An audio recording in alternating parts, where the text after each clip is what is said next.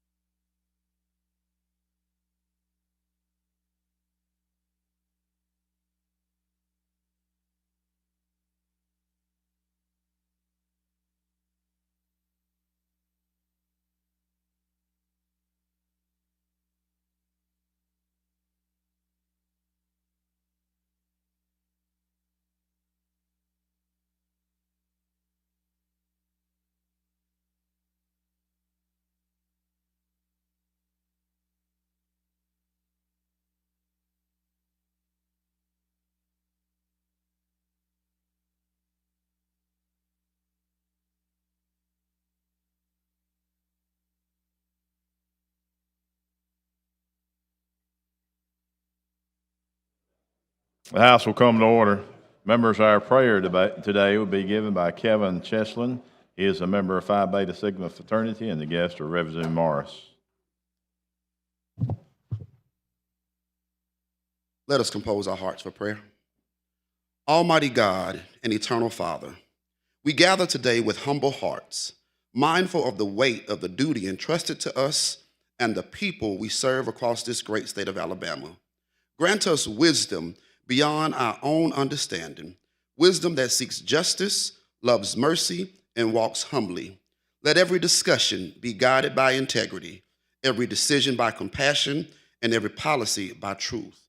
Bless those who lead and those who follow, that together we may labor for the good of all.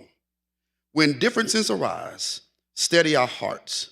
Remind us that the strength of Alabama is not found in division, but in our shared hope for a better tomorrow.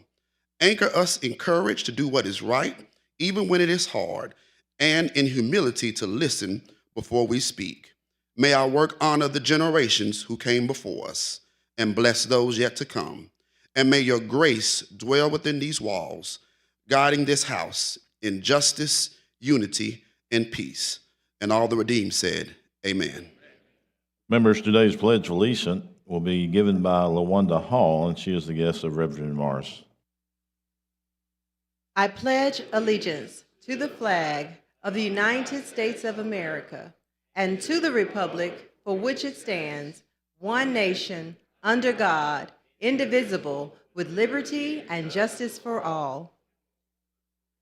Clerk, call roll.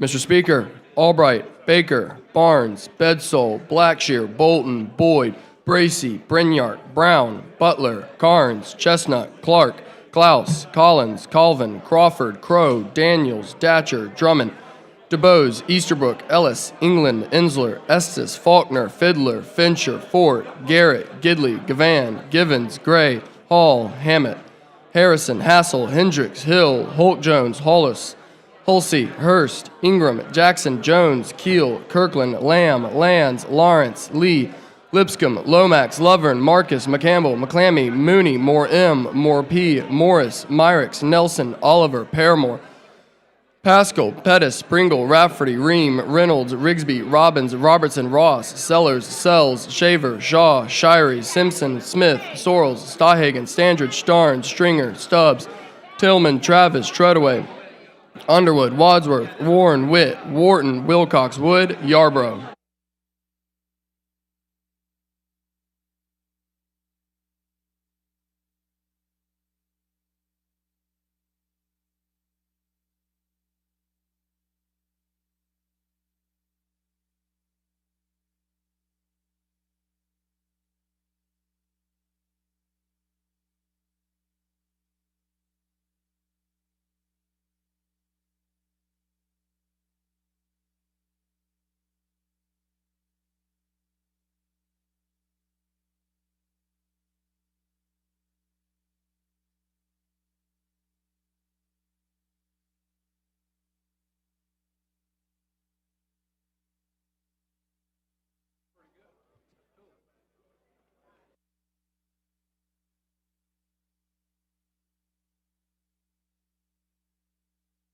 53 members have answered roll. Quorum is present, and the House is ready to transact business.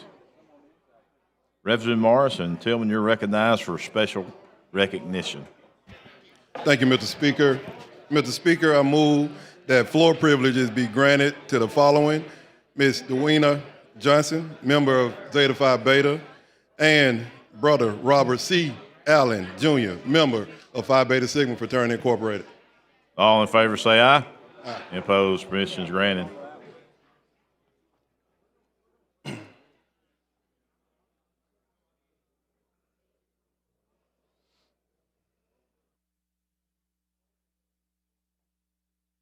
Mr. Speaker, we also have a resolution. Clerk, see the resolution. Whereas highest commendations are herein proudly conveyed to Phi Beta Sigma Fraternity Incorporated and Zeta Phi Beta Sorority Incorporated, as we recognize them on April 9th, 2026, for their service in their communities and nationwide. And whereas Phi Beta Sigma Fraternity Incorporated was founded at Howard University in Washington, D.C. on January 9th, 1914, by 3 young African-American male students. Since the beginning, the fraternity has treated all people as equals and has encouraged others to treat one another as equals as well. Today, the fraternity has blossomed into an international organization of leaders who proactively serve their communities and diligently strive to positively impact people's lives. And whereas Zeta Phi Beta Sorority Incorporated was founded on January 16th, 1920, at Howard University in Washington, D.C. The sorority chronicled several firsts, becoming the first national Pan-Hellenic Council organization to centralize its operations in a national headquarters, first to charter a chapter in Africa, first to form auxiliary groups, and first to be constitutionally bound to a fraternity, Phi Beta Sigma Fraternity Incorporated. Always striving to bring positive change, the sorority continuously transforms communities through volunteer service by its members and auxiliaries. And whereas Phi Beta Sigma Fraternity and Zeta Phi Beta Sorority share an authentic brother-sister association, the fraternity has more than 125,000 members and 650 chapters across the United States, Switzerland, and Africa. The sorority has more than 125,000 members and 800 chapters across the United States, Africa, Europe, Asia, and the Caribbean. Together they work to realize the vision of their founders, a deep and abiding dedication to enhancing and promoting systematic fellowship, African American self-determination, justice, equal rights, and service to all humankind. And whereas the members of Phi Beta Sigma Fraternity and Zeta Phi Beta Sorority are remarkable leaders and inspirations to many people around the world. Now, therefore, be it resolved by the House of Representatives of the Legislature of Alabama that Phi Beta Sigma Fraternity Incorporated and Zeta Phi Beta Sorority Incorporated are highly commended for their service in their communities and nationwide. And we hereby dedicate this resolution to the fraternity and sorority with utmost admiration, along with sincere best wishes for continued success in all future endeavors. Thank you, Mr. Speaker.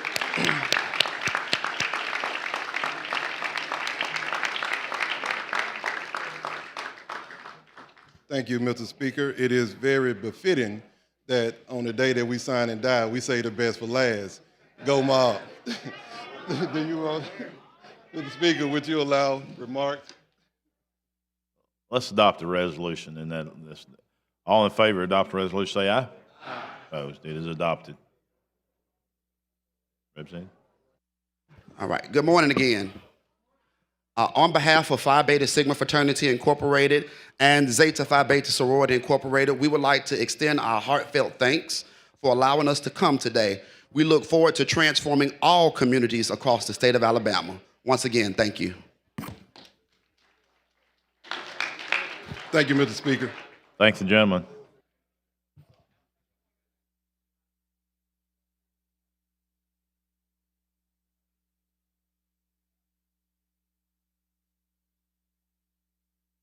Chair recognizes the gentleman from Lee, Chairman Lovern.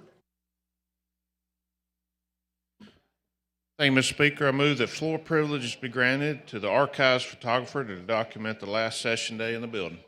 All in favor say aye. Any opposed? It is granted. Mr. Speaker, I request that leave of absence be granted for absent members. Any objections? Hearing no objection, the absent members are excused. The chair further recognizes the gentleman from Lee, Chairman Lovern. Mr. Speaker, I have a report. House of Representatives, your Standing Committee on Rules begs leave to report that it has carefully examined the Journal of the House for the 29th legislative day and finds the same to be correct. Signed, Representative Joe Lovern, Chairman.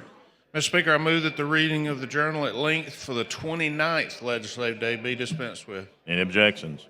Hearing no objections, the journal is dismissed with. The chair recognizes the gentleman from Mobile, Speaker Pro Tem Pringle, for purpose of making announcements. Thank you, Mr. Speaker. I'd like to remind the members that by 3 o'clock in the afternoon of July 31st, have all your personal possessions removed from the building so we can start cleaning, getting ready to move. Thank you, Mr. Speaker. Thank you, gentlemen. And I'll be back. Clerk will now receive reports from standing committees. We'll receive those reports throughout the day. The House now is in position to introduce bills and resolutions. Senate Joint Resolution number 117 by Senator Melson, commending Dylan Nutt on winning the 2026 Bass Pro Shops Bassmaster Classic. Senate Joint Resolution number 118 by Senator Barfoot, commending the Montgomery Academy boys basketball team on winning the 2026 Boys Class 3A Alabama High School Athletic Association State Basketball Championship. Senate Joint Resolution number 119 by Senator Gudger, commending Senator Thomas Wayne Butler on his accomplished career of service. Senate Joint Resolution number 120 by Senator Gudger, commending Senator John W. Williams on his professional accomplishments in the Alabama legislature. Senate Joint Resolution number 121 by Senator Allen, honoring the life and legacy of Leroy Jordan. I move adoption. All in favor say aye. Any opposed? It is adopted.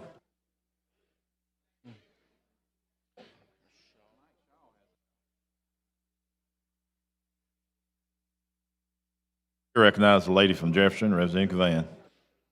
Mr. Speaker, I wanted to rise, members, if you all would, just for a moment. A lot of times people always talk about the Jefferson County delegation as a dysfunctional delegation. Representative Mayor Moore is not here, but I also wanted to rise to thank the Speaker for his leadership on a particular issue that arose regarding legislation in the past few days. And I want to thank him for his support, as well as some other members. But I also wanted to take this moment of personal privilege to rise. This year, I've seen so many things in this chamber, and every year it surprises me the depth of what people do for the purpose of pushing legislation and bills and things of this nature. But on yesterday, a said lobbyist reached out to Representative Moore regarding the Jefferson County delegation and a pay raise for a particular municipality, to say to her that they wanted her under Rule 70 to attempt to circumvent a process that they had already tried to circumvent the week before relative to a pay raise bill, for which they asked to have the bill removed out of the Jefferson County delegation to move to another committee for whatever reason or another. But on yesterday, Representative Moore, who's still not here, is sick. And she received a call, and she said to this person that she was ill. And of course, they said to her that under Rule 70, as the ranking minority leader, you can call a meeting. Representative Carnes is the chair of the Jefferson County delegation. I had a conversation with him this morning, as well as several other members. But even after she said that she was sick, this lobbyist said that the person who wanted the bill passed will provide a car for you, pick you up from your home, to bring you to Montgomery to attempt to circumvent a process for which they had already attempted to circumvent the process. But I wanted to rise today for those who give criticism to the Jefferson County delegation. And I shared with Representative Moore what I would say today. She said to the gentleman that she and Representative Carnes may not always agree, nor the Speaker sometimes. But she would never attempt to circumvent a process to go around the chair of the Jefferson County delegation for the benefit of any other elected official in this state. We are a delegation for which we go through and we carry bills. But she said out of respect for Jim Carnes, she wouldn't do that. And most importantly, even the respect she has for the Speaker. So I wanted to rise today for those who question sometimes the integrity of others, to say that I appreciate Representative Carnes, I appreciate Representative Moore, and I appreciate the Speaker. But I also rise to say to that lobbyist, as well as other lobbyists in this building, it's all right to move your process for your clients. But there should be a process where integrity should be at play sometimes. And that we should not allow any elected official that is not a member of this House to split this House, regardless of whether we like the member or not. We are the Alabama House of Representatives. We're not the Alabama House of a municipality. And with that, I wanted to take this point of personal privilege to say thank you to Representative Moore for the integrity that she had, and to say thank you to Representative Carnes as well as others who reached out to me over the last few days because of all that has happened and all of the attempts this year. And I'm closing with this. I started this year off with a person who paid somebody to file a bogus ethics complaint against me. I started this year off with members who turned on me in this building. But I also closed this session with my head held up in pride, regardless of those who have come against me, to say that I am still a member and a proud member of this assembly, of this body of members of the Alabama House of Representatives. Thank you, Mr. Speaker. Thank you, lady. Should recognize the gentleman from Jefferson, Representative Shaw. Thank you, Mr. Speaker. I move that we suspend the rules for a very important time-sensitive resolution. All in favor of suspending the rules, say aye. Any opposed? They are suspended. Clerk, see the resolution. And I would ask that the resolution be read. I think it speaks for itself. All right, Mr. Clerk. Whereas it is with great pride and special pleasure that highest commendations and congratulations are herein conveyed to the Auburn University men's basketball team for winning the 2026 National Invitation Tournament Championship. And whereas the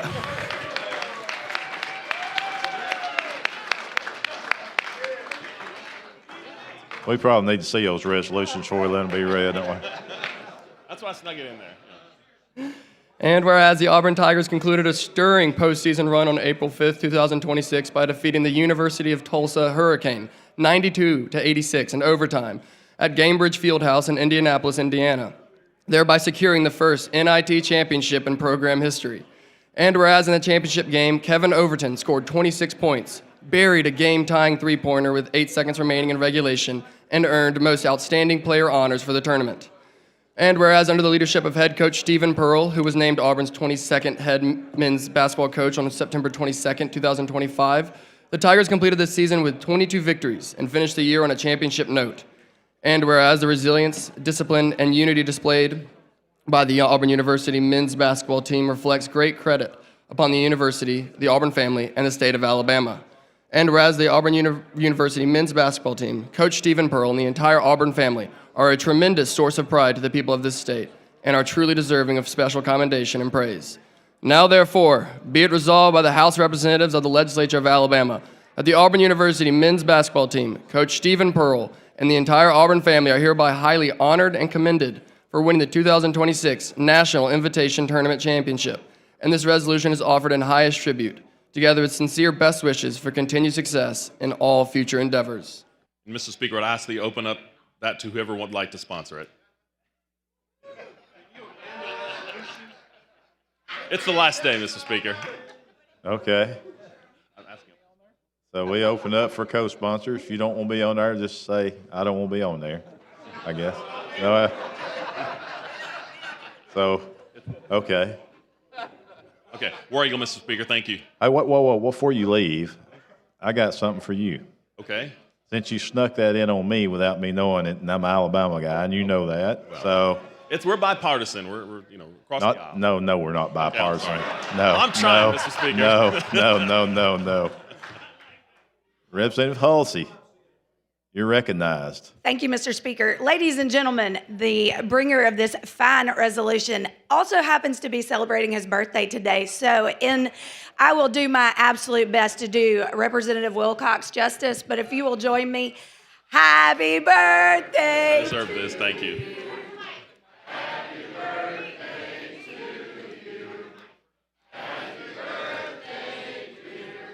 I can sing myself happy birthday.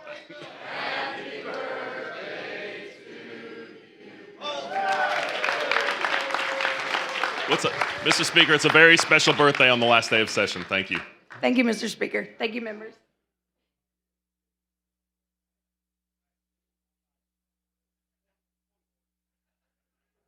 Chair recognizes the gentleman from Lee, Chairman Lovern. Thank you, Mr. Speaker. I guess whatever tournament you end up, you need to win it. So we'll war eagle to that. Mr. Speaker, I have a resolution. Clerk, see the resolution. House Resolution number 354 from the House Rules Committee, the Special Order Calendar. I move adoption. All right, we got a couple of lights on. Let's see. Chair recognizes the gentleman from Clark, Representative Jackson.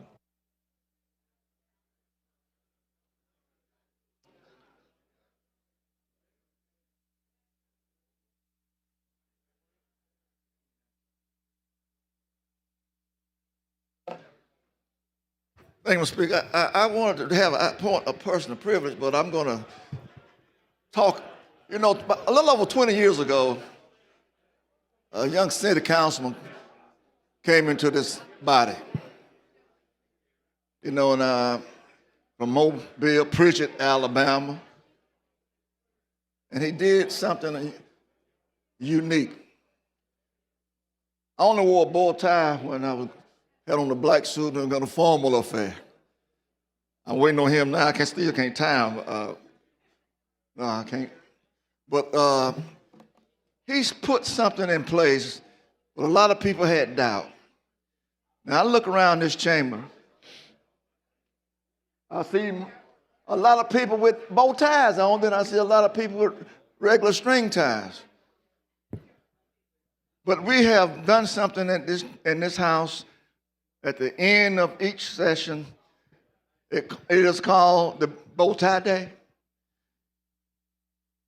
And we're going to get a resolution to honor Mr. Bracey for having us to wear bow ties and to look distinguished. Even though sometimes we act like zoo animals and the zookeeper have left the zoo and we just go all kinds of ways. But people out there are wondering, what are we doing here? I listened to some of the conversation, and Thomas, I hear things and I don't know what's happening at the State House. I said, well, you need to come visit your house and see your representatives in action. And so as we prepare to close this session on Sine Die this year and making preparations for elections, primaries in general, some of us might not get back, and I might be one of those people that might not. You might want to applaud for that, but I'm going to do all I can to make it to the new place over there, my new home, as they would say.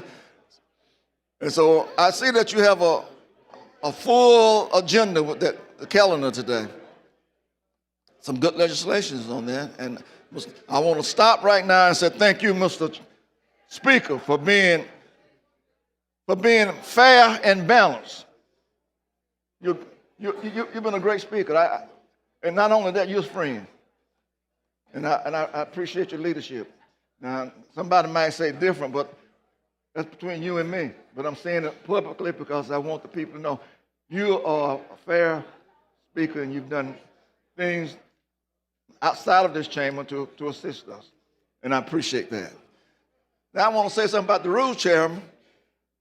You still got them resolutions and rules. He's a fair man. He's a man of integrity, and I like him. We have our differences, but that's one thing about here. We can disagree and be agreeable. We're not in a war. We all Alabamians. We just have different approaches trying to get to that place we're trying to get to. And so I appreciate you and thank you for your leadership as well. But today is Representative Napoleon Bracey Day. And I would really appreciate the brothers if you would put on a bow tie. He has a array of those back in the back. They'll match anything that you want to match. But let us honor him in this manner as we prepare to sign and die, and we put on our bow tie and we smile and enjoy each other, then we get back into the trenches. But thank you, Mr. Speaker. Thank you for what you do. And the staff that we have here.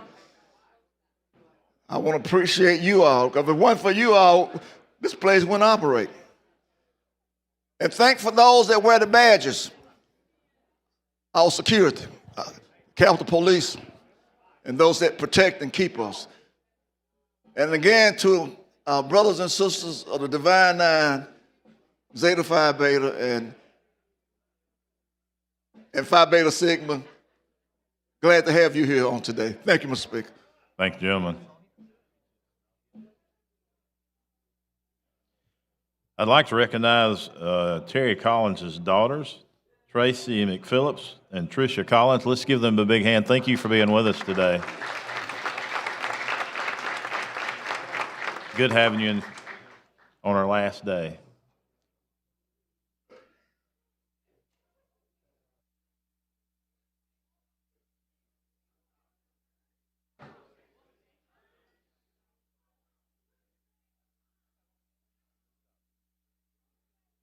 I'd also like to recognize the group in the gallery, the Phi Beta Sigma fraternity, our guests, Tillman and Morris. Let's give them a big hand. Thank you for being with us today.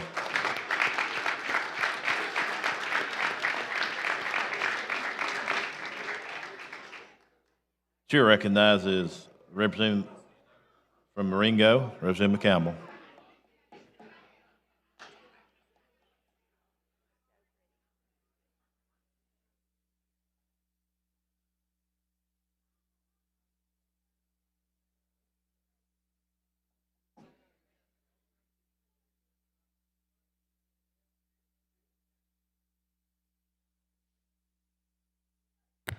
Thank you, Mr. Speaker, for the recognition. Before I get into this, I first of all want to thank you for how you've handled this year.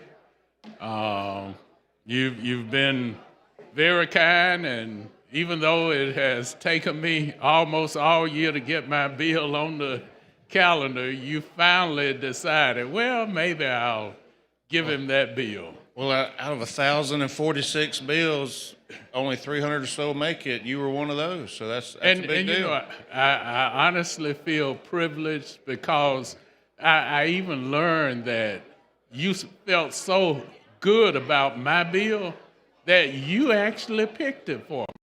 Well, the commitment, I wanted to honor it. So. Well, I appreciate it. I really do. And you know, for my, I know you actually kind of bleed orange and blue. Is that correct? You and yes. Representative Shaw, you all both bleed orange and blue. Yes, sir. Okay, and you all did a great accomplishment this year, right? We did. It first time in the history of the orange and blue. That's right. Wow. Sounds like a B team win to me.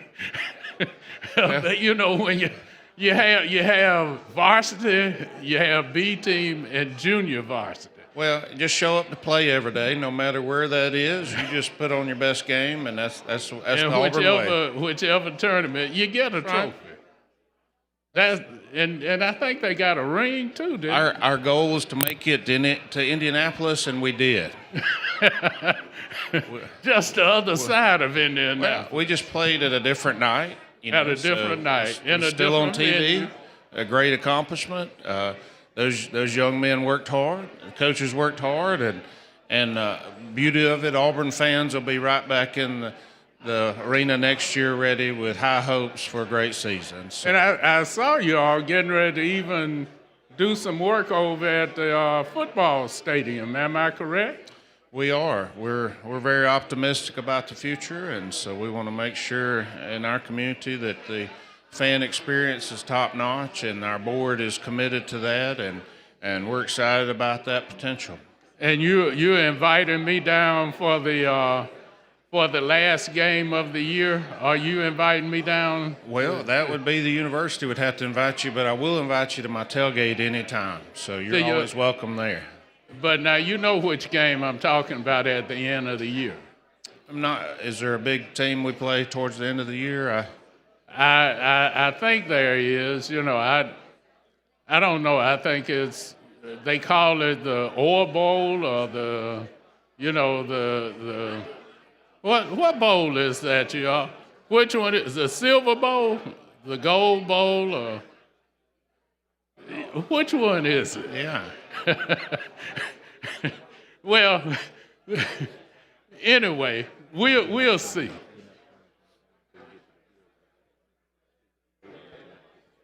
Okay. Well, I appreciate you. You know, he just took up some of my time, but that's all right. And, you know, since I like you and I like dialoguing with you, why don't we just leave it at that? You know, because this is sign and die, so I want to sign and die out of here. Thank you, Mr. Speaker. Chair thanks the gentleman. Questions, adoption of the calendar. All in favor say aye. Any opposed? It is adopted. Thank you, Mr. Speaker, members. Thank the gentleman. Clerk, call first bill on special order calendar. On page 23 of the calendar, Senate Bill number 378 by Senator Chambliss, the Dam Safety Program. Thank you, Mr. Speaker. Thank you for the recognition. Thank you for picking this damn bill, and I hope you don't regret it. What this does, it gives the Alabama Emergency Management Authority shall administer the dam program in accordance with this article. And they also adopt the dam rules and the dam regulations for this program. If there's any damn questions, I'll be glad to entertain them.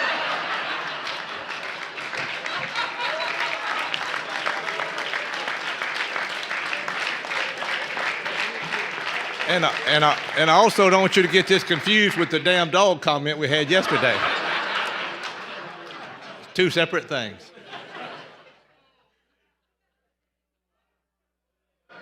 Mr. Speaker, if there's no comments, I move for final passage.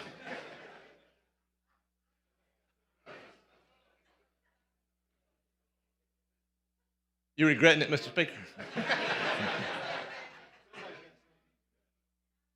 Well, I think I was going to say something, but somebody else is going to say it for me. I think that'd be better. The representative Shary.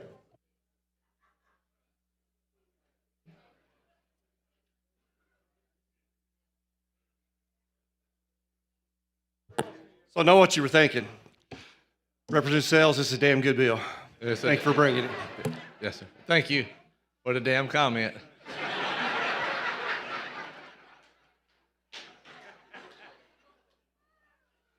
Okay, we ready to take the vote? Clerk, unlock machine and members to vote.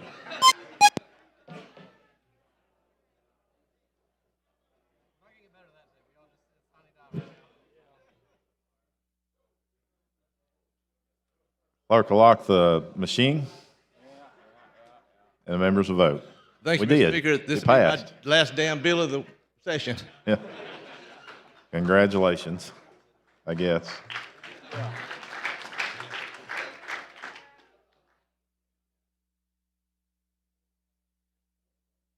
Representative Shaw, you're recognized. Mr. Speaker, the next bill is the next bill up. We need to move to continue that to the call, or carry it over to the call of the chair. We need some more. Okay, you've heard the gentleman's request to carry it over call. Chair, all in favor say aye. Any opposed? It has been carried over. Thank you, sir. Clerk, call next bill. On page 24 of the calendar, Senate Bill number 159 by Senator Williams relating to taxation. Representative Crawford, you're recognized. Thank you, Mr. Speaker. This bill deals with exemptions of use tax on gas and electricity for poultry houses, nurseries, pivot systems, and catfish production. And it exempts cannabis and hemp from this program.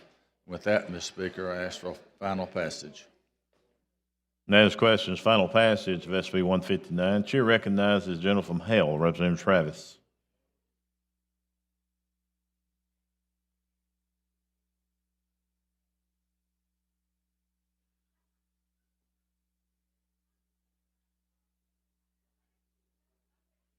Thank you, Mr. Speaker. With the gentleman here, Yes, sir. I just want to come up and just give thanks for this bill. But of particular interest is the one that I deal with aquaculture, the catfish industry. People don't realize how electricity plays a valuable part. One, keeping monitors running, but then two, with the aerators that have to run when we have an extra oxygen. It's expensive, with the power bill. So we appreciate you all taking and giving the catfish farmers, which Hale County is known as the catfish capital of the state of Alabama. That's true. We want to make sure that you continue to recognize us and where we stay in production. Thank you. Thank you so much. I appreciate the comments. Chair thanks the gentleman. Chair recognizes the gentleman from Madison, Leader Daniels.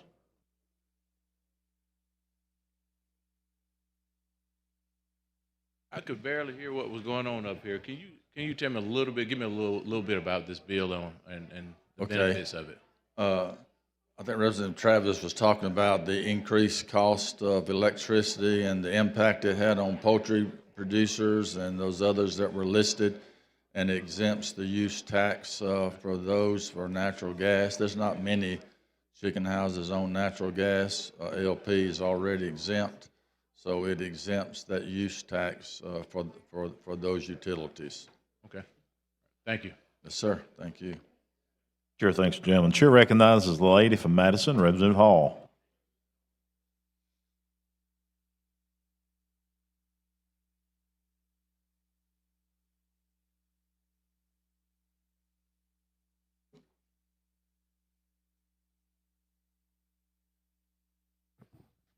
Thank you, Mr. Speaker. The gentleman yield. Yes, ma'am. Could you help me with the exclusion portion as it relates why those products were being excluded? Yes. The products, the operations that deal with greenhouses, catfish production, poultry houses, and center pivot systems that deal with electricity or natural gas. It exempts the tax that the farmer or the producer doesn't have to pay those taxes. But so on page 59 through 63, you're excluding. So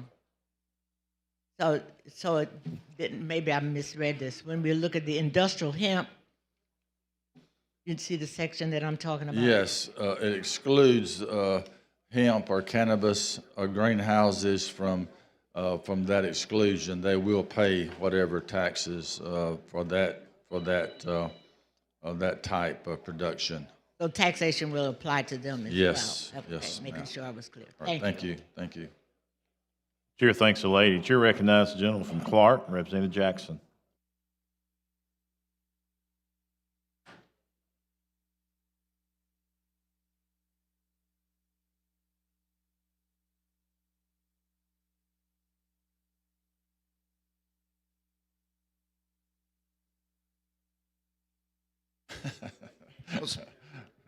Thank you, Mr. Speaker, for the recognition. And your bill exempts, go back to that poultry farmers and who else for taxes? Yes, poultry houses, the use of electricity for their curtains and fans and things like that they use, catfish, some of their aerators and things that operate off electricity, those kind of things. Pivot systems, only about 35% of the pivot systems use electricity. Most of them are run off of diesel, and those taxes are already exempt.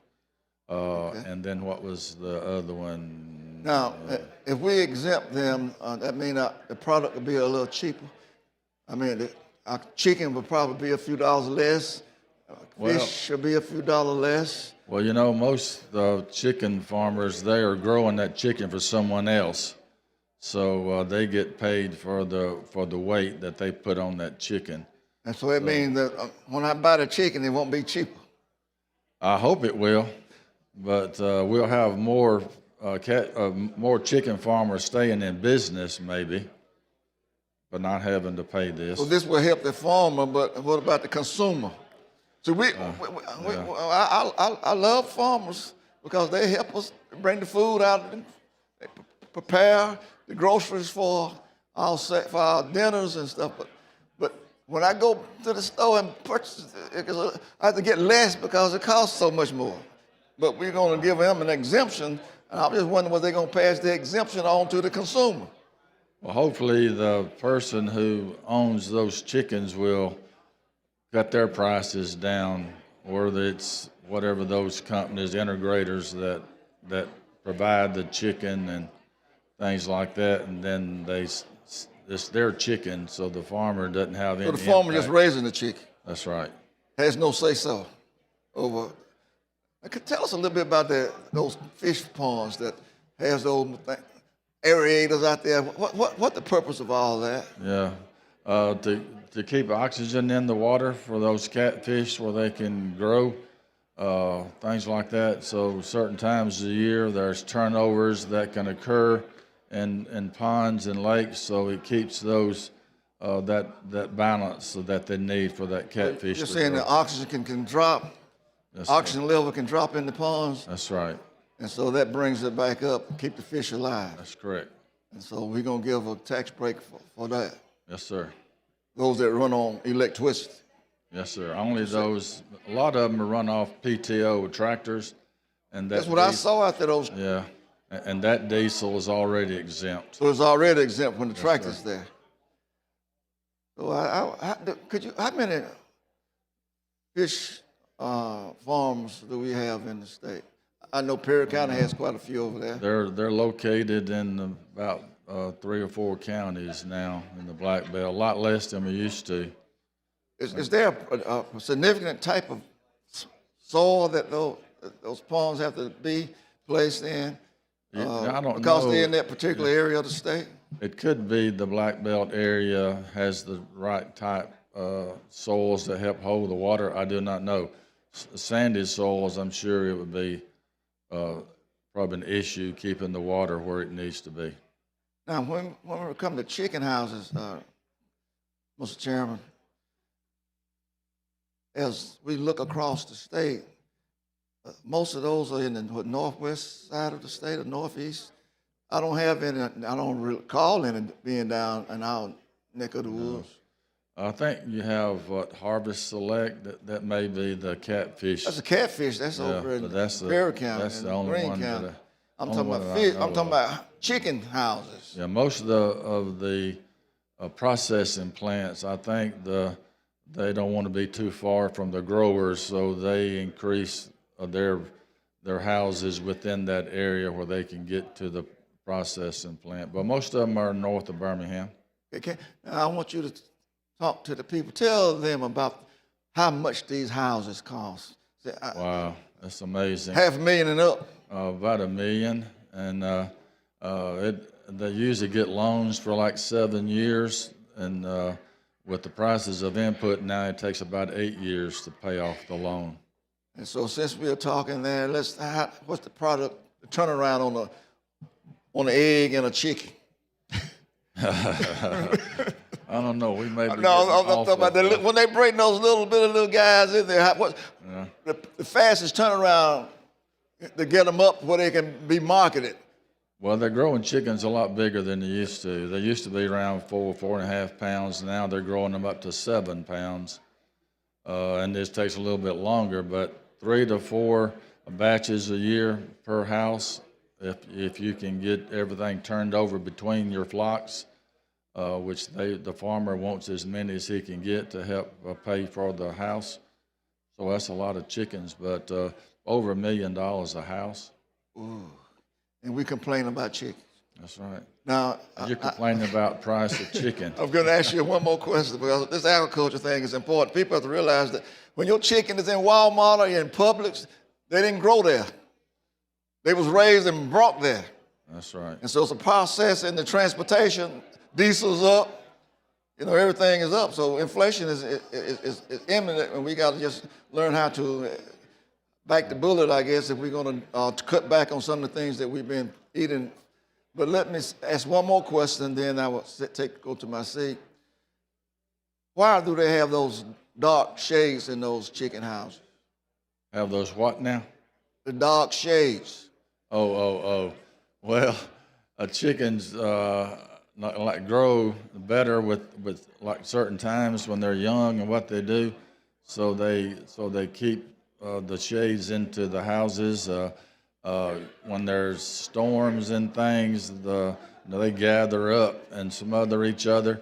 So with the shades, they can control how that young chick acts. So they control the psychology of the chicken. That's right. So the chicken just sit there and eat and grow.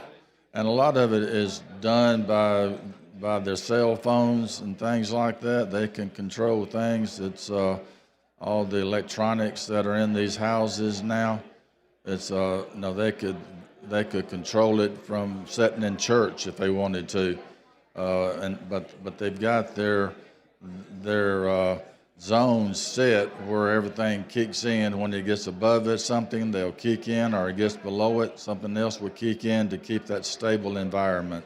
Thank you so much. You gave a good lesson to a lot of people All right. out there. And I wanted to share that because we're in the same productivity as relates to agriculture. Yes, and sir. And agriculture is the number one driving industry in our nation because we got to eat.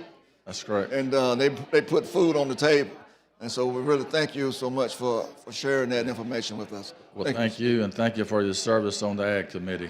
Thank you, gentlemen. Question for the body is passage of SB 159. Clerk unlock the machine. The members will vote.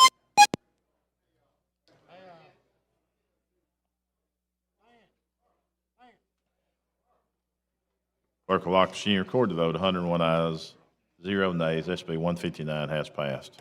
Thank you, Mr. Speaker, and thank you for your help on this bill. And I want to thank Chairman Garrett and Chairman Lovern for their help, and I appreciate y'all. Clerk, call next bill. On page 2 of the calendar, Senate Bill number 93 by Senator Melson relating to municipalities. Chair recognizes Representative Pettis.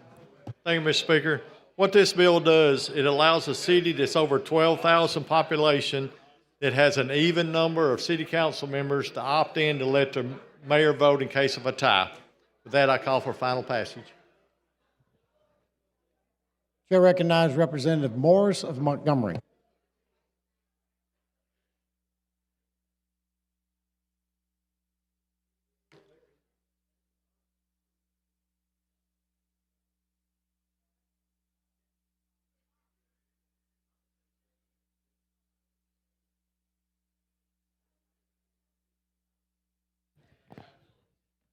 Thank you, Mr. Speaker. Would the gentleman yield? Yes. Thank you. Can you explain it just a little bit more in detail? Like in my town, we have six city council. Mm-hmm. In case of a tie, it dies. What this bill does allow, if the city council wants to, they have to pass a resolution in case of a tie to let the mayor vote to break the tie. Okay, so it'll be something that the city council will have to actually bring a resolution Yes. before it's become an ordinance for them. Yes, this is allow them to do that. Okay, that sounds because a lot of times when we start talking about voting, you know, every vote actually counts. Yes. And that being able to bring something like that so they can be able to have a tie. But are you in your area? Is it like even? Yeah, they have 6 city council in the city of Florence. Oh, that's because we have 9, Yeah. right? So Most a lot places of have an odd number. Have a odd number. How did you all end up with 6?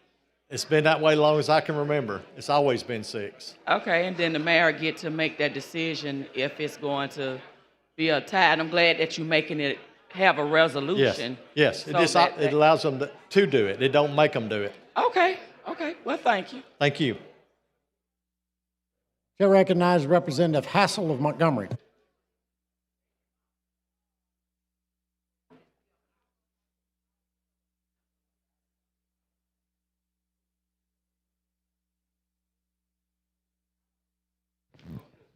Well, Representative Morris actually brought a question out about being a tie. Have y'all Yes. thought about, I mean, in your city council districts based off the population? Yes, it has to be a city of over 12,000 people. So you only have 6 because of the population, right? Well, I guess it's the way it is. I don't know why they've had 6. They've always had 6. But all it does is allow them to opt in if they want to let the mayor vote. They don't have to. Yeah, I understand the legislation piece, Yeah. but I guess my thing is, how do you fix this problem? Because that can give the mayor so much power, Yeah. even with that resolution. And my thing is, if he got, 3 close allies on that city council, and then the other 3, and that will always pass. And my concern is, with the power that you're going to give the mayor through that resolution, is why can't we just add a city council seat to that 12,000? I don't know if it's based on population or not. I know they have 6 separate districts, and it's been that way as long as I remember. That's why we're bringing this.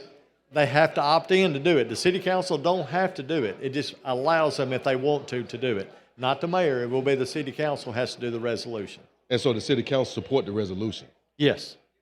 Okay, I just feel like it'd be so much easier just to add a city Yeah. council. I don't know why they can't, but I don't know if it's based on population or what. I know they all have 6 even, pretty equal districts like we do. All of them represent about the same amount of people. Do we have to be a majority vote on that to do that Yes. resolution? Yes. So what if you get a split on the resolution? Well, before this, it'll be dead. Okay, so if this don't pass, it'll be dead. So what I'm saying now, if we pass this resolution. Yep. All right, so we get, and they say, all right, we want the mayor to vote, but we still get to use this resolution. We still get 3 city council who want to use it and the 3 city council who don't. They won't be able to do it. So they just won't be able to do it. Nope. So you just give an option. Yes, this gives them an option. Okay. And they have to pass it by majority to do that. They have to pass it by a majority. Yes. So is this resolution or legislation actually going to be? I mean, because if we're trying to fix a problem, is it actually not really fixing the problem? Because this legislation would not be used for the resolution because you still have 3-3. Well, they can't pass the resolution. Currently, they cannot do it. This just allows them if they want to do it. Yeah, you give it an option. Yeah. But I'm saying we still going to deal with the same issue to even use the mayor vote if you still got a city council that has 3-3. Yes, that means they won't do it. It just gives them. Yeah. I see what you're saying. Yeah. But if they do it at 3-3, they won't be able to do it. The mayor will not be able to vote like it currently is. Yeah, I just think that. And what city is this? Do what? What city? This is Florence. Florence? Yes. Yeah, I think I went through Florence. But Yeah. It's a nice city. Yes. It's a nice city. It's just that I think that we try to find a solution. I think we need to find a way. I mean, but your delegation to find a way to say, hey, you know what? Maybe we need to look into adding a extra seat on our city council. And I don't know how that works. Yeah. Like I said, all I know they have 6, and as long as I can remember, it's always been 6. I don't know if it's based on population or what, but I know they have 6. And I was told there's other cities in the state that are just like this.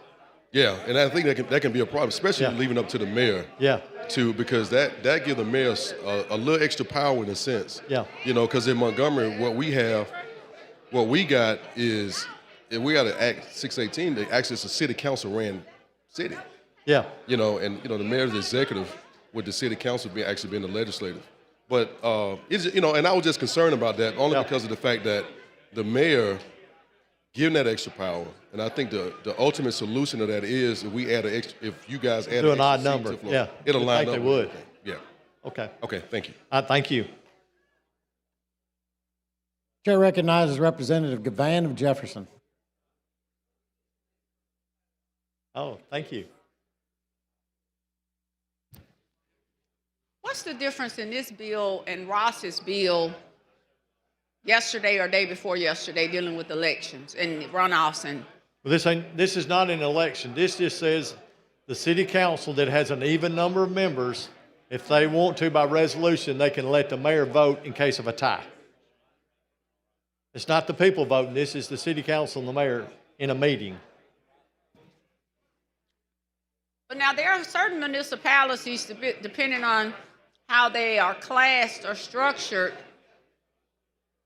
that can do that. Or if you have a mayor-council form of government in which you have a city manager, I can't remember. Do we have any city managers in the state of Alabama? I don't know, we don't, up there in my district. All of ours is mayor and I need to council. do my research on that. And so you're doing this, and the mayor will be able to break the tie? If the city council passes a resolution allowing it.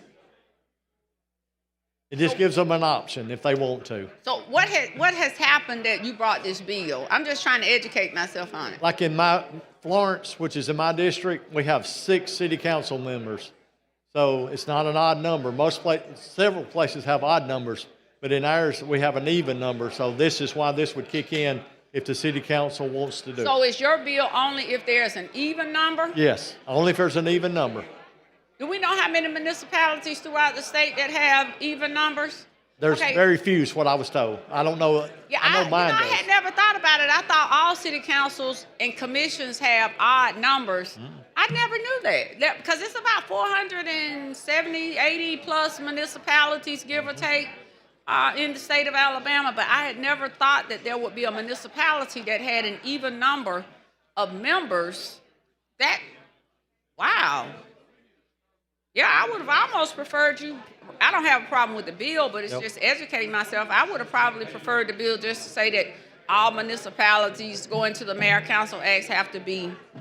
Yeah, because that's odd. Okay, I didn't know that. Okay, I don't have, like I said, I don't have a problem with the bill anyway. I mean, all of these bills are getting ready to pass out.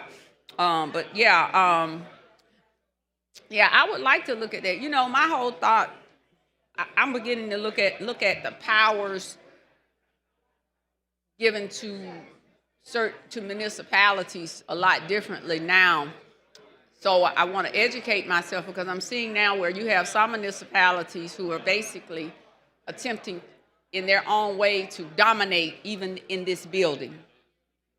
I think it's getting out of control because you can't go to a municipality and dominate anything.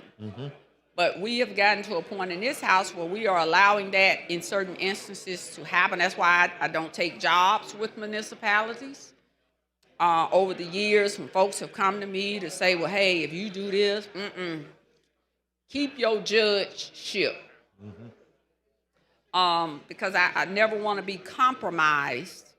And so what I'm seeing here is that people, whether they understand it or not, they're beginning to be so compromised because they have these leaders who are out here through all type of schemes and manipulation in their own mind, and the person, member may not even pay attention to it, to where they are basically pitting members against members. But you know, it's okay because the members should have more sense than that. But they have bowed down to these false gods and these folks who want to pretend that they are this and that, and they're not. And then they are those that will call others out because they simply point out the doers of wrong. And so I'm just very hesitant when we bring now these bills dealing with the governing and procedures and mechanisms throughout these particular municipalities. But it's not that many that does. There's only really one in the state that really does that. They call all day to certain members and the members should be here to legislate and represent their district, but they're representing the interests of that particular governing entity. And I just think it's bad. So I just wanted to come up and question it. You know, just even what happened just a few days ago and that was attempted for the last few days here in this building. So I, again, have no issues. I just wanted to make sure we were not doing something that's going to give a certain level of power and dominance. And, you know, I deal with the council that whatever their leadership says is, and they dangle the projects over their head. They, you know, but, you know, the elected officials should have more sense than that. But, you know, with that being said, I just wanted to make sure this wasn't a situation in which you're giving a level of power and dominance and control. And to an extent it is, because you're giving a person, a mayor, power to be a tiebreaker. But if the municipality is one that's formed under an equal number of city council members, which I still don't see how that works, but some things do escape me. I just wanted to make sure that we're not doing that. And again, I can only go by what I've experienced this last year and the level of manipulation and control. But I'm thankful that I do have some folks that are some friends who are in these rooms and are on the hallways and in certain spaces where they hear things and the things that are said, they call me, and I always tell folks around here now, I just sit at home. I don't have to go anywhere. Just sit at home, the phone rings. And as the old folks say, I'm at home minding my own business, not bothering anybody, and I get a call. But I want you to know I was in the space, and I always go back to them and say, well, what did you say? But it's okay, hey, but what, not necessarily what the other folks, but what did you say? And so there are no secrets in Montgomery, and I tell people that, no secrets. No secrets. And when you say it, it's out there. So just want to make sure that every word that has been spoken, that has gotten back to me, I want to still make sure that I come to this microphone and discuss these bills and make sure they're not for one reason versus another reason. And so that's why I wanted to come today. And I appreciate the opportunity to ask you the questions. And I'm going to go back and do my research on how many municipalities have 6 council members versus 5 or 9 or what have you. And then I'm close out even just thinking about it as my comments earlier. A said municipality that wants all that control and is no longer the #1 city in the state. Huntsville is the #1 city in the state. And I want to commend that mayor up there in Huntsville too, because they are doing some things up there. It is amazing. They're just getting bigger and bigger and bigger. Listen, let me tell you something. I'm gonna say this. That I had been hearing about the growth in Huntsville. I don't go to North Alabama that much. And the last time I was there was about 3 years ago. But when I went there, I received a humanitarian award from the NAACP up in that North Alabama area. So I hadn't been there in 3 years, but to see the growth, listen, you're talking about some folks that are taking the monies that they're getting from the federal government and all other sources that are doing some things. But to see the transformation of the city of Huntsville, I see why they are now the #1 city. Well, it's growing even in Limestone. It's and beyond, and it is amazing. So he ought to be the one to get a raise. Yes.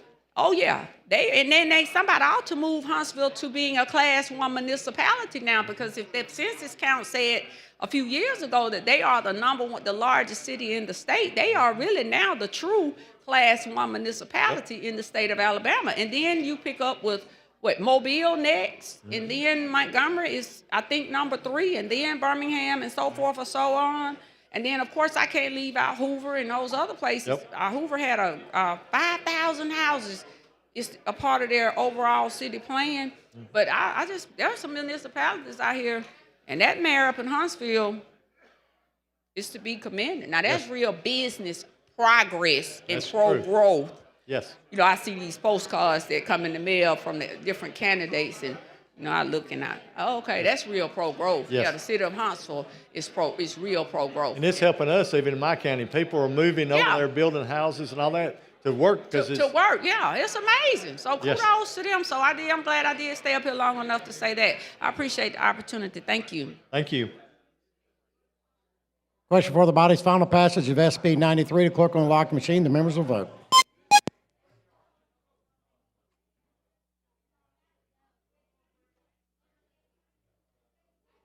Mr. Springer. Of all the mission. Yes, vote me yes. Clerk will lock the machine, record the vote. 104 yeas, no nays. SB 93 passes. Thank you, Mr. Speaker. Thank you, members. Okay, clerk, will you please call out of the basket SB 378? No, I'm sorry, SB 92, SB 92. On page 9 of the calendar, Senate Bill number 92 by Senator Orr, relating to campaign contributions. Here, recognize Representative Shaw. Thank you, Mr. Speaker. This is SB 92, which tightens up the rules for accepting credit cards to better comply with the FCPA Fair Campaign Practices Act. It basically says that no PAC or party or campaign can accept internet credit card transactions without credit card verification values, billing address, and any citizens abroad must use their registered vote, the address that they're registered to vote for. This will help in reporting as we get internet transactions for donations. So I would move for passage. Chair recognizes Representative Jackson of Clark. I'm sorry, Mr. Chair, I do have a amendment that I'm going to have to offer at the appropriate time. I'll get it. How are you? Thank you, Mr. Speaker. My light was on to talk on that last bill, but I will talk on this one since you recognized me. Thank you. Now, what you say about credit cards and campaign finance? Yes, so all of us raise a little bit of money at least for our campaigns during campaign season, and a lot of those these days come from over the internet.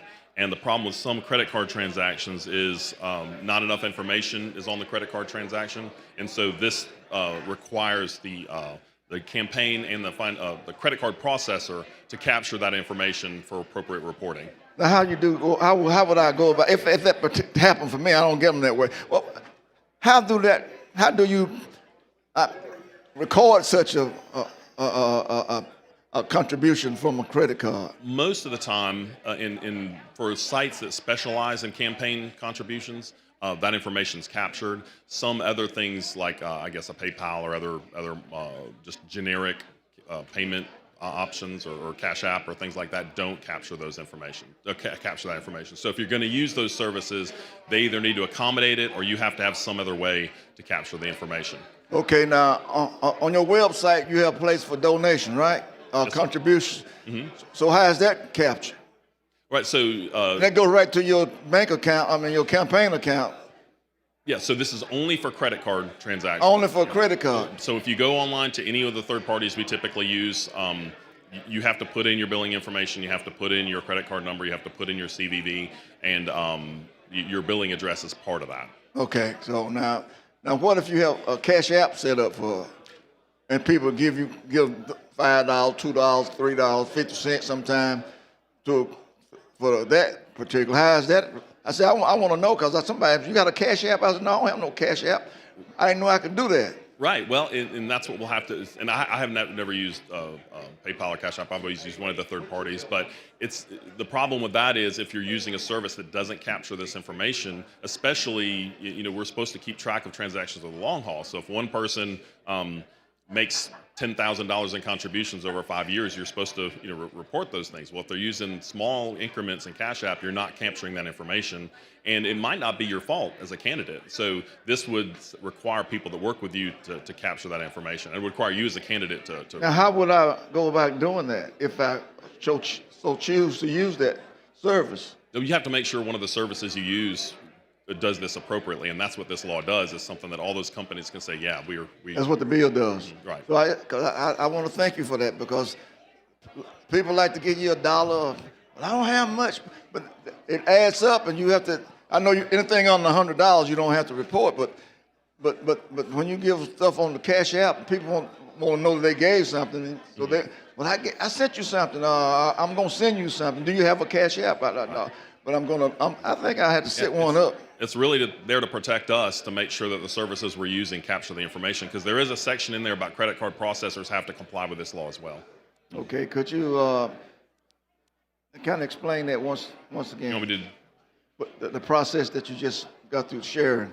Oh, about the financial institution? Yes. All right, so most legitimate transactions have a billing address, a zip code, a CVV. Sometimes with like gift cards and things like that, with other third parties, they don't necessarily capture that information. So this is basically signaling to the financial institutions, this is the way the transaction should be processed, like you normally do. Okay. So that's why that's there. That's what the amendment came in. We had some financial institutions that wanted to clarify what that is to make sure that the data we're requiring is what they normally capture. And you mentioned gift card. I'm sorry? Did you mention gift card? Yes.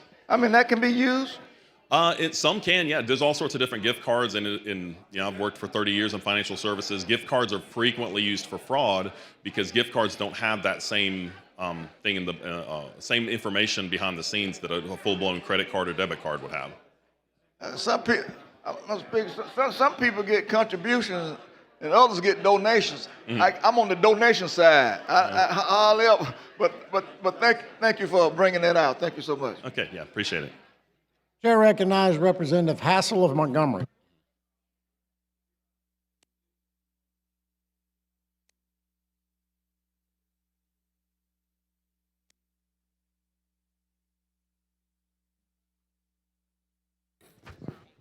Hey, how you doing, man? Doing all right. I guess I just want to add a couple of questions. It won't be long.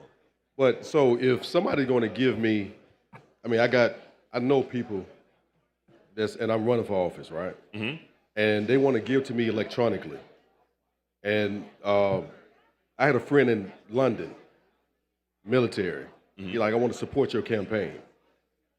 So with this particular legislation, I was trying to find the bill, but would this particular legislation prevent him from giving to me? People overseas? Yeah. Absolutely not. There's several chunks of federal law, the UOCAVA and the MOVE Act, which is later, they got the acronym better, a few years later. They cover all people living abroad, military, what their registered voter address is. So at home in the United States. So this law will let them use that address as their address of record when they're making the transaction. Well, and I said an issue happened with him too because he was trying to support and actually vote because he was moving from other cities across, overseas, where his name actually got taken off the voters list. Oh, wow, okay. Which was upset about that. And I don't want any type of confusion. I want to look at this legislation because of the fact that, by him traveling in so many other areas, and he registered here, he has an address here in the States. It's just that, sometimes he tell me, hey, man, I might not come back, But let's say he do stay and move to, well, he won't be eligible to vote then if he moved to another area and live in that other country, because if he say he don't come back and live in another country, so he won't be eligible to vote anyway because of the fact that he moved somewhere else. Well, he should be able to vote under the federal law. He just has to follow that law. So this bill doesn't deal with the voter address. It relies on that federal voter law to say you will have an address following those laws, and that's what you use as your address when you're giving a donation, if you're giving a donation. My brother just moved to Germany, so he's still going to stay registered where he came from, and that would be the address he would put. If your brother in the military? He's former military. His wife is still military. He's retired Air Force. So, he's retired and he moved to Germany. Yeah. Well, he retired, moved to Germany, and his wife is still in the military, so he gets to be Mr. Mom with their baby while they enjoy it in Germany. So. Okay. So tell me again, because I want to just be clear exactly what the legislation is doing. All right. So when you make a contribution on the internet via credit card, and this is mostly happening anyway, so it shouldn't affect 99.9% of people, but you have to have a billing address in the United States, and when you capture the transaction, it has to have a CVV, which is that little number on the back of your card. So that's a way of so that's an anti-fraud measure as well. So a billing address, correct, and the CCV number. Yes. Okay. Yes. All right, but the billing address is you talking about another billing address, not the credit card billing address. Correct. So the billing address in what so the billing address needs to be in the United States, or your registered voter address needs to be in the United States. And that's where that federal law comes in, because all voters have a U.S.-based federal or U.S.-based address to some degree, somewhere. Okay. Okay. All right. So with the billing address that you use under federal law and the CV code, and all this bill is saying you got to have that, but I guess for some reason I feel like we already have that, right? Yeah. So what's the issue of reason what is the issue why we had to create this legislation to do it? So not all services are capturing the information. One, because there's no CVV code, or if it's using some of these third-party gift cards, you might not know who that person is, or it's not authorized card. The second, and because they're not capturing it, you might get a bunch of donations and all of a sudden get to the end of the month where I don't have addresses for this person if it came in To do the report. Right, for your reporting. So they're taking gift cards. So people would take gift cards to donate. Let's say you do a $100 gift card, Visa gift card, because you don't have to have an address tied to it. And it has a security code card on there, but don't have an address tied to that card. They'll give $100 using that card. And an address need to be tied to that card, right? Or if you're using a service that doesn't capture the address at the time of transaction, which most will do a billing address, you put in your number, you put in your billing address, you put in your CVV. Yeah. The service, you're saying companies like Visa, MasterCard, or whoever have those gift cards, they are not, but I mean, when I have a gift card, I have to use my address though. I have to put it in. Well, you said everybody. Do you know who's not doing it? Most cases they do. Apparently some don't, because there have been candidates that have gotten contributions and they don't have the records to back it up. So this requires that, but it also requires the processors to play ball and record what they were supposed to record. Okay, and so this is all just to make clarity, to be clear, make sure it's just in a process. Everybody's just to clear this process up, so we'll have an address for everybody who want to give to a candidate. Correct. It's only in the narrow circumstance of an online credit card transaction or debit card transaction, and it's so that we can have the information we need to report, and we don't end up at the end of the month in violation because we haven't captured the information we need. So it's really to protect us. Well, because when I do, sometimes people give and they say, look, I gave to you, I give, and I don't have the address. I make a phone call. I said, look, give me your address because I got to do this report. And I mean, it's a lot of extra work. Don't get me wrong, because you got to make the phone call, get the address to make sure you do your report right. But I was just kind of confused on that because of the fact that I know when I do take contributions, if they give a contribution, a lot of the information's even with Act Blue, some of the information is there that show that you're getting this money from this particular person. That name and address is put in place. Well, if somebody's there and gives you a $20 bill or $50 and says, I would support your campaign, you're there, you can ask for the appropriate information because we know what we're supposed to ask for, or your campaign person or whatever. But when it's online and it's happening maybe at 3 a.m, you just don't have, so we need enforcement to make sure those are being tracked as well. Is it any incidents where, have you ever had incidents where you couldn't have an address? I have never had incident. I've had plenty of incidents where I had to chase people down and say, hey, I need your address and all that stuff. But I know this is the senator who sponsored this has said that there have been cases in Alabama that they've had to follow up on. So I don't know the specifics on those cases. So the sponsor of the bill got phone calls, or his colleagues were saying that we don't have, because it's just hard. It's kind of hard to say that I don't have that information where I don't have your address off the credit card, because I had never been in an incident myself. And that's what I got kind of like, wait a minute, people have addresses if they're going to use electronic, because you have to register with the company.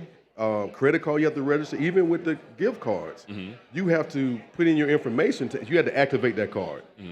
And anything that's online, I've noticed, I haven't seen any incident or heard any incident where the address is not available to use because of that person is doing a transaction to contribute to your campaign, especially online. I think the cash is the problem. Because I have to walk around. I got forms in my bag right now. Somebody say, hey, I want to donate to your campaign. I got a form where I say, hey, wait, I need you to pull something out, and so I can get your name and address, because you're like, well, where did I get this $50 from? And they say, oh, I want to give it to you for your campaign. I said, well, look, I got to report this. And so I write your name down, address, so I can have that report. That is a very smart way of doing it, and that's exactly what this bill is requiring online with credit card transactions, is to put that form there so they can fill it out there. Because not all places there's so many different processors and different ways of taking or online. We need to make sure they do exactly what you talk about with the forms when people are in person. So. Yeah, because I just don't want any confusion, because sometimes we'll change or create a law where you can't do this online anymore. Or you get companies who interpret the law a little bit differently, and what they'll say, hey, I want, if this is going to be a campaign contribution, if this is a campaign contribution where we're not going to allow, if you're going to donate to the candidate and you're not going to allow to do it, I think that'll hurt all of us if we do this out of just confusion now, because sometimes these companies, sometimes they get some lawyers that's interpreting this thing totally wrong. Sure. And we'll be in court. And the last thing I want to do is confuse companies that are processing payments for our campaigns. However, most if they're involved in this world, in this industry, they know what to do. This just makes it clearer, for all of them. So the bigger companies probably already doing this, but this will make sure that it's not just a good idea; it's the law. Okay. All right. Thank you. Chair recognizes Representative Hall of Madison. I can. Chair recognizes Representative Morris of Montgomery. Don't let them forget my amendment. I got one.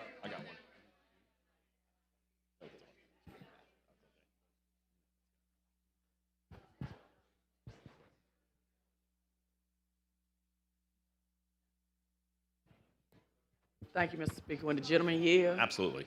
I could not let this session go by Of course. without coming to the floor to have a conversation with my seatmate. We Yes. have plenty of conversations there. It's great to have conversations. But people don't know what we're talking about, so let's just talk about these campaign contributions. all right. Can you just give me a little snippet of what it is that we're doing? Okay, so right now, if you process a campaign contribution online, there's no requirement on how that information is tracked and captured initially. We do have requirements on the back end of what we're supposed to log as candidates if somebody makes a contribution.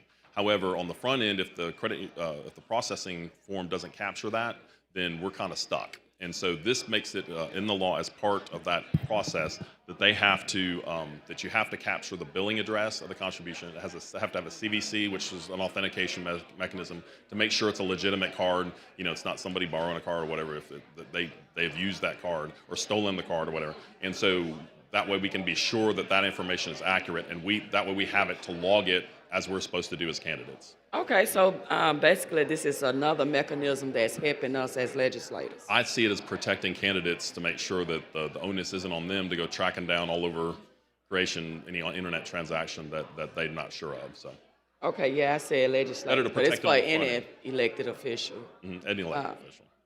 across the board. Across the board. Okay. Any candidate that's an official candidate, that's just part of what we normally do, taking campaign contributions. Okay. Well, thank you. I appreciate you for bringing this.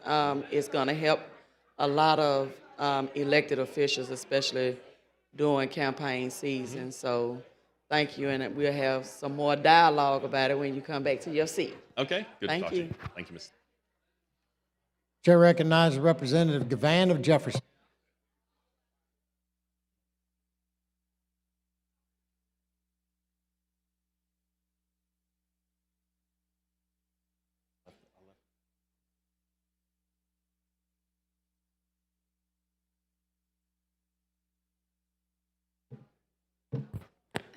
Seatmate, how you doing?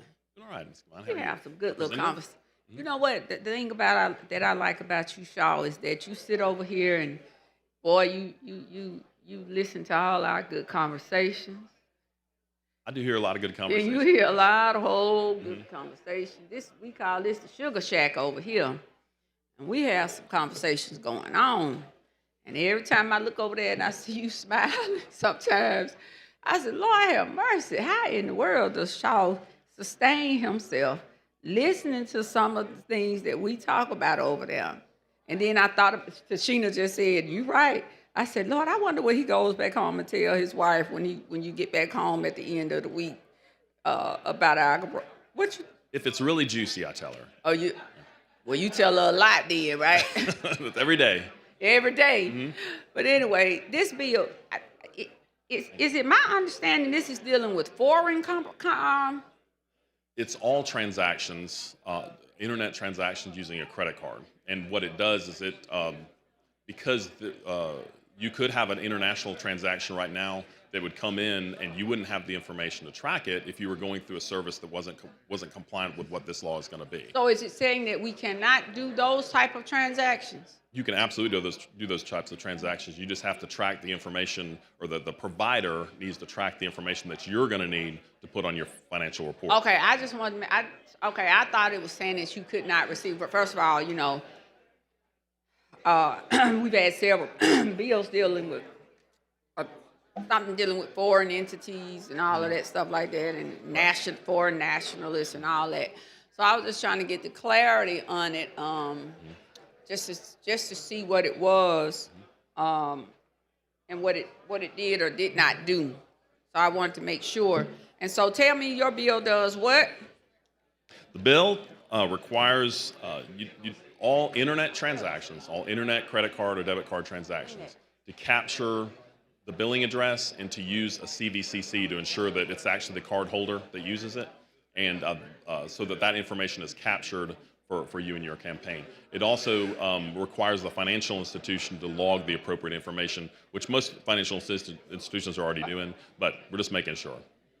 Okay, but if they are coming from out of town sources, how would they necessarily, just think to do that and to log that information? I guess that's the thing, that I questioned, just to ensure. Mm-hmm. But I know ignorance of the law is no defense. Okay, well, are you bringing this bill for anyone, or you just did it on your own? This is Senator Orr's bill. Oh, Lord Jesus, I didn't even see Orr's name up there. I haven't looked at my little calendar to see Senator Orr's name. Mm-hmm. Okay, well, I don't have a problem. Senator Orr has been always very nice to me down here. There are a couple of these Republicans that have always been very, very nice. Mm-hmm. Even last week, when I got pulled out of this chamber, it was a Republican who wanted to make sure that I knew what was going on. And I have had a whole lot of that lately from some folks, and I appreciate it. So I appreciate the opportunity to come and ask you this question just to get some clarity. Thank you. Mm-hmm. I appreciate those great questions. Thank you.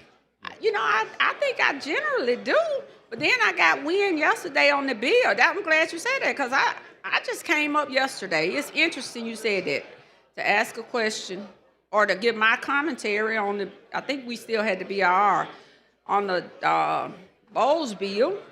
And Lord, that little guy up there with the big cowboy hat on, and they said he drugged me up in the gallery.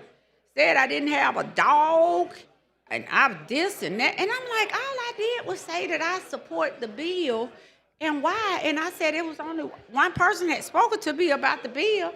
So the lady sitting next to him, they said they ran his butt from up there, because he was just going off on me, about me, and talking about me like a dog, just because I stood up here and just simply said that I had a dog. My dog died. At the vet, I watched my dog be put to sleep, Axel, and just dogged me all the way out. And then to know that he's a part of a particular entity in some degree. And I went upstairs, and when they were telling me, I was going to say, hey, look at here, man. Now, but he was in there with the soil water people or something. And then I asked the organization that I know he also had some affiliation, and they quickly said, no, he was probably here with the organization.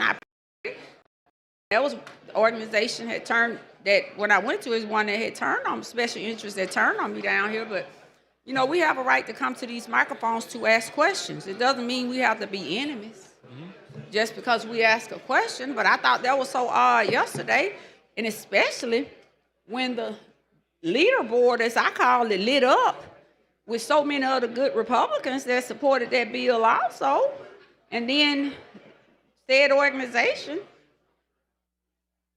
just stood up last year, just asked a question and said that just because I asked a question about a bill, that doesn't mean I'm not with you, and I done been with you all these years. It just means I have a right to ask a question. So, I'm just, in due time, I'm going to talk about it all. I'm going to write a book about this session and all of these folks and talk about everything. But with that being said, I appreciate the opportunity to be able to come here on the Sine Dot Day and speak. Thank you for carrying this bill. Thank you, Representative. Question for the body's final passage. Oh, yeah, I'm sorry. I'm sorry. I do have an amendment. Clerk received the amendment. Amendment 2, Senate Bill number 92 by Representative Shaw. And Mr. Speaker, this amendment just it swaps out the word credit card processor instead of bank, which was a little bit confusing, and then it also changes the data that's captured to the zip code in the United States or the billing address located outside the United States, a little more consistent with what they're already capturing. Question for the body is adoption of the amendment. The clerk will unlock the machine. The members will vote.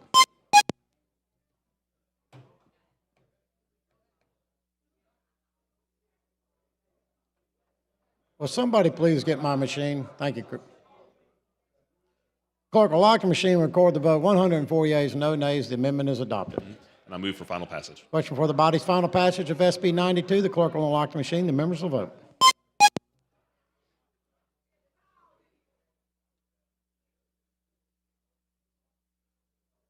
Clerk will lock the machine, record the vote. 104 yeas, no nays. SB 92 passes. Clerk, let's pull the amendment, the message from the Senate, Senate Bill 57, out of the basket.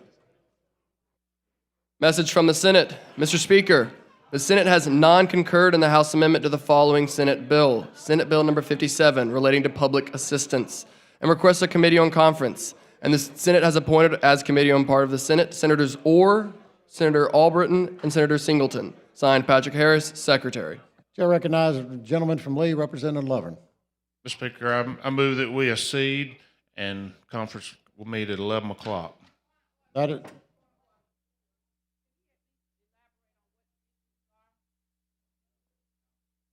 Don't know what those are yet. Go into conference committee. I'm not sure what the Senate's problems are yet with the bill that we sent them. Well, the amendments probably. Probably so. They'll probably look at those and see what we need to address in conference. SNAP bill. SNAP bill. Yeah, that's what. Yes, ma'am. So it's- Yes, ma'am. There's some amendments put on down here that they had some concern with, and we'll address that in conference. Okay, Yes, ma'am. thank you, Mr. Speaker. Ms. Hall?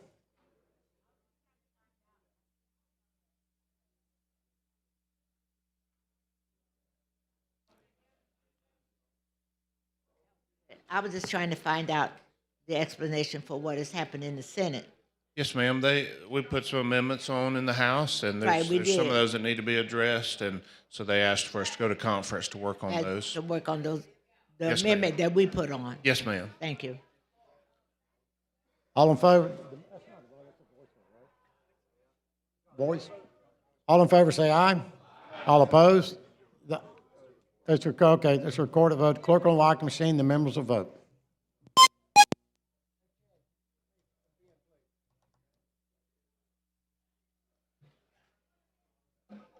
Clerk will lock the machine, record the vote. 102 yeas, 1 nay, and the motion carries. The chair appoints to the conference committee Representative Ingram, Representative Reynolds, and Representative Lawrence.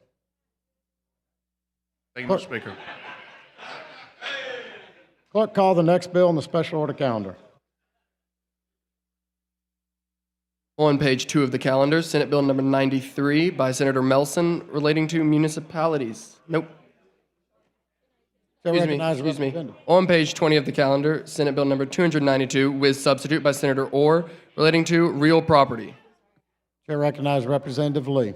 Thank you, Mr. Speaker. As many of you remember, we were able to pass this bill, House bill, dealing with title fraud and title theft. This is the Senate bill. It started out identical to it. There's a couple of small changes that were made in our House committee, Judy committee. And if I may, I would just like to explain the difference in what we've already passed and what this is. The sub gives title agents the same liability protections that bankers and realtors currently have. And then the bill also puts a 4-year statute of limitations on it. Mr. Speaker, I move to adopt the sub. Chair recognizes Representative Gavan. Okay. Question for the body's adoption of the sub. The clerk will unlock the machine. The members will vote.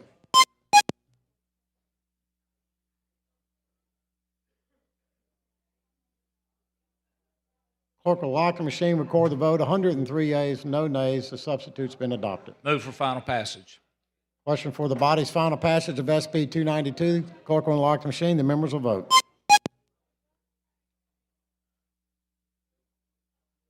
Clerk will lock the machine, record the vote. 102 yeas, no nays. SB 292 passes. The clerk call the next bill on the special order Thank you, Mr. calendar. Speaker, and the body. On page 5 of the calendar, Senate Bill number 9 by Senator Allen relating to the Alabama Clean Indoor Air Act. Chair recognizes Representative McCampbell of Marengo. Thank you, Mr. Speaker, for the recognition.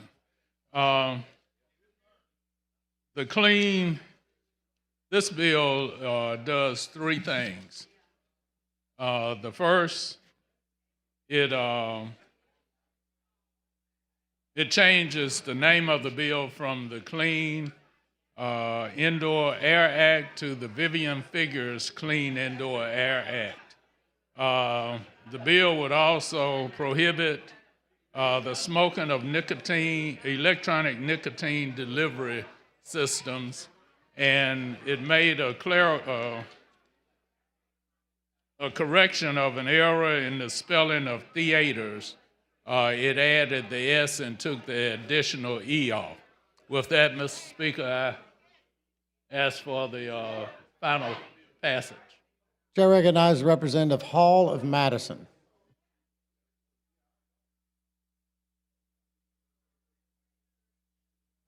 Thank you, Mr. Speaker. Would the gentleman yield? I surely will. I have an amendment I'd like to add to your bill, sir. Yes, ma'am. Mr. Speaker, I have an amendment. Clerk receive the amendment. Amendment 2, Senate Bill number 9 by Representative Hall. Thank you. What the amendment would do would place line 30 on page 2 with the following: Vivian Davis Figures and Barbara Drummond Clean Indoor Act.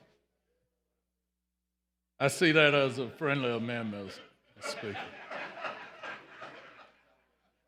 Mr. Hassel, would you like to speak to the amendment or the bill? Dr. Shirey, bill? Ms. Gavan, amendment or bill?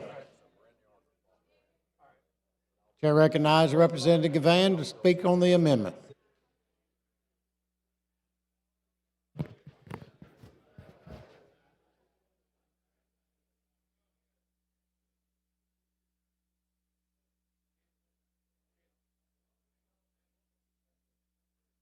Okay, I see.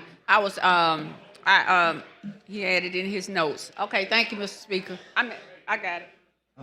Question for the body's adoption of the amendment. The clerk will unlock the machine. The members will vote. Oh, wait a minute. I thought you wanted to speak on the bill. All right, excuse me.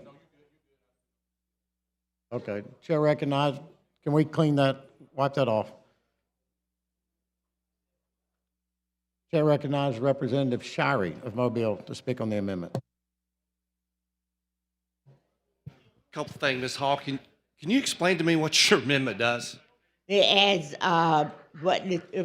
the names would be Vivian Davis Figures and Barbara Drummond Act.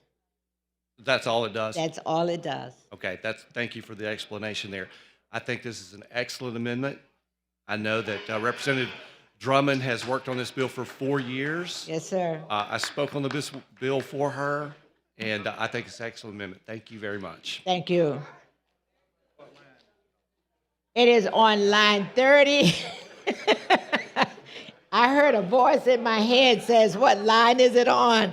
Looking at page 30 on page 2. Thank you.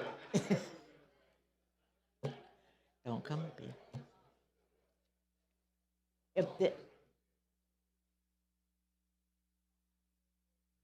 Question for the body's adoption of the amendment. The clerk will unlock the machine. The members will vote.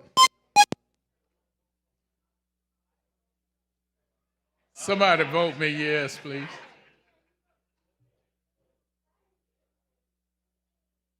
Clerk will lock the machine, record the votes. 102 yeas, no nays. The amendment has been adopted. Thank you, Mr. Speaker and members. Mr. Speaker, if there are no further questions. Question for the body's final passage of SB. amended. SB 9 as amended. The clerk will lock the machine. The members will vote.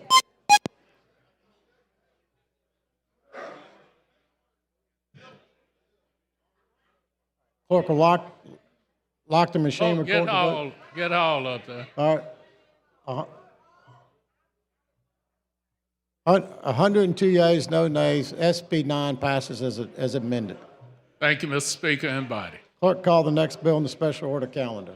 On page 23 of the calendar, Senate Bill number 342 by Senator Chambliss relating to education. Chair recognizes Representative Garrett of Jefferson. Thank you, Mr. Speaker. This is the bill that the House passed, the House version. The Senate has added one phrase to this. This is the bill that clarifies that students who are utilizing CHOOSE Act funds may not be disqualified from athletics solely for that reason. The language added in the Senate further clarifies this does not supersede any other rules of any high school athletic association. It just clarifies that solely because you're receiving CHOOSE Act funds, you're not ineligible. With that, I move for passage. Chair recognizes Representative Hassel of Montgomery.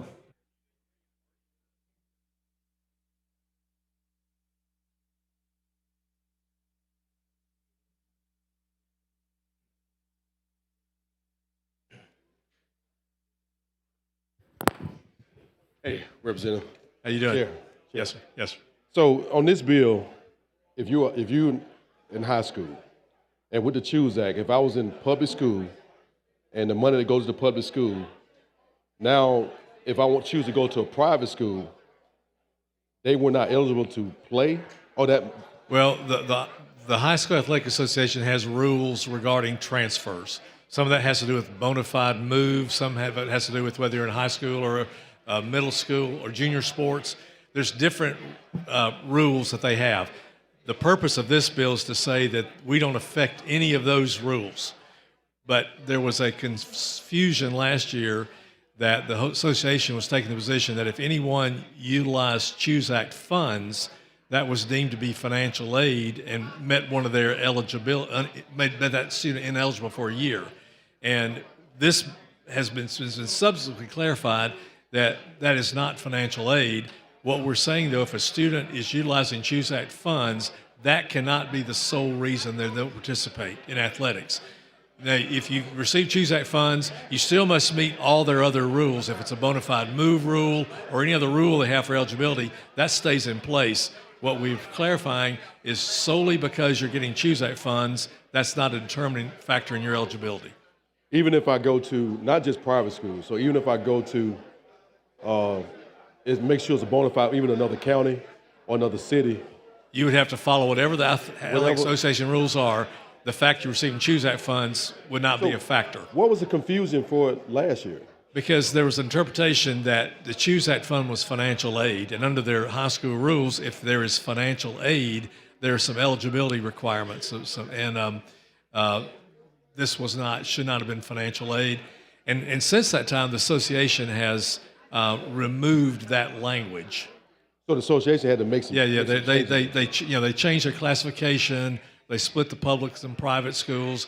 They basically have publicly said that CHOOSE Act is not a determinant factor. This bill, which is the governor's bill, just further clarifies, because there was previous confusion, that CHOOSE Act fund participation does not impact eligibility under Athletic Association rules. Okay. So with the association changing their rules, they had to amend their rules. So we had to make this legislation where they can still use so since they changed the name of financial aid under the Alabama High School Association changed the name of financial aid because they consider the CHOOSE Act money as financial aid.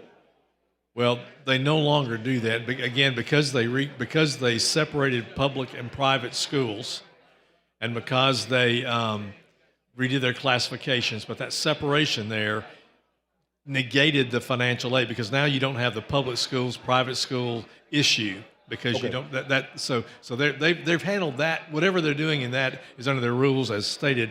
This is the governor just clarifying and stating just affirmatively that CHOOSE Act participation does not impact eligibility, nor does it impact any of the other rules that the High School Athletic Association has. Okay, so it wasn't public. It was just this was just public and private school. Right. Okay. All right. Thank you. Thank you. Chair thanks the gentleman. Chair recognizes the gentleman from Lee, Representative Gray.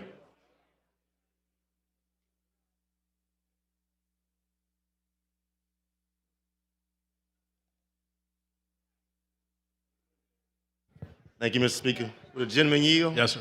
So I just had a question around, who is the governing body to make sure that this happens, right? So if I'm an athlete and I want to go to from public to private school, does this bill just enact that the High School Athletic Association must do this, or who is the governing body? Who's like This bill says that you must meet all rules of the governing athletic association body that's involved in your transfer.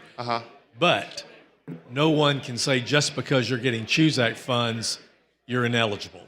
Okay. So the governing bodies still, their rules apply. Still apply. This just means that if you're participating with CHOOSE Act funds, that's not a factor in eligibility. And But it really, practically, it's not now since they've separated the classification. It's not. But if they do deem them ineligible, what does their process look like? I guess that's what I'm asking. That would be an athletic association, but they could not. So what happens if the association said because you're getting CHOOSE Act funds, we're declaring you ineligible, and the bill does say, well, okay, you can sue. Okay. There's rights of that. Yeah, there's sue. Yeah, the legal, because basically the only hurdle you have to come are you ineligible solely because you have CHOOSE Act funds. Okay. And there's a legal remedy for that. All right. Thank you. Thank you.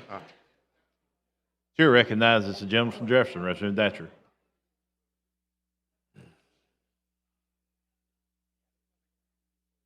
Okay, good. Look forward to it.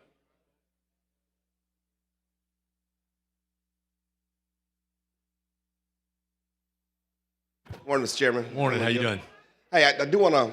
This is extraordinary. I love this. I sent a letter to the Speaker and the Governor when they sued on behalf of students who were declared ineligible last year because their family accepted CHOOSE Act funds. And I disagree with the CHOOSE Act because I believe that school choice means that any public school kid can go to any public school in the state, but that's another argument. For this, we should not be punishing kids for their families adhering to the law, whether we disagree with the law or not. So I thank you for doing this. I think it's important. I do want to express one lament, is that I truly hate that the High School Athletic Association is dividing public school championships and private school championships. We're not getting our best, and we're not uniting our state around that, the great basketball tournament and the football championships. I think it's a huge loss for Alabama, and I hope folks will rethink it. But thank you for doing this. Thank you. Chair recognizes lady from Montgomery, Representative Morris. While she's making her way down here, we got some guests in the gallery. We have the Sacred Heart, 4th and 5th grade from Coleman. They're the guests of Representative Myrick and Representative Albright. Let's give them a big hand. Thank you guys for being with us today.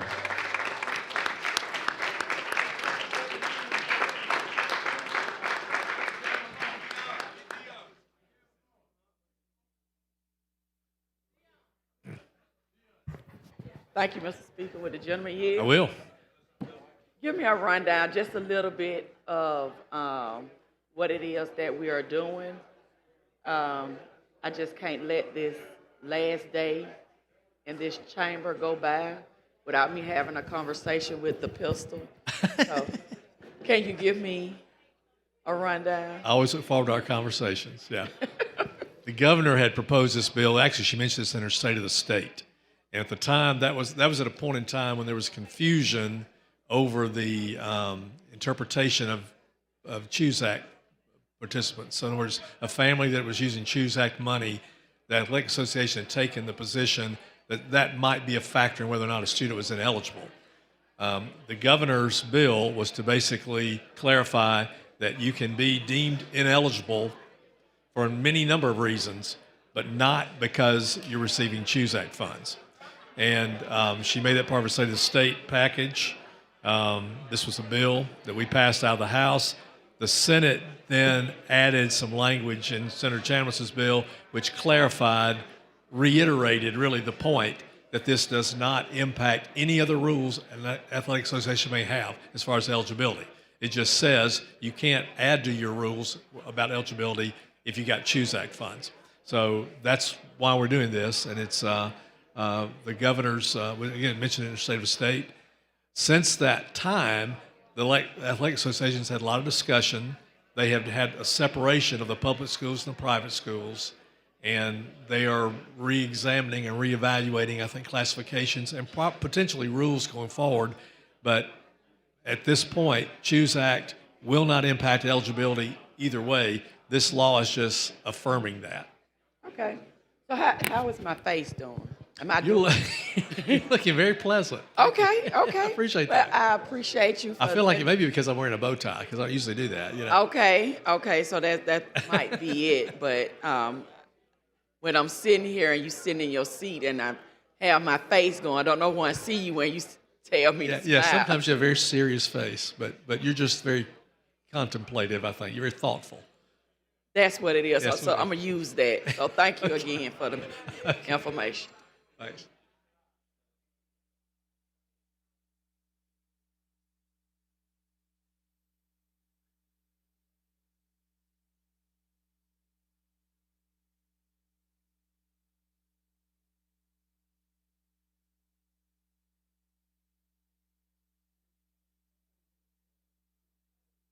The gentleman from Clark, Reverend Jackson.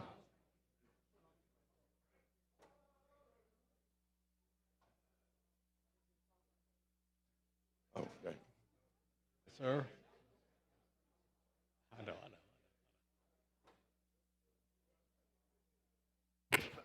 Thank you, Mr. Speaker. I want to ask the question. Alabama establishing a transfer portal now. I'm sorry? Alabama sports establishing a Oh, no. portal for high school athletes. No, we don't want to do that. That's the Athletic Association has rules, which I'm not well versed in all those rules, but they don't allow just transfers unless you have a bona fide move.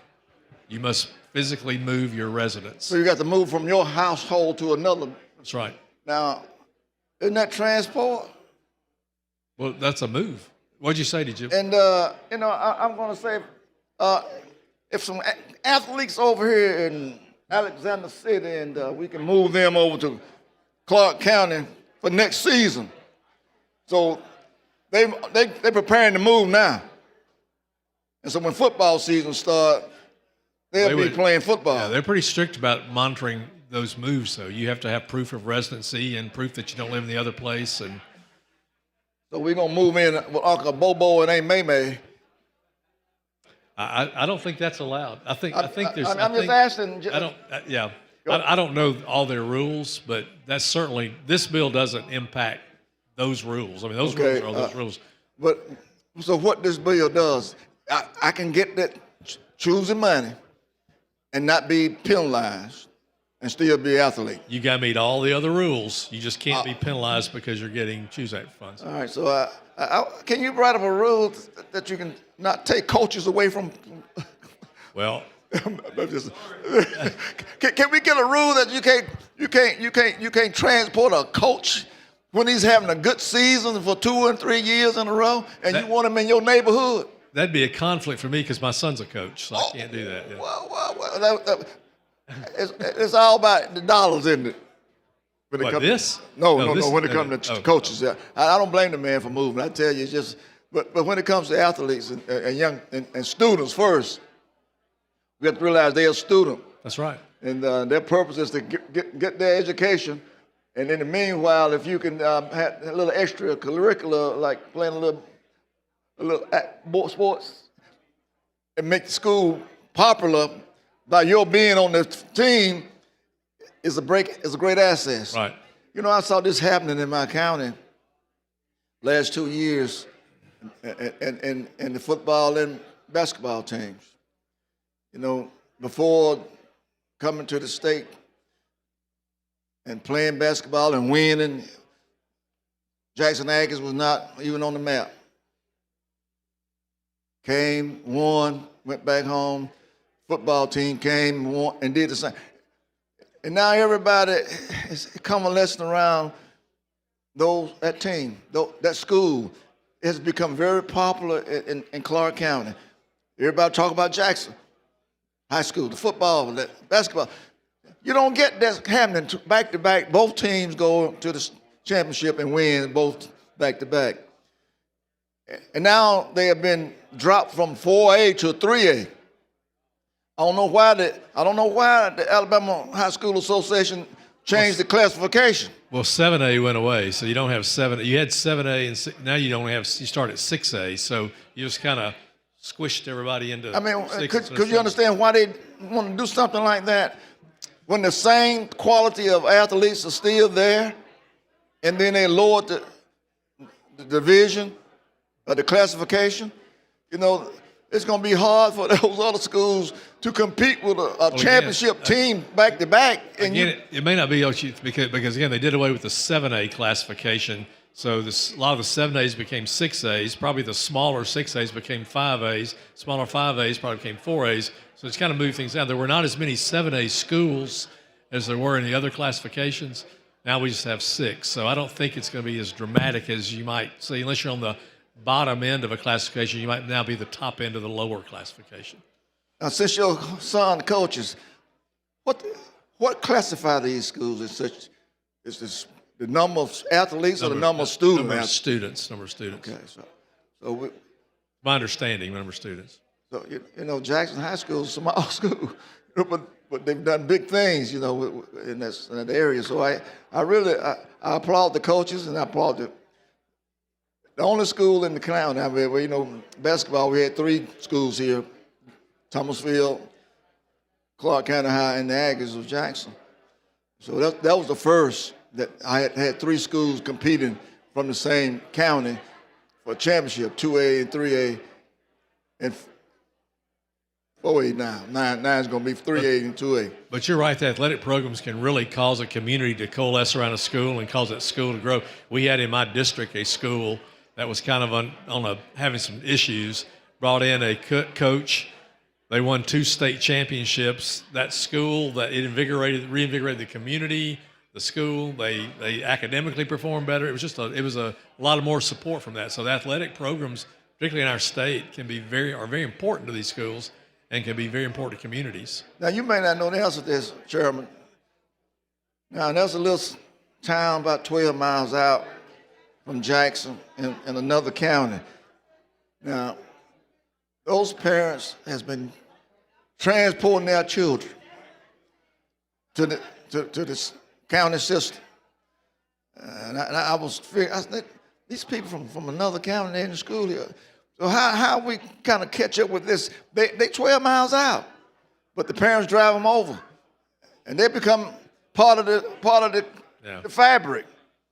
So this does not affect none of that. This doesn't affect this, but if any school is violating the rules, then there's association. The legislations have process for people investigating those if they know about them. But this doesn't affect that. Chairman, I thank you so much, and thank you for sharing that information. Thank you. Thanks, sir.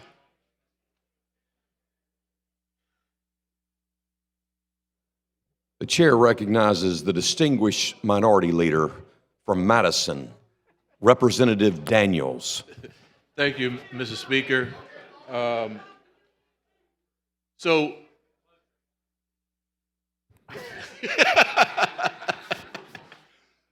I think that, you know, I don't have a real issue with this piece of legislation, but I do want to point something out that I think everyone in this chamber should know about what's going on and some things that we've been trying to work on for some time. There's some folks that are a family that moved from Birmingham to Huntsville, and the young lady is she's an 8th grader. She is about 5'11", and could be one day the Miss Basketball of Alabama. However, my concern is that this young person is in 8th grade in a public school, but because of how superior her talent is, she started this year on the varsity at one of the high schools. Well, the family decided that they wanted to go to one of the state independent schools next year. Well, the state independent school cannot allow her to play basketball her freshman year because she played varsity as an 8th grader. Now, how unfair is that? And so I think that we need to understand that some of these rules that have been imposed upon us need to be changed. Now, if this piece of legislation had an amendment where it had to go back to the Senate, I would offer an amendment to ensure that this young lady could go and play at that independent school without sitting out. Why are we penalizing individuals that because they have a superior talent and it was recognized by the varsity, although they're a middle schooler, why is it that we're penalizing that family for from being able to go to that independent school and that young lady to be able to play varsity basketball as a freshman. It's just unfair for this to happen. We should be embracing that. There are other states that are more than happy to have this young lady to play for them, but she and her family decided to stay within the state of Alabama. And so I think that I will be zeroing in on a lot of the athletic stuff here moving forward, because I'm very concerned about some of the rules and the attempts to undermine the process that we're trying to improve. And this is just one step. And so for me, they have my attention, and I'm going to zero in on these issues. And so if anyone have any issues and things that they want to address, well, we can add it to a package, because I'm going to be addressing this, and that's going to be a priority for me. There's a in the lot of next fourth reading. frustration with some of the rules, how they're applied or implemented. I have an issue in my district right now that I've had discussions on behalf of the family with associations. So I agree. I think it's something we should look at and clarify. And you're right. It's all about what's good for the students, supposedly. And in some cases, it appears that doesn't always happen. So I support your efforts going forward to try to clarify that. Thank you. Chair thanks the gentleman. Chair recognizes the gentleman from Hale, Representative Travis.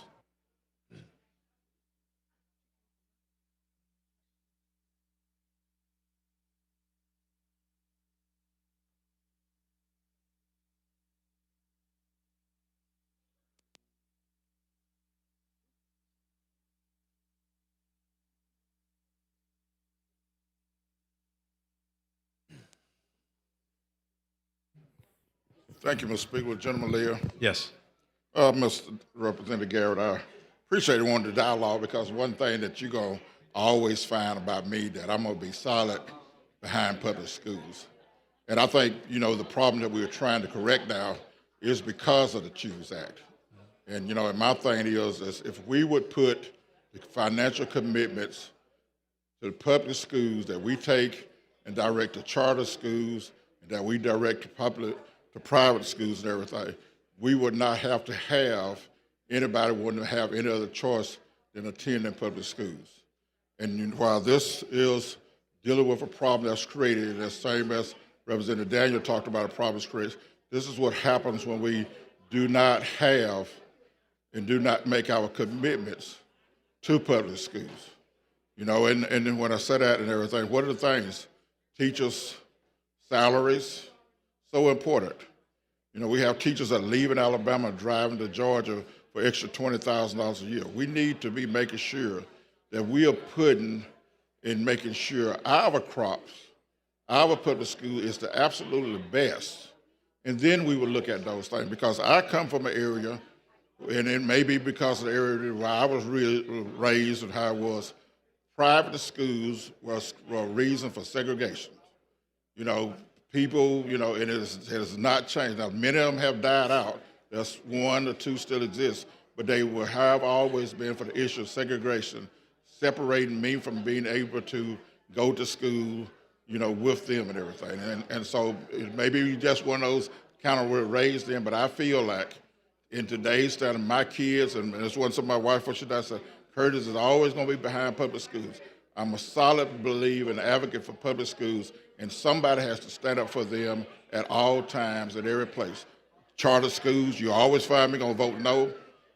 Private schools, you're going to always find me vote no, because I feel that if we truly want to give every boy and girl an opportunity in this state, not only from the standpoint of education, but ability to work with each other and know each other so they would be better community citizens, able to work together, live together, and do what we need to do to move our country, our state, our communities forward. We need to make sure that we're providing that quality education systems to make that available. Now, I'm a product of public schools. Had not been for public school teachers in that environment, I would not be where I am today. So I will find me in every chance, every opportunity I can. If nobody else standing on that mountain, on that hill, I'm going to be standing there crying out that we need to support the same resources. My thought is like this: if we're going to put 251, we go from 180 million to 251.2 million, 38% increase, we need to be putting that same amount of money over into the public school system. Well, That's my opinion. Can I comment? First of all, we have increased the education budget every year for public schools. This is a record year. We've added the RAISE Act, which is adding a lot more money. We've added a number of other initiatives, Numeracy Act, Literacy Act. We've got a struggling school program. We're investing more dollars in public education, and we're going to continue to do that as we grow. So we're not abandoning that commitment. We're trying to make public schools better. I would just say that sometimes when you look at the amount of money that we've set aside for the CHOOSE Act, to put it in perspective, it'd be like if I gave you $50,000 and said, but I'm going to withhold $600, you're going to get $49,400. So that's the magnitude of the difference in what's going into this CHOOSE Act, what's being versus public. We're committed to public schools. We constitutionally must be. That's a requirement. But besides that, as humans, we are. I'm a product of public schools. Two of my children, my son and daughter-in-law, teach in public schools. We are not abandoning public schools. We are supporting them and putting additional money every year. And this RAISE Act that gives money addressing student needs, this year's budget adds $25 million to that pot, which is going to poverty and to special needs and to gifted program. So I share your passion for support of public schools. We want to make them better. We're doing that. But there are a significant part of our population who want to do other methods. And, in life today, we're in a world where everybody has customization and choices and flexibility.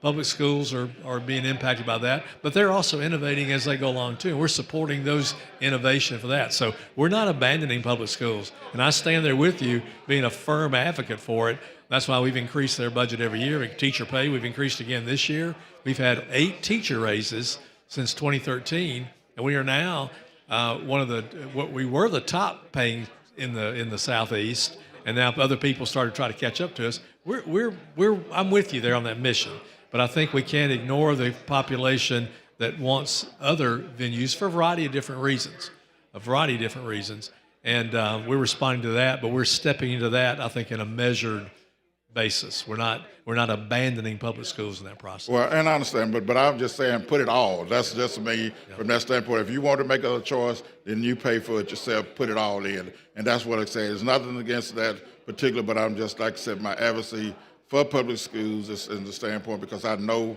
what it would do. Where it truly is something. Me and Senator Shelby talked the other day, and he said, he was about making sure that we give everybody the same opportunity. And that's why I feel like everybody gets the same opportunity in the public school system. And that's why I'm saying that. Yeah, so thank you for that. Appreciate it. Thanks, sir. Chair, thanks, gentlemen. Question now is passage of SB 342. Clerk will unlock the machine and the members will vote.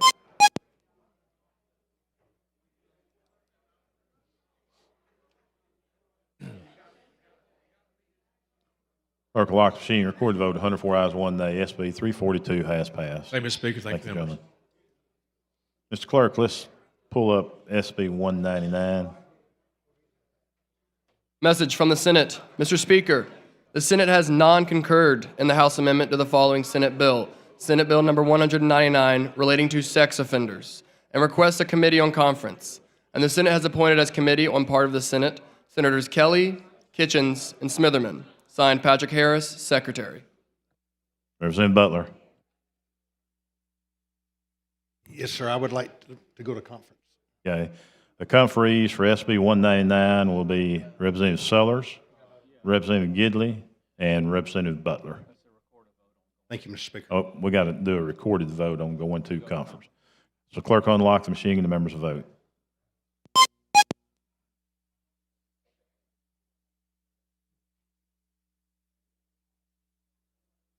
Clerk will lock the machine, record the vote, 105 ayes, 0 nays. SB 199 will go to conference. Thank you, sir. Thank the gentleman.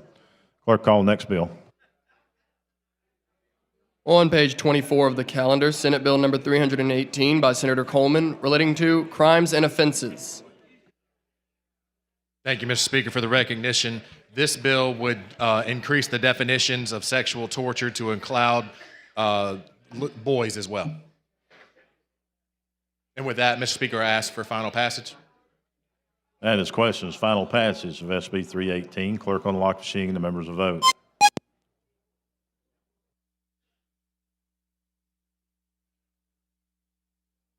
Clerk will lock machine, record the vote. 104 ayes, 0 nays. SB 318 has passed.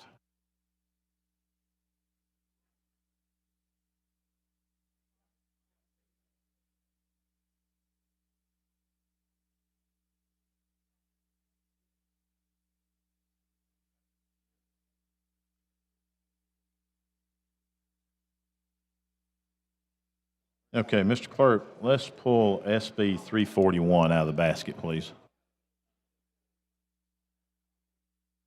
Message from the Senate. Mr. Speaker, the Senate has concurred in and adopted the report of the Committee on Conference on the disagreement of the two houses on the House amendment to the bill. Senate Bill number 341 relating to public safety. Said conference report being in words and figures as follows, to wit. Respectfully submitted, Senator April Weaver, Senator Josh Carnley, Senator Marika Coleman, conferencees on part of the Senate, Representative Chris Blackshear, Representative Mike Kirkland, Representative Anthony Daniels, conferees on part of the House. Representative Kirkland. Thank you for the recognition. I want to thank first off Leader Daniels and Representative Blackshear for their exceptional leadership and their creativity during the discussions in the conference committee. The conference committee, along with the chairman of the committee, Senator Carnley, reached a unanimous decision on changes to SB 341. The committee added language to remove the amendment. The committee directed funds received to be used for the pay for the implementation of the pilot program. Any funds above the cost of the pilot program will be deposited into a work zone safety fund. The legislature will have control and will appropriate any funds above the cost of implementation. The conference committee also directed that the bill terminate at the earlier of the completion of the project or September 30th, 2028, depending on which comes first. And with that, I ask for final passage. Okay. Gentleman wishes to concur. The chair recognizes the gentleman from Talladega, Representative Robbins.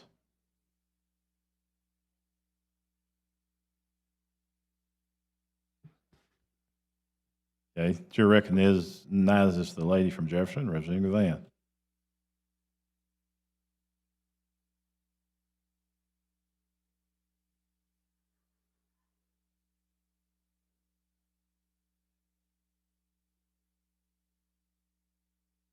You're so soft-spoken. What did you say was removed? The amendment was removed. Which amendment?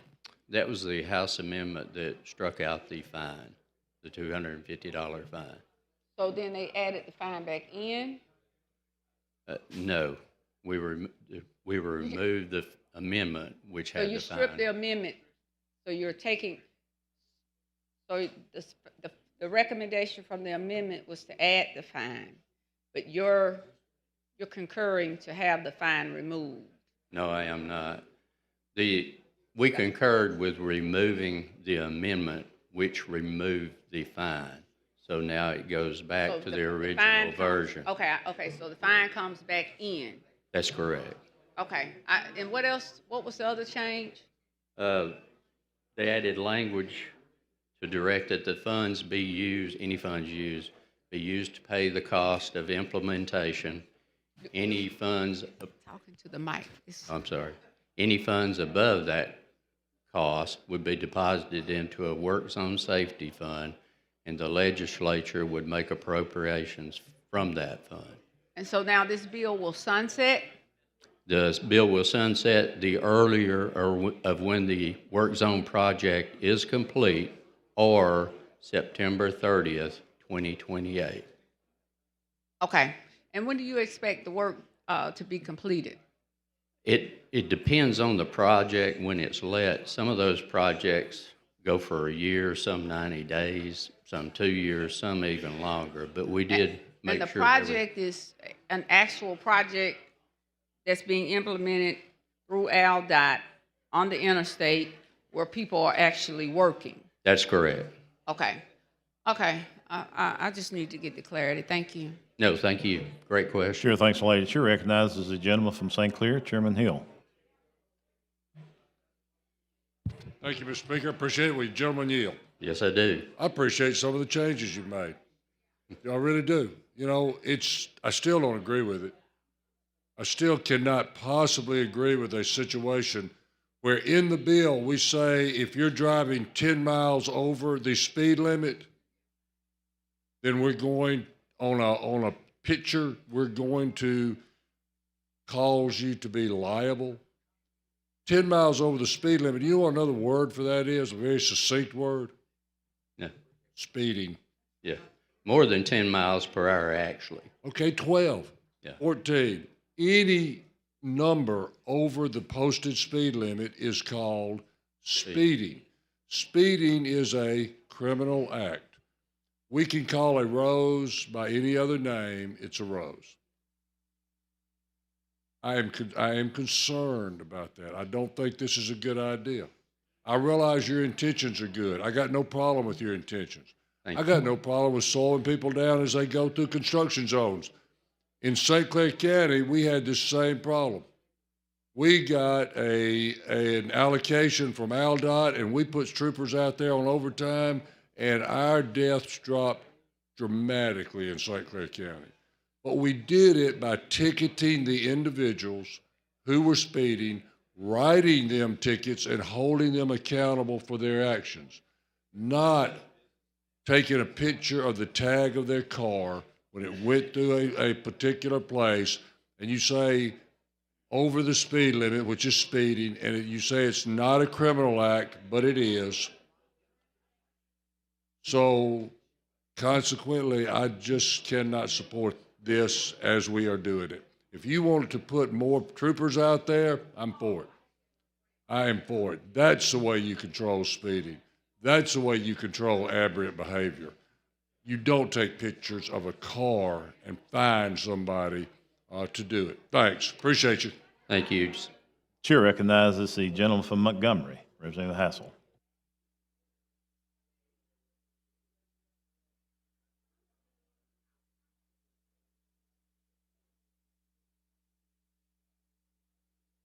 Hey, I'm a little conflicted about the bill. Yes, sir. I think Judge Hill do make some great points. But the only problem you have, even with our state troopers, that we're limited on state troopers. Right. Because you got so many construction projects that we have, and they just can't be there. Because I had an incident. I worked with Young Life, and I had one of my Young Life guys actually work on the road, and he was one of the guys holding up the stop sign. Yeah.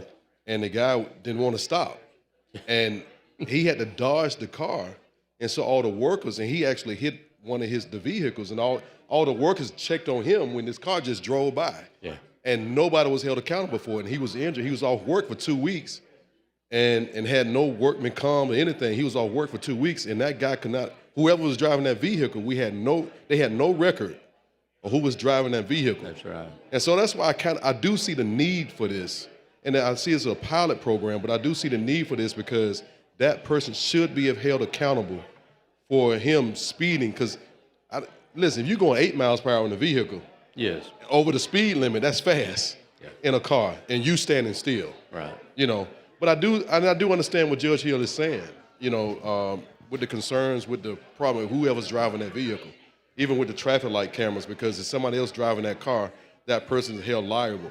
So that's why I was a little conflicted. But I do feel like this is a good piece of legislation because of that one incident, and I've heard some deaths that came behind this because of the fact that, because I know the workers, if it was one of these guys in here and we all out, and we're going to check on you. Yes. Because you're a colleague. And you might have somebody be a hero and try to stop that person. But the problem is, and I think that this is a way for this pilot program where we can use this to get those people who are speeding, so that person can be held accountable for any type of liability that happened with that victim. So I appreciate it. Thank you. Thank you, Representative. I will say, we actually had a gentleman with my company killed a few years back in a work zone speeding incident. It happens. You don't hear as much about it, the injuries like yours, but yes, it happens every day. And you don't, that's right, and you don't hear about it. And it's because, and these people, they drive off and they don't stop. Some of them don't stop and check on these people, and they drive off, and everybody concerned with that employee, and that person drive off, and And you can call the state trooper, give a description of a car. But a lot of times they miss them. Right. You know, and I think that this is and it's a pilot program, so this is It a is a chance. pilot, yes. It's a chance to see if this works Yes. and to hold those people accountable. And so, and I think that's a good idea to do it. But I think it should be done right, and I think that's what Judge Hill's concerns are. And with this pilot program, I think that it should be there to see how this works and make sure we can hold these people accountable. So thank you. Thank you, Representative. I appreciate that. Chair thanks the gentleman. Chair recognizes the gentleman from Madison, Leader Daniels. Thank you, Mr. Speaker. Thank you, Representative Kirkland, for this legislation. I really appreciate the opportunity to be able to kind of hold the line until we're able to get some concessions in the conference committee. And I think we got some really good concessions, especially the funding piece and putting the funding into escrow, not into a general fund account, but into an account that's restricted to funds for both of the Department of LEA as well as the Department of Transportation. Judge Hill is right.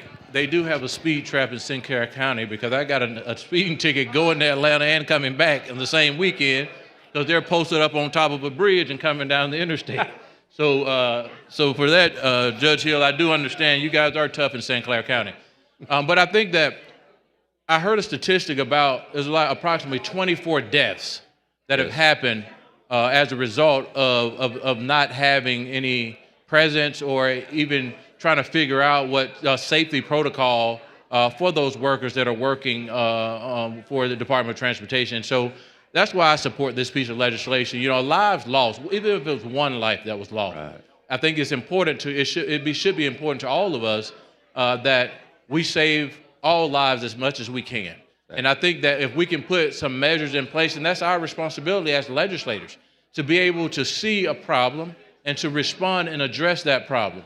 And sometimes be kind of on the front end on the preventative side of it to keep something from ever happening. And so that's our job as legislators. I understand, the points that were made. I think that Representative Hassel, he's much more eloquent than I could be on this issue, but I do think that there's a need for this. And I think that the concessions that we made with Senator Carly and Senator Coleman, as well as Senator Weaver, and we all came together, and Representative Blackshear, myself and you, we came together and we held the line, and we were able to get the concessions, some of the concessions that we needed, not all of them, but some of the concessions that we needed in order to make this process better. I do like the fact that we're doing, put a sunset provision here so that we're able to kind of collect enough data to determine how we move forward, and that'll come back to the legislature to either extend this or let it sunset. And so that's all a part of the process. But if we do nothing, how are we going to explain the lives that will be lost as a result of doing nothing? And the families that'll still not have the answers that they need and the closure that they need for someone hitting their loved one and being able to drive off and never understand exactly what happened. And so I agree with this legislation, and I really appreciate you for working with us on it and being flexible. And so that's all I wanted to say, just commend you, but also help people understand that this is about safety, and this is a pilot program with a sunset provision in it. And so this is not something long-term, and something we'll have to address based upon the data that's returned to us. So thank the gentleman for his work. Thank the leader for his leadership in the committee again, and always. Thank you. Thank you. Chair recognizes the gentleman from Clark, Representative Jackson.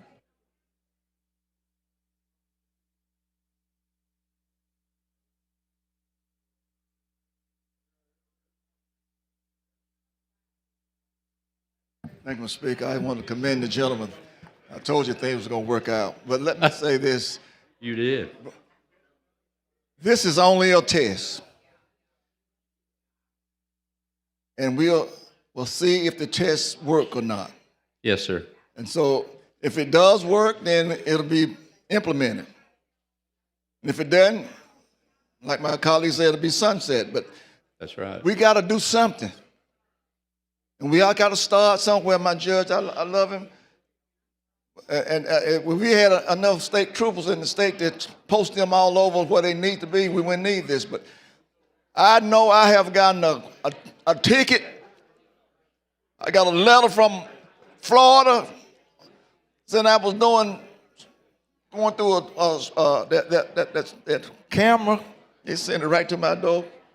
Had my back of my vehicle and the tag, and they got my address off of that registration. Sent me a ticket, and I had so many days to respond. So this is gonna work. Yeah. And like the judge said, if somebody's responsible, they're gonna correct themselves. You're not gonna work for everybody. Right. Even jail don't work for everybody. That's true. You can lock them up and they'll go back in and get out and go right back in. So let us work. Let us try to see if it's gonna be successful. And if it's successful, then we implement it continuously. Thank you so much. Keep your heads up. Thank you, Representative. Chair thanks the gentleman. Chair recognizes the gentleman from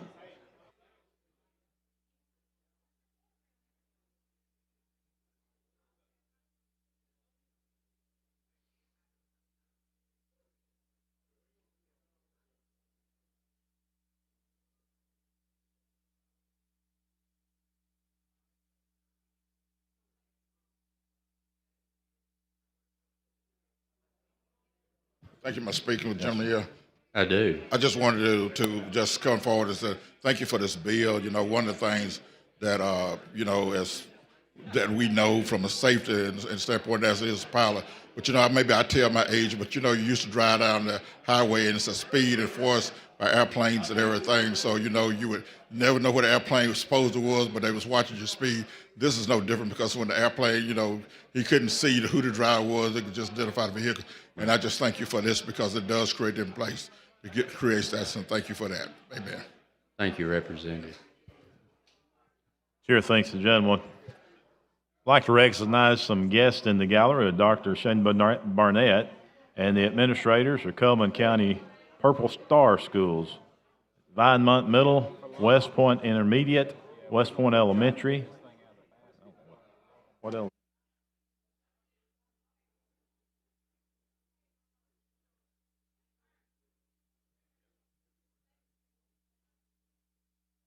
They're the guests of Representative Albright and Myrick. Let's give them a big hand. Thank you for being with us today.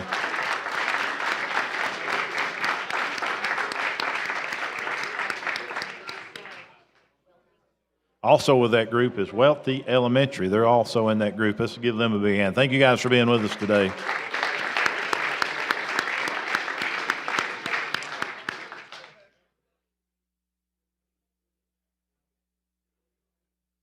Question for the body is concurrence, SB 341. Clerk will unlock the machine and the members will vote.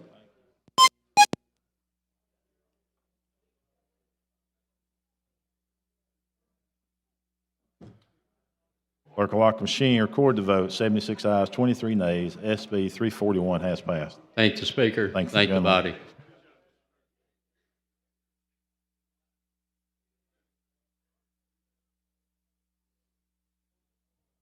Mr. Clerk, let's call HB 248 out of the basket, please. Message from the Senate. Mr. Speaker, the Senate as amended, as therein shown, and as amended has passed the following House bill and returned same herewith to the House of Representatives. House Bill number 248, relating to the Alabama Business and Nonprofit Entities Code.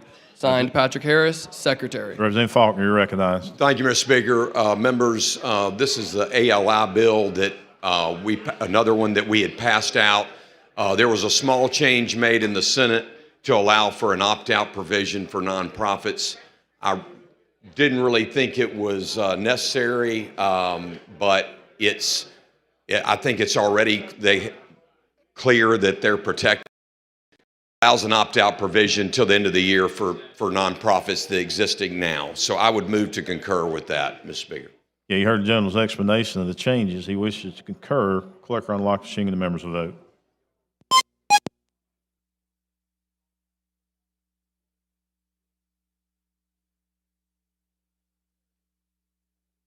Clerk will lock the machine, record the vote. 104 ayes, 0 nays. 248 has been concurred. Thank you, Mr. Speaker. Thank you, members.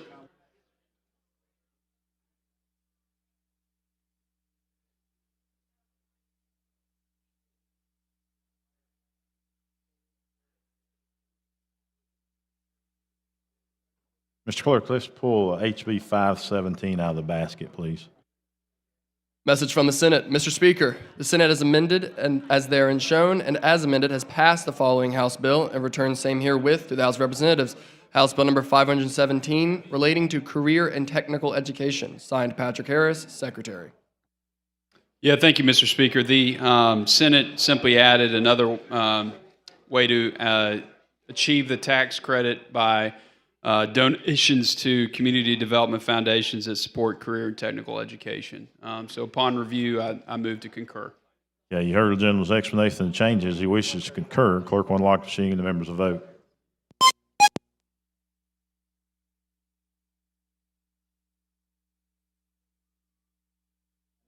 Clerk will lock the machine, record the vote. 105 ayes, 0 nays. HB 517 has been concurred. Thank you, Mr. Speaker. Thank you, Madam. gentlemen.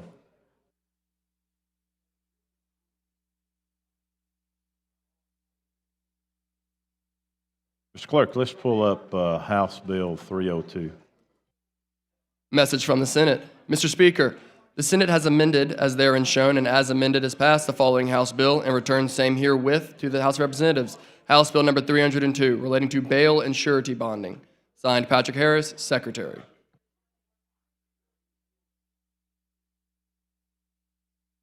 Chairman Brown, you're recognized. Thank you, Mr. Speaker. What they added an amendment on there that simplifies the language reporting with delinquent bonds, simplifies the changes some technical things from saying words like principal to owner, adds a time frame of 30 days, and clarifies that when the reporting is done, it goes to the presiding judge. With that, Mr. Speaker, I'd like to concur. Yeah, you heard the gentleman's explanation of the changes. He wishes to concur. Clerk will unlock the machine and the members will vote.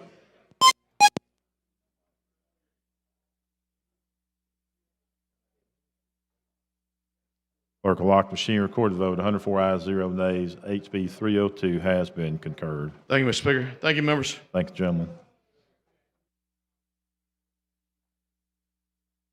Mr. Clerk, let's pull HB 192 out of the basket, please.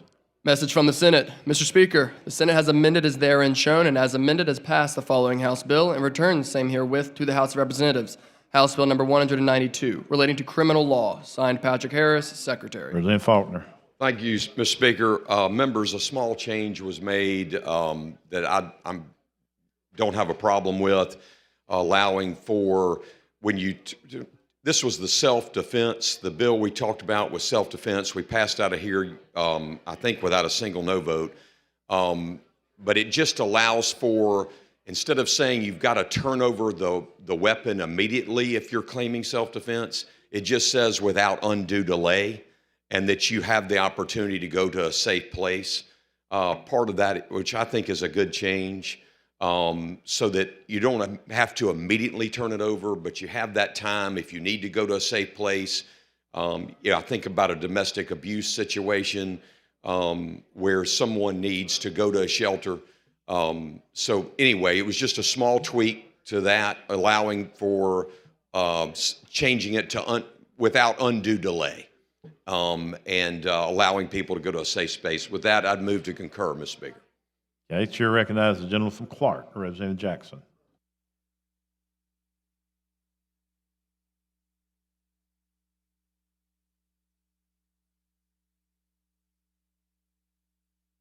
Thank you, Mr. Speaker. Thanks for the recognition. Are you a criminal lawyer? I am not. You heard Judge Hill say that earlier. I heard who? Oh, you're a civil lawyer? Yes, sir. I mean, attorney. Yes, sir. There's a difference. Is there a difference? Between a civil law and criminal law, yes. Attorney and lawyer. No, not to my knowledge. Now, what did you say about the weapon? Now, if I'm in a self-defense mode, and you can't find the weapon, is that really self-defense? I'm sorry. Could you repeat that? I had the sine die party kept me up late. I said I am in a self-defense mode, right? I shoot somebody, kill someone, and say it's self-defense. And you can't find the weapon? Is that self-defense? Yeah, yes, you certainly can claim it's self-defense. I can claim it, but can I prove it? You can't. So this bill was just talking about the fact there'd be a presumption against you that you did not use the weapon in self-defense if you could not produce the weapon. If you can't produce the weapon, I know where it is.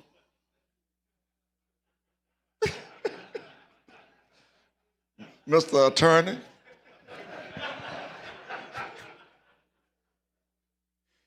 So yes, if you know where the weapon is, now I'm not on trial.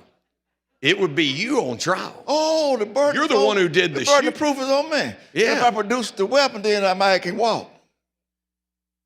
Well, the burden's on the state to prove you're guilty. I'm proving my innocence by showing the weapon. Well, you do need to produce the weapon that you claim you used in self-defense. Thank you so much. It's just a lot of us don't understand this lawyer talk, the language. Why make things so difficult? No, I think you understand it very well. I've been around here a while. Yeah. Don't sell yourself You learn short. a lot listening. You don't need to be an attorney to understand this. No, you have some common sense. But I appreciate you. I like what you do. You got a good bow tie. I know you got to pick after me, but yeah, you kind of got ahead of me. I did. I guess you told me. Napoleon and I have a kind of an agreement. I try to get in there early. And I'm complimenting making today Napoleon Bracelet Day, and you jumped in ahead of me and got a bow tie. I'm standing out here with a string tie. That's what friends do, I appreciate what you do. I want to say this before this has been a hectic, but it's been a kind of uplifting session. I know we got into a little red meat every now and then, but I want to appreciate all of you. You're a good friend, and I have quite a few friends I won't say in the Republican Party. I have some friends. I don't know about them other folks, but y'all keep up the good work. You've been a great friend, and I appreciate you, Reverend Jackson. And I thank the speaker for allowing me to come and have a little fun with you. Thank you so much. Sure, thanks, Jim. And Chair recognizes the gentleman from Montgomery, Representative Hassel.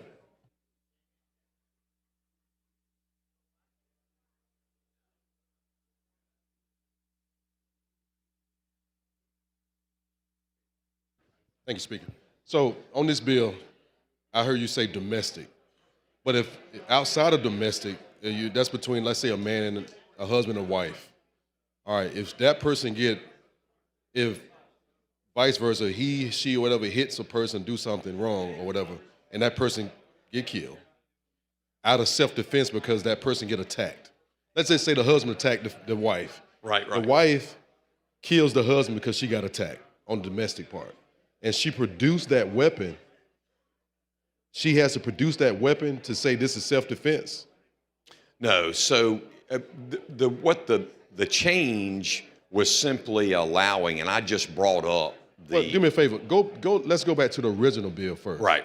Yeah. Tell me about the original piece. The original bill was, the bill. The main point of it is there is a presumption that you did not use a weapon in self-defense if you cannot produce it. Yeah. All the change did. Now you can overcome that presumption. Let me say that. I think we talked about that before. You can overcome that presumption without the weapon. But there is a presumption against you if you can't produce the weapon.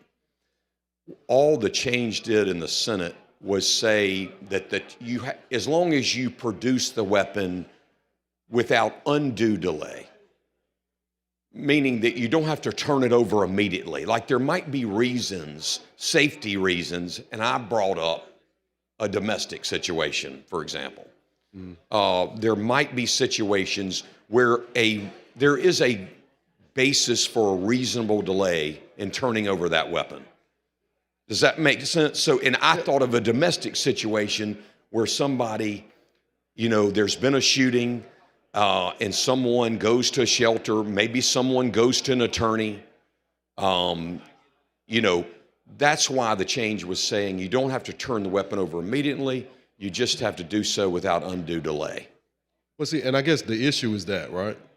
Because I've heard of incidents. Guy actually shot somebody out of self-defense because he was being attacked. Sure. And his thought process, he knew I was defending him. So he was defending himself. So he had his weapon. He waited till the police got there. And I think the delay piece can be a problem because of the fact that now you got to determine if it was self-defense, but what if it was not self-defense? But he's going to use the argument of self-defense. Yeah, well, you still got a trial. I mean, you still have a trial. You're right. But I think that immediate piece is important because if it's really self-defense, it's not because if you're attacking me right now, I'm going to defend myself. I'm consciously thinking I'm going to defend myself. Any means necessary, right? But now if you get a delay, you getting a person, let's say the intent was you say something to me wrong, and I take my weapon and shoot you. I don't have to brandish that. I don't have to show that weapon. Now I'm going to think in a trial, anything else, that delay can cause a lot of issues in that delay in that piece because of the fact that now I'm going to think of something to do or to hide the weapon, get witnesses or whatever, and then the person said, well, you need to bring that, what was the weapon? Oh, I don't have the weapon. Well, those factual circumstances would all be considered. So you're going to have to justify what the reason is for the delay. I mean, why did it take you? Oh, it's because I was fearing for my life, and I went and consulted an attorney. I went to a shelter. Those are the things that you would consider, but those facts will be looked at. That's why it's going to be up to the court to determine was there an unreasonable delay. Yeah, I think it didn't muddy the water, with a delay. I think that if a person is truly he's going to defend himself, he know that this person is dangerous. This person is doing something to me that I'm truly defending himself to the point is, what's the point of delay? Now, the domestic part is a good example though. But I don't think that person, look, my husband attacked me. I had to pull his knife out and his knife is right here. I had to defend for my life. I don't see the point of the delay of the weapon. I just think it kind of muddied the water, and I understand why you want to concur to get something passed, but the delay could muddy the water in some aspect of that, and that's just concerning to me, because, I don't think like a criminal. They're very creative. Listen, I agree with you. I mean, why wouldn't you have the weapon used in self-defense? This is just allowing for the judge to be able to consider, was there an unreasonable delay? But as long as you turn the weapon over without undue delay, the DAs are good with this change. They think it doesn't hurt the bill at all. That was. And they do the criminal law, not me. But I just think it's extra work for them, because switching weapons, I don't know, I can't think, but switching weapons, hiding a weapon, or anything else, that delay can cause some issues, and I think it's just making their job a little harder. But they're the lawyers. I'm not an attorney, but you're an attorney. But I just feel like that delay can cause some issues. Thank you, sir. Thank you. Chair recognizes the lady from Jefferson, Representative Van.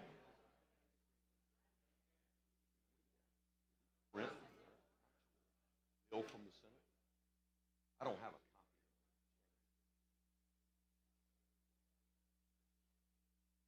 copy. Got it.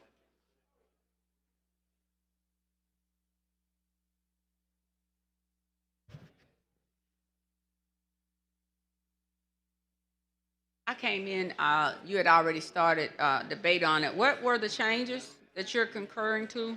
Representative Van, they added, it said that after reaching safety and without undue delay. So, And the bill read what at first? well, it didn't have that in there. Let me go to line 106. And what is determined to be undue delay? I think we should have probably added a definition just for clarity purpose. But I mean, it's too far gone now. But I just wanted to know what undue delay was, and will we define in the bill what undue delay is, because that can be very subjective. Yeah, it's going to be based on the facts, and the judge would have to make that. Discretionary. Yeah, I mean, undue delay, I mean, it would be looking at the circumstances and saying, was there an undue delay? Or, you know, was it proper for them to have that delay? Okay, and refresh my recollection, this bill does what? This is the one that if you cannot produce the weapon that you claim you used in self-defense, there is a presumption. Rebuttable presumption. That's it, the rebuttable presumption one. And so all this is saying is, instead of having to turn that weapon over, it allows for there to be this line in here that a person, after reaching safety and without undue delay, they're making sure people that they know they can still go to safety, and if they wanted to consult an attorney, if they wanted to go to a shelter, you know, for whatever reason, you wouldn't hold that against someone for not turning over the weapon sooner. So it just allows that provision. I don't necessarily think it was necessary, but the DAs thought it was a change that was fine. Yeah, I would have liked to have known why they made the change. I mean, I don't necessarily have a problem with it. I think I would have preferred something more definitive in the bill in itself. I don't know if they shared with you their rationale, but I just need to get the clarity on what the changes were. All right, thank you. Thank you. Chair thanks the lady. Question now is concurrence of HB 192. Clerk will unlock machine. The members will vote.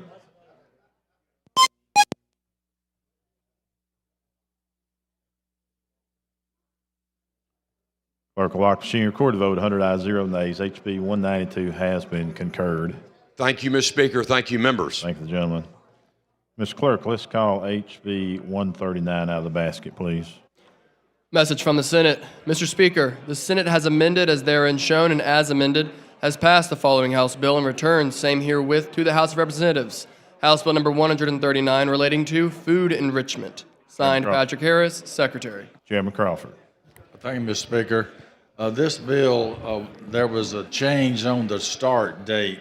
Some of the manufacturers wanted one more year to get everything ready to make these changes, so it changed to a start date of 2027. With that, I'll ask to concur. You heard the gentleman's explanation of the change. He wishes to concur. Clerk will unlock machine. The members will vote.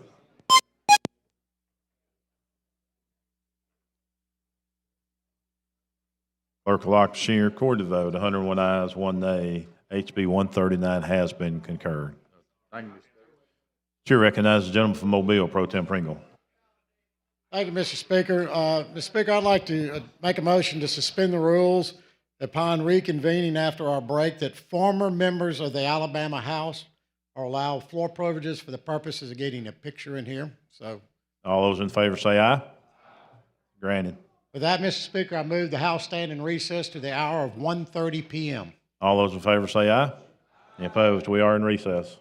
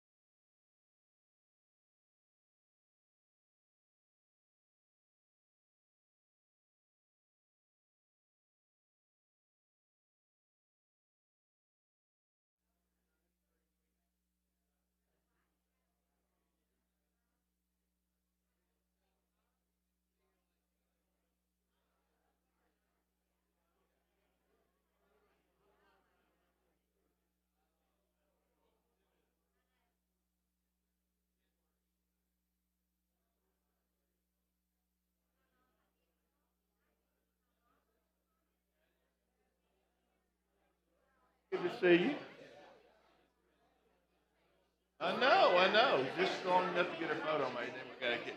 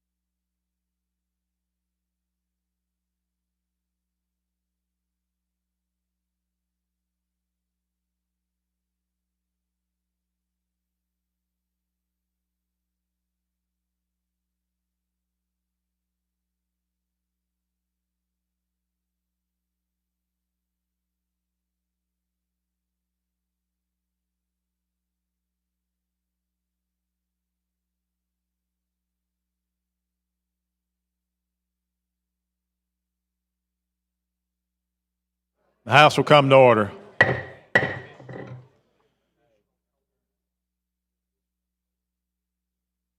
And we've talked about this through the session. We know this will be our final day in this chamber because of the new State House. And certainly it's one of those things where we've got a lot of memories here and a lot of things that's happened for the state that's been positive, a lot of good things, a lot of people's shoulders that we all stand on that come before us. So Pro Tem Pringle had the idea to let any member that had served in this chamber to come back. And it's certainly a privilege to see these men and women that have served in the past in this chamber. And we're going to take just a few minutes on this day, being it's the last day that we'll be in this chamber, to recognize these men and women. Because at the end of the day, their shoulders are the one that we all stand on. And it should not be forgotten. And certainly I'm glad that the Pro Tem come up with it. So I think he's got some interesting information. And what I'd like to do, for the ones of you who have served, I told the Pro Tem we can't have political speeches. But what I would like for you to do, if you would just come by the microphone once he gets done, and I think everybody would be interested in knowing that you served here and what years, and just let them know that. And I'd better say that some of the people that's in his chamber today that a lot of us have worked with probably didn't realize that you had served. So I think it's a good opportunity. So, Mr. Pro Tem, I'm going to turn it over to you. Thank you, Mr. Speaker.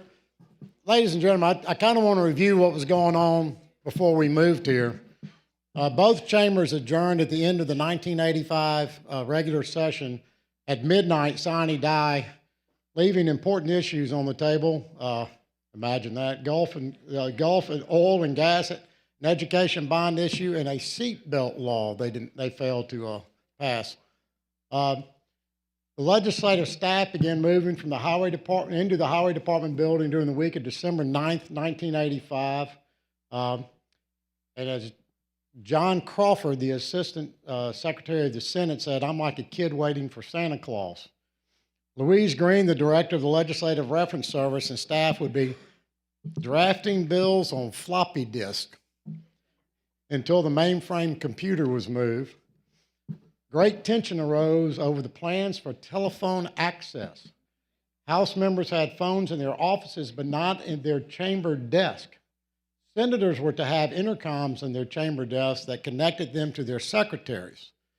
"I'm going to federal court if Larry Dixon gets a phone in his desk and I don't," Representative Alvin Holmes said.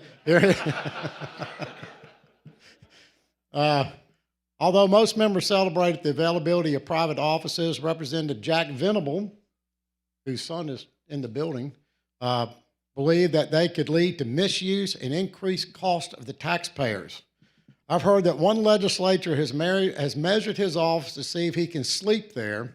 If that is what those offices are going to be used for, it was wrong to think to do so, said Venable, and I bet you $1 we can all name who that member was. The offices were the tip of the iceberg and cost to the taxpayers. In not too distant future, there will be a demand for private secretaries, copy machines, and even administrative assistants for each member of the legislature, claimed Representative Jack Venable. The legislature did give up one of its main perks, and that was the Doctor of the Day program, which a volunteer physician coordinated by the Medical Association would be stationed at the back of the House and Senate, available to help if a lawmaker had a dizzy spell, felt his or her heart race, or otherwise afflicted. Instead, Representative Jimmy Clark announced a first aid room would be designated in the State House and staffed by a nurse from St. Margaret's Hospital. As the cost of renovating the State House increased to $16.1 million contract plus $1.2 million in architect's fees and $585,000 in furnishings, and the scope of the new system became evident, discussion and speculation also rose on the question of whether the legislature would ever return to the Capitol. Fearful that the funding promised the restoration of the Capitol would not appear if the legislature decided to remain in the State House, the Alabama Historical Commission sought an opinion from the Attorney General on the constitutionality of a permanent move. In January of '85, Graddick advised that the additional constitutional amendment would be required because the 1982 amendment had authorized only a temporary relocation while the Capitol was being repaired, renovated, restored, constructed, or reconstructed. The question also had practical implications because the architects could not finalize Capitol restoration plans without knowing if the chambers would be needed for regular legislative use or only for ceremonial purposes. The architects estimated that nearly $18 million cost was $8 million less. To redo this was $18 million, which is $8 million less than building a new building. Think about that. The clerk and the House Secretary of the Senate pointed to efficiencies in floor business and improved public access, including microphones at each House member's desk, permitting them to offer comments without walking to the well. I know you remember, yeah, we used to have microphones on our desk. 14 committee rooms compared to only 6 in the Capitol, 150 seats in each gallery compared with 84 in the Capitol House chamber and only 60 in the Senate. Senator Ann Bedsole voiced concerns over security plans which call for lobbyists, reporters, and the public to check in with a receptionist before receiving permission to enter the hallways where offices would be located. We ought to be able to go to a room and close the door behind us, but ask that the public not go through 2 checkpoints to get to us is a little much. We're just the Alabama legislature, not the House of Lords, said Senator Ann Bedsole. Representative Jimmy Clark acknowledged that the security plans overshot the mark. He anticipated adopting a compromise plan which generated public could access offices for 2 or more hours before each legislative day, with a 15-minute bell notifying visitors to clear the office space before the House and Senate convened. I can't justify asking for offices so we could meet with constituents and lobbyists and then not being available for them to meet with us, said Representative Clark. Jim Gray, who is head of the Home Builders Association, proposed that lobbyists pool their resources to furnish a meeting room in the basement where they could host legislators for meetings. Finance Director Henry Stegall ultimately squashed the idea. Others lamented the barriers introduced in the glass galleries, anticipating that only they could microphone audio from the floor to reach observers. In response to that, Senator John Teague said critics of the glass haven't had coffee spilled on them or something kicked onto them from the balcony upstairs. Shortly after the close of the first regular session in the State House in 1986, legislative officials confirmed the move would be permanent. House Clerk John Pemberton and Secretary of the Senate McDowell Lee, which y'all don't know, that's Arch Lee's father, officially conveyed the decision on July 2nd to the Building Commission. The first bill passed in this House and transmitted to the Senate was House Bill 27 by Representative Dwight Falk of Honorville. It abolished the office of constable in Butler County. It doesn't change much. The first bill to receive final passage in the House would be transmitted to the governor's office was HB 34 by Representative Lester White of Dadeville, Alabama, altering the corporate limits of Alexander City. Anyway, I just thought you would enjoy knowing the first 2 bills that passed and a little history of this building. With that, Mr. Speaker, thank you. Thank y'all.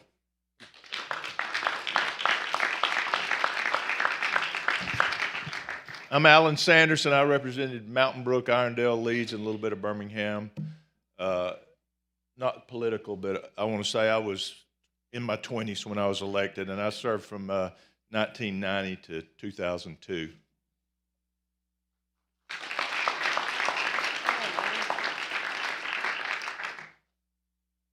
I'm Mark Gaines. I was in the House from 1990 until 2005, representing Homewood, Hoover, Mountain Brook, and enjoyed every moment here.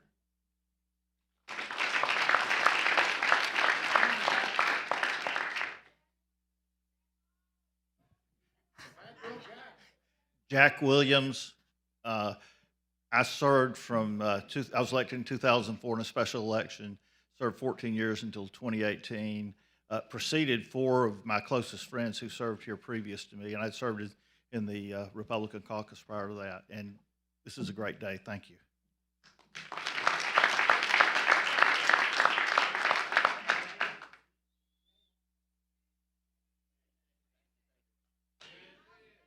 Thank you very much. I surely appreciate y'all. I figured I would be here picking up paper would be the next time I would be here. I represented District 96, which Matt Simpson has. It was Mobile and Baldwin County.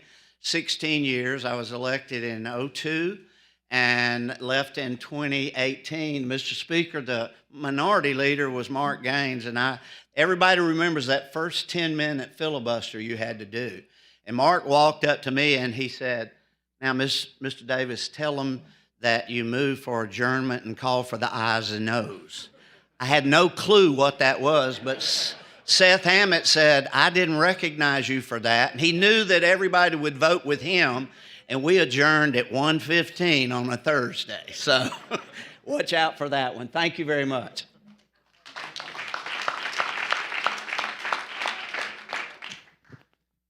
Thank you very much. I'm Blaine Gallagher. I was elected in '94, resigned in 2012 to go to work for Governor Bentley, was a senior advisor to Governor Bentley for 2 years, and I served with all these fine gentlemen. But I guess my claim to fame was I was the first legislator to ever sit between two women. I had Laura Hall on one side and Betty Kell Graham on the other side, so needless to say, I didn't get into much mischief.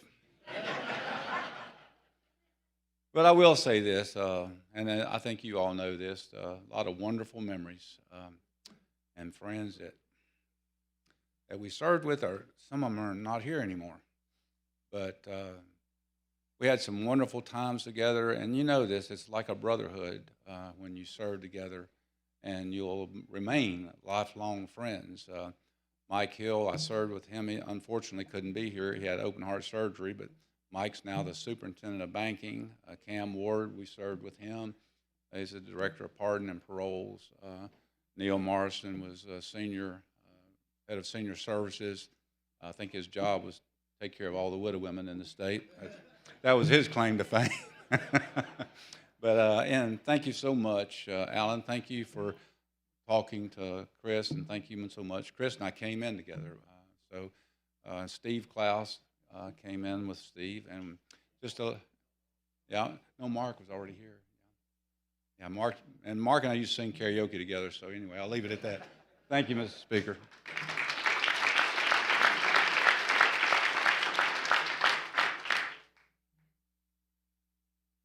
Mr. Speaker, thank you for this opportunity. I'm Jim Barton. I represented South Mobile County. I was elected in a special election in 2001 and resigned in 2013.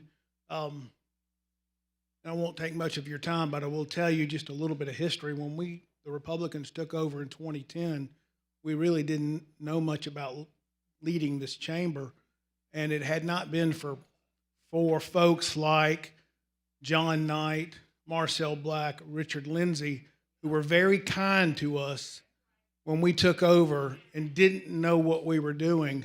This state could have been in a really bad spot. And I do see the Queen of the House looking at me, and Ms. Hall was always someone that you made sure you were listening to, and God forbid you brought a floor amendment that she didn't know about. Some things don't change, yeah. I'm paying attention. Yeah. I'm sure they don't. Thank you very much.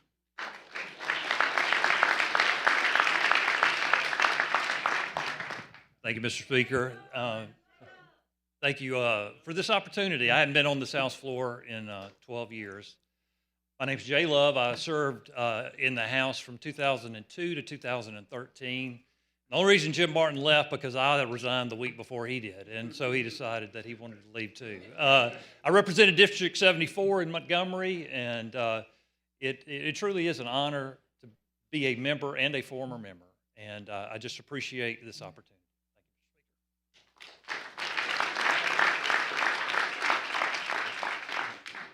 Randall Shedd, it's good to be back. I never thought I'd have the opportunity to come back and speak at this podium, but it's good to be back. And I could talk about a lot of former members, but I want to talk about the man that took my place, Heath Albright. A lot of the lobbyists have been telling me, he's big. He's tall. I said, well, when I got here, I was 2 inches taller than he was.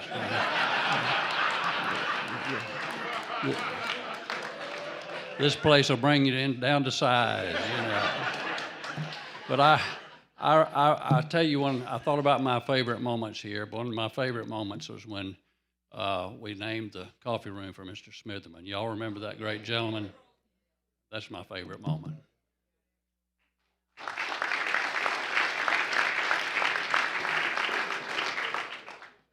Well, I intentionally waited to last. Neil Morrison.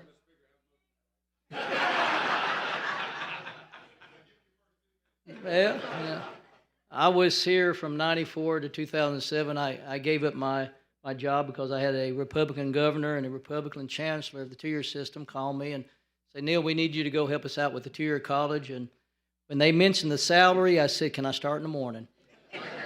So I gave up my house seat, and like Blaine said, we can get emotional here, a lot of fond memories. I see one of my students in the back. Y'all not aware of this, but I was Mary Moore's mentor. So everything that she learned was from Neil. Now, that's right. You're to blame. I'm the blame. Now, but I have to tell you, Mr. Speaker, you know who my mentor was? And I'm going to tell you this real short story. His name was Alvin Holmes. Jimmy Clark thought it would be cute, y'all, because I'm from Coleman County.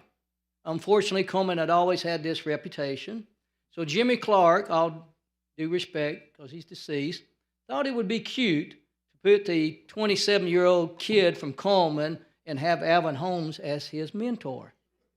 What he didn't realize is Alvin and I became very close, and Alvin Holmes taught me everything that he knew, procedurally and all. And we gave unmitigated fits to Don Siegelman because we were on contract review. We gave him sense. And I will say the only person that Alvin and I never did try to cross is standing behind me. Don't ever bring anything, guys, unless you've gone and seen Representative Hall. But I will say this, I am proud of every one of you. Mr. Speaker, you have a better quality of people serving now than you did back when I was here. You can look at me and Blaine and tell that. And I just thank the Lord that these walls and these floors can't talk. And I'm just glad we didn't have, Mr. Speaker, any recording devices because y'all would be visiting some of us in either a state penal institution or a federal penal institution. But I will tell you this, like my grandmother used to tell me, and I'll leave it on there. You know, like I tell each one of you, I love every one of you. And some of you, Dr. Board, I love more than others. Dr. Board and I are real close, but we'll stop it there. We don't let all the rumors out today. But saying all that is, like my grandmother used to say, there's ne'er a one of you that I'm not proud of. Each one of you do a great job, and I wish you well. One last wish. If any of you got any free times, I need you to come to Huntsville. I got a young man I'm trying to keep in office. Thank you.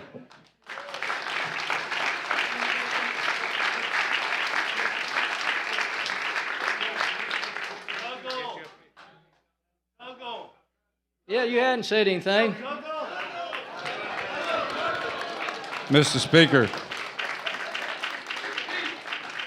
Parker Moore paged for me in the house when he was 14 years old. Mark Tuggle, former member. I have no intentions of lobbying anytime soon.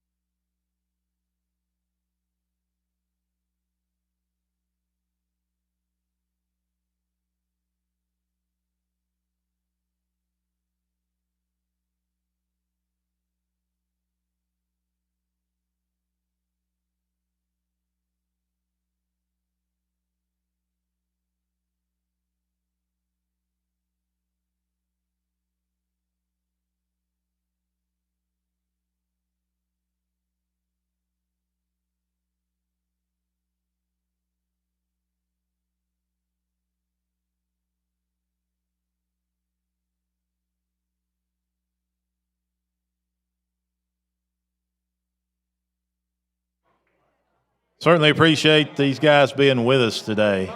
It is an honor to have them back in the chamber.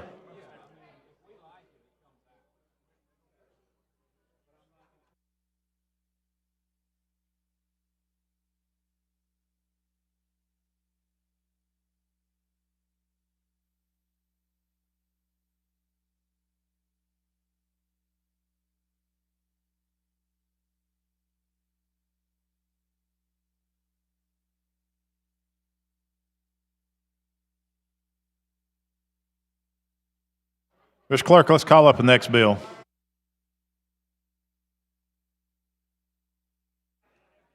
On page 23 of the calendar, Senate Bill number 99 by Senator Kelly relating to the Ten Commandments.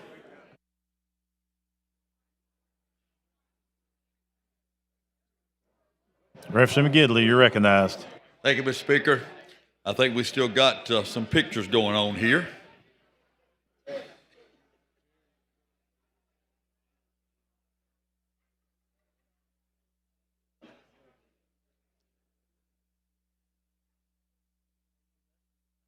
Thank you, Mr. Speaker, for your recognition. Members, last year we passed the Ten Commandments bill off of this floor, 81-11. This is the Ten Commandments bill coming back to us from the Senate. And I would ask Mr. Speaker, if there's no questions, for final passage on this bill. The chair recognizes the gentleman from Jefferson, Representative Sellers.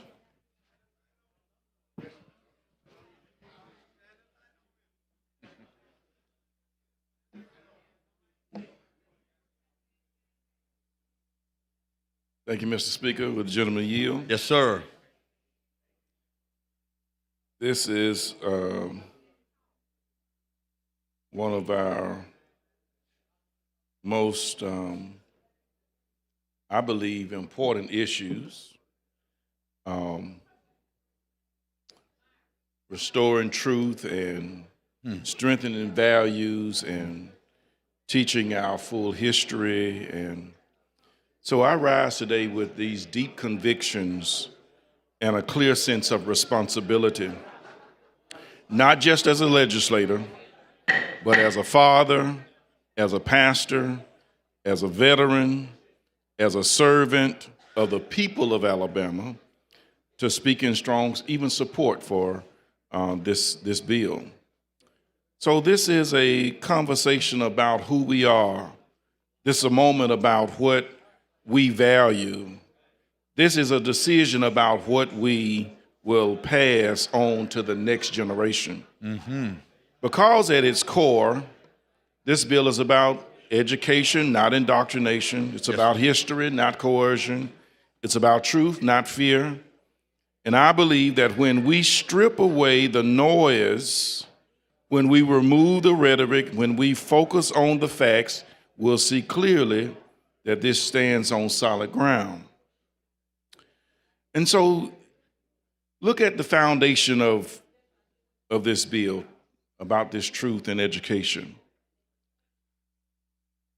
This bill, it requires that the Ten Commandments be displayed in certain public school settings. Yes, but not in isolation, not as a religious mandate, and not as an act of worship. It requires that they be presented with historical context alongside foundational documents that have shaped Western civilization and American law. This includes references to the Declaration of Independence, yes, sir, the Mayflower Compact, the Northwest Ordinance. Why does this matter? Because whether we like it or not, whether we personally agree or disagree, the Ten Commandments have had a documented, undeniable influence on the development of legal systems around the world, yes, sir, including our own. You can fully understand the evolution of law, justice, and moral order without acknowledging the role that these principles have played. So to remove that from the classroom is not, in good sense. It is not fairness. It is not inclusion. It's incomplete education. And I stand here today to say that our children deserve the full story, not a filtered version, not a politically convenient version, but the truth. So as we address the elephant in the room, church and state, let me address what many are thinking. There are real concerns about the separation of church and state. And I want to be clear that principle matters. It matters because it protects freedom. It matters because it ensures that government does not impose religion. And it matters because it preserves the right of every individual to believe or not believe according to their own conscience. But let me also be clear about something else. The Constitution does not require us to erase religion from history. That is correct. It does not require us to pretend that faith played no role in shaping our nation. That is absolutely correct. And it certainly does not require us to ignore the moral foundations that influence our laws. There is a difference between establishing religion and acknowledging history. This bill does not establish religion. It does not compel belief. It does not mandate worship. What it does is recognize that the Ten Commandments are part of the historical fabric of our society. Yes. It allows students to see that within the proper education context. Let me say this plainly. If we can teach about Greek mythology, if we can teach about ancient religions, if we can display historical documents from various traditions, then surely we can acknowledge a document that has had a profound influence on our legal, moral, and framework. The moral dimension, values that transcend religion. Not let us talk about some values, because at the heart of the Ten Commandments are principles that are not controversial, they are universal. Do not steal, do not lie, do not murder, honor your parents. These are not partisan ideas, they are not divine concepts, they are very building blocks of a functioning society. Yes. And I ask you honestly, in a time when we are dealing with rising violence, in a time when we are confronting dishonesty and division, in a time when respect for authority, for elders, and for one another seems to be declining, is it really a bad thing to reinforce values that promote responsibility, that promote integrity, that promote respect? We talk a lot in this chamber about public safety. We talk a lot about crime. We talk a lot about discipline in our schools. But let me tell you something. You cannot legislate behavior without addressing values. Absolutely. This bill does not solve every problem. Correct. But it does send a message. It says that we are not afraid to acknowledge the moral principles that have helped guide civilizations for generations. Absolutely. Let me address another important point, because in this body we rightly care about fiscal responsibility. It does not require taxpayer funding. This bill does not place a burden on our educational budget. Right. It does not divert resources from classroom. It does not take money away from teachers or students. The displays by this bill are funded through donations. And so, even this bill also respects local control. It does not impose a one-size-fits-all mandate. It allows implementation based on availability of resources and community support. It provides guidance, but it does not dictate every detail. Perhaps more importantly, it includes language that affirms the right of a student to make their own faith decisions, the role of family in guiding those decisions, the importance of protecting religious freedom for all. So this is not about government overreach. It's about giving schools the ability to present historical information in a way that is consistent with educational standards and community values. Why this matters for this generation, and this is very key and important.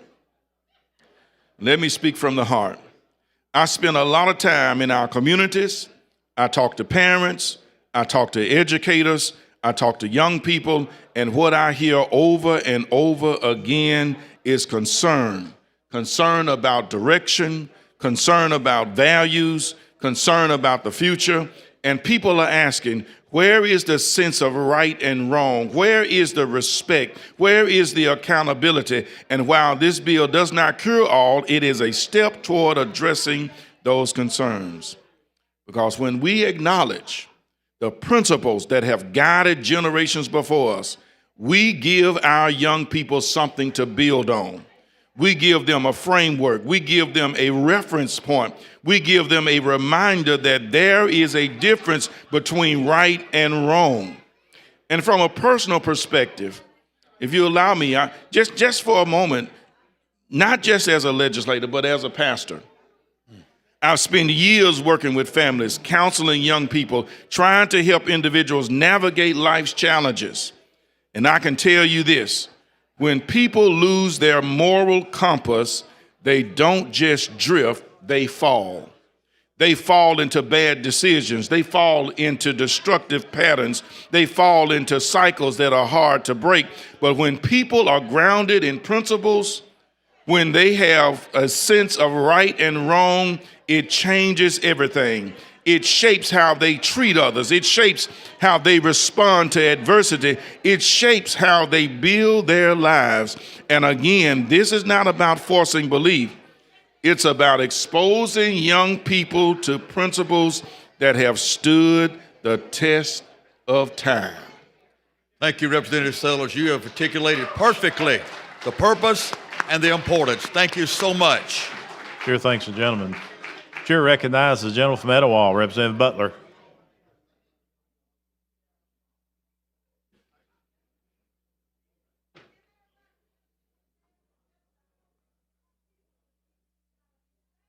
Thank you, Mr. Speaker.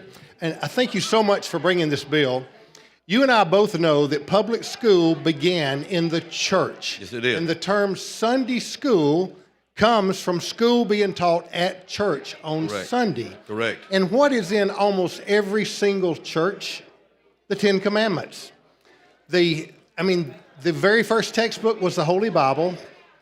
The first teachers were our pastors. They were the most educated person in the community. And the first reader was the New England Primer, used from 1690 to 1930, 240 plus years. Every single founding father learned to read from a New England Primer that is full of scripture.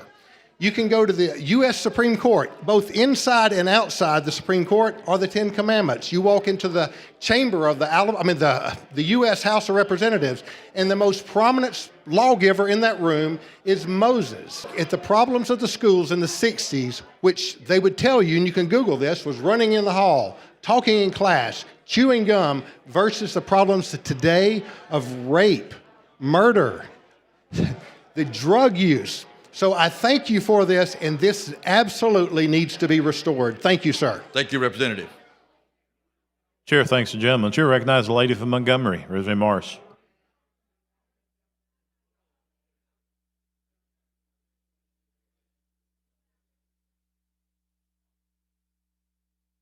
Thank you, Mr. Speaker. Would the gentleman yield? Yes, ma'am. Thank you. I know probably a lot of people are saying, like, you know, we putting this inside of the classrooms, and we have a lot of other denominations that's in the state, right? So tell me, where would this go and why? Okay, this will be placed alongside, as Representative Sellers mentioned a few moments ago, this is set in its historical setting. It'll be placed alongside other documents in the classroom, history classroom, and in one of the locations such as the library, which of course studying history is done in there. Those are the two locations that will be placed in, yes. So it's not mandatory for every classroom No, to ma'am. have them? It is not. It's not mandatory that we post them on every wall in the school? That is correct. There's And not. it's not mandatory, it's not a mandatory class? The history class. History class, right. but not a mandatory class on teaching the Ten Commandments? That's correct, yes. It's in a historical foundational setting, yes. Okay. So, and what prompted you to bring this bill? Because as Representative Sellers and of course Representative Butler both mentioned, the Ten Commandments were foundational principles that helped guide the formation of this country and of much of the West. It's been lost, it's been removed. It's time to bring those foundational principles back, that our students understand all perspective of what it was that formed the ideas that created this great country and much of the West. And it's strictly history? That's right. Matter of fact, I have a copy of the poster right here. It'll be placed there. It gives this, and it also sets it in its historical setting. Yes, ma'am. Okay, so it's just a historical artifact? That's right. It's not indoctrination at all.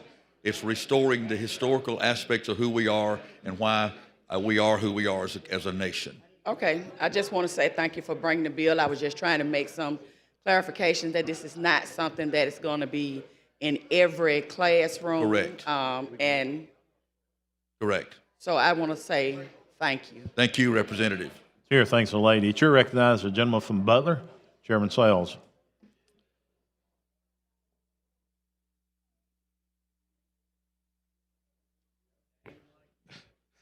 Thank you, Representative Gilly. I just Yes, want to sir. say it's a great bill, and I look forward to voting on it. Thank you so much, Representative.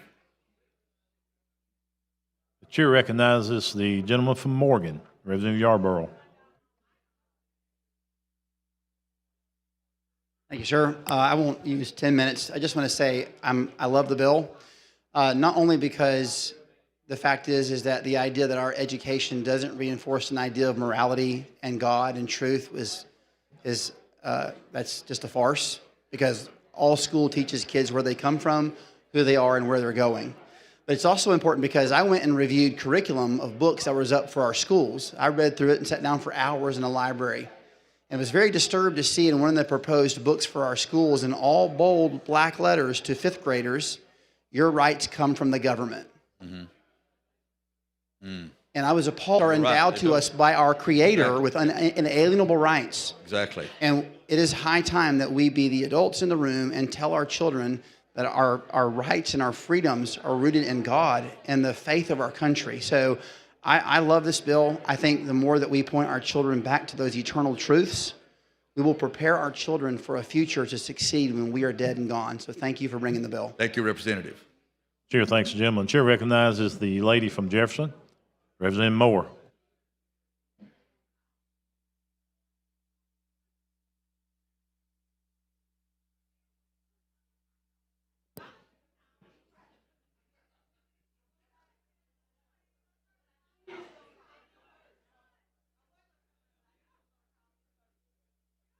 Thank you, Mr. Speaker. I won't be long. It's just that my concern when you look at the Ten Commandments, that's a Protestant situation, but you got so many other faiths. I just think that if you're going to put the Ten Commandments, then you need to go to all of the other faiths and do the same thing, because it's almost like we are dictating to people what religion that their children is taught. So you're taking away some of the parental rights and the children's right, because they might not want the Ten Commandments. I believe in them. I don't see nowhere in the Bible where it says post them in all the schools. It don't even say post them in your home. But I think that it's better for us to live those Ten Commandments than to post them. And I would dare say, while we're so busy trying to post them, how do we treat our brothers and sisters? We don't do unto others as we would have them to do unto us. But yet we want to post it, and we're not living it. But I do think that we're doing a disrespect to other faiths by forcing Protestant Ten Commandments on everybody. I think that it's just an injustice, and this should not be something that this body or any elected body should be forcing on other people. Thank you, Mr. Speaker. Thank you, Representative. Thank you, lady. Chair recognizes the lady from Jefferson, Representative Van.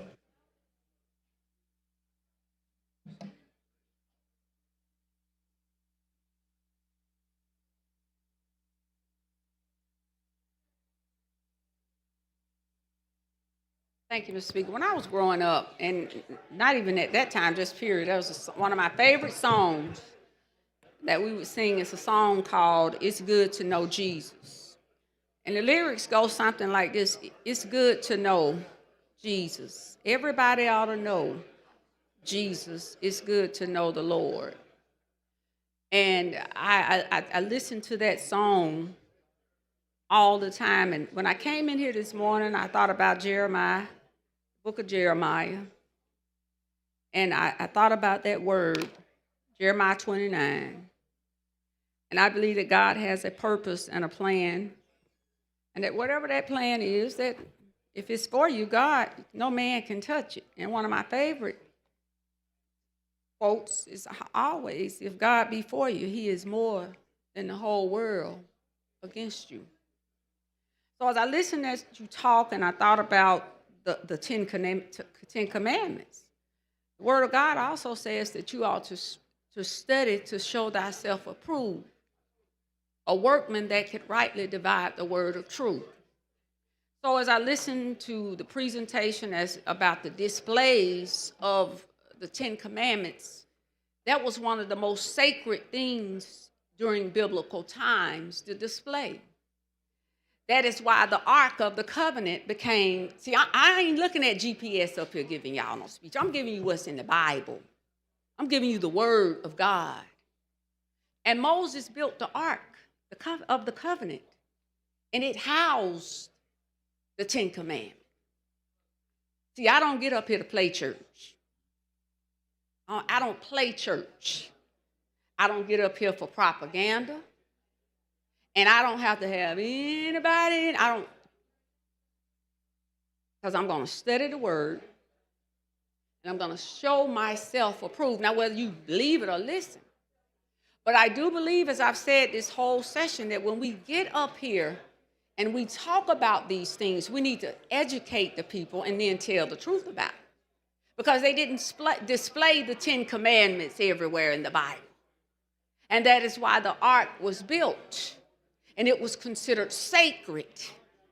And that is why at the time with David, you remember that story with David and the Ark of the Covenant and all of that? Mm-hmm. See, I'm a church girl. Mm-hmm. Regardless of what anybody thinks about me, we had to live church. Because where I grew up, there was nothing else to do. Even revival, remember the old time revivals in our community, we knew they do all the vacation Bible schools now. But I knew growing up in my community, the first week of June, where you were going to be. And in my community, I knew where I was going to sit that week. And we used to call it the mourner's bench. Mm-hmm. That meant that week of revival, you had to sit up there on the front row. Mm-hmm. We had to go to Sunday school, Bible study, prayer meeting, teachers meeting. We had to learn how to teach meditation and to do presentations and to lead devotion. See, they don't do that anymore. And that's one of the problems that I do believe is the problem. But now, even on the flip side of that, I'm not here in the legislature to teach morality. That's not my role. It's not your role.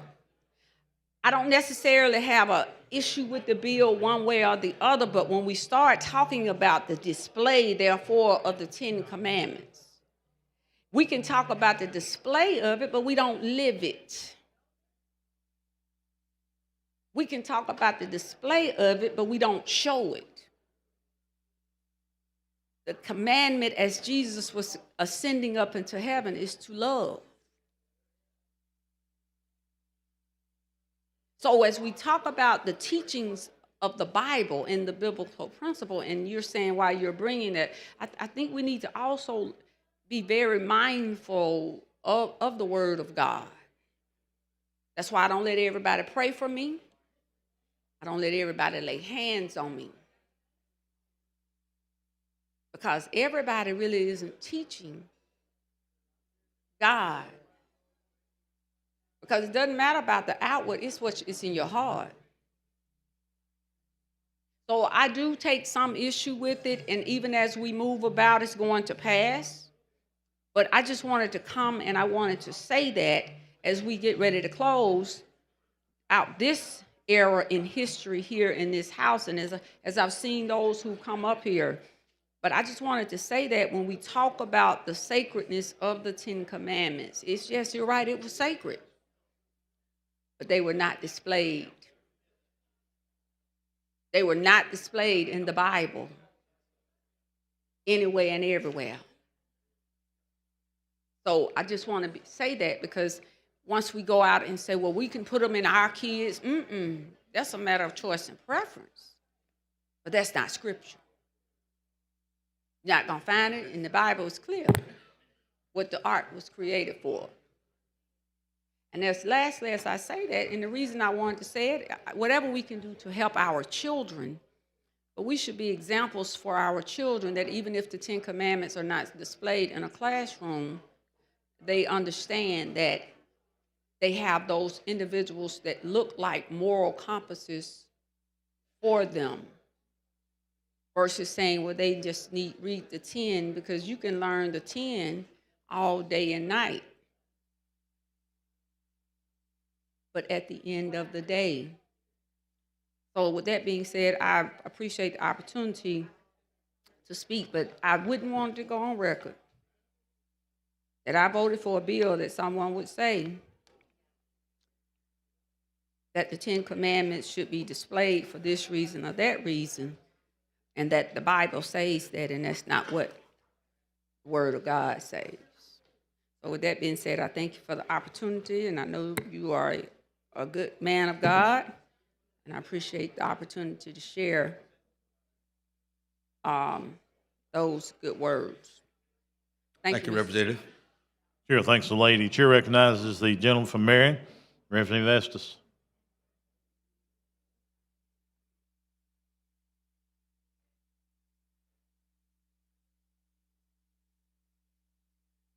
Thank you, Mr. Speaker. Will the gentleman yield? Yes, sir. Representative Lee, thank you for bringing this. Thank you. I do understand, as I think most everyone does here, this is going to be placed in an overall historical display.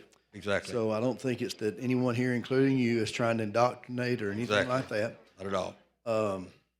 I stand before this body as a failure, as a sinner saved by grace, but I'm also reminded that I also serve a God who's in the forgiving business. Mm-hmm. He's in the restoration business. And as proud as I'm going to be to vote for this bill, I also realize the Lord does not need the 10 Commandments to be displayed in our schools to spread his gospel. He is almighty. And his word promises us that his word is going to reach every corner of this earth. The great thing about serving him is he allows us the opportunity to participate. Exactly. Because in doing so, we are the ones who receive the blessing. Right. We attempt to be a blessing to others. Right. So we do good for them, but the Lord blesses us in return. And I'm not talking about materialistically, I'm just talking about the feeling of contentment you get, or the feeling that the Lord used you that day to do something good. I thought I had risen for the last time to speak in this chamber, because this is my last day. Those of us who came in the class of 18 remember our very first bill. Speaker, you'll remember this, was a gas tax. That was a pretty monumental vote. And I told the governor, I said, Governor, do you realize what a heavy lift this is going to be for a freshman, not in one of his first votes, but in his very first vote. And this just shows again how the Lord answers prayers.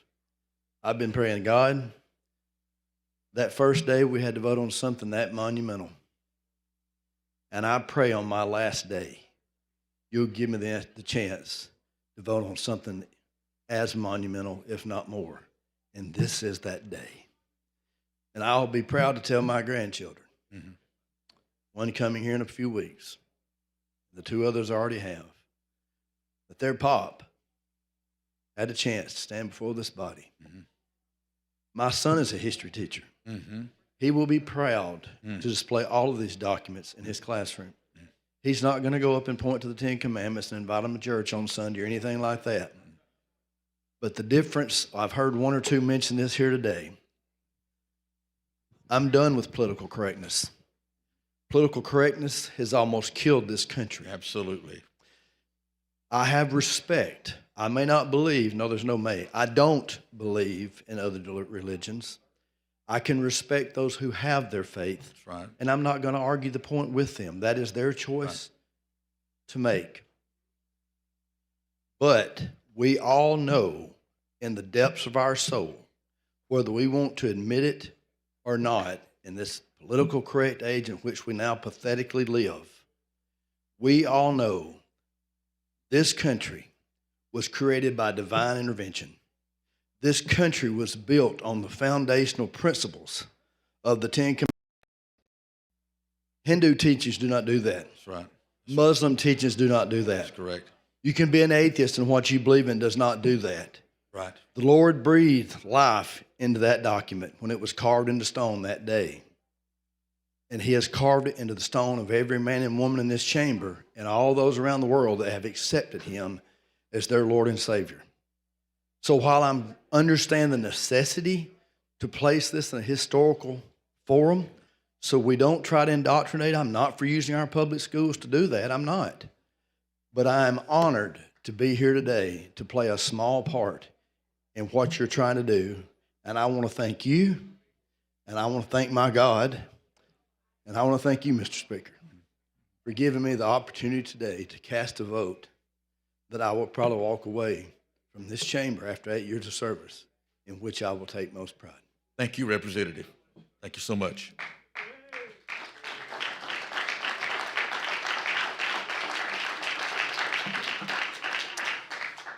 Mr. Speaker, call for final passage.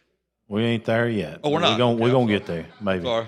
Thought you were Let me do this, Mark, real quick. Okay. Representative Hurst has got a moment of personal privilege he needs for a timely resolution.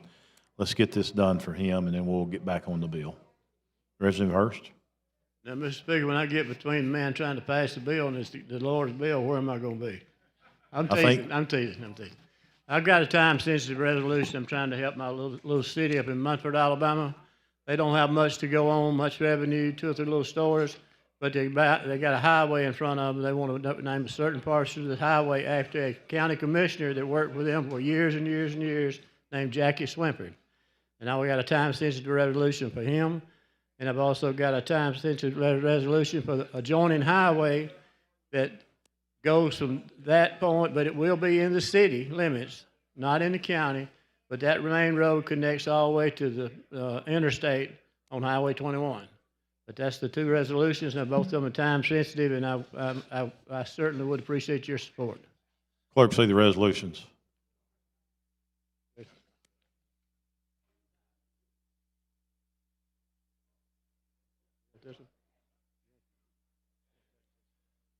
Naming a portion of Highway 21 in the town of Munford in Talladega County, the Jackie Swinford Memorial Highway.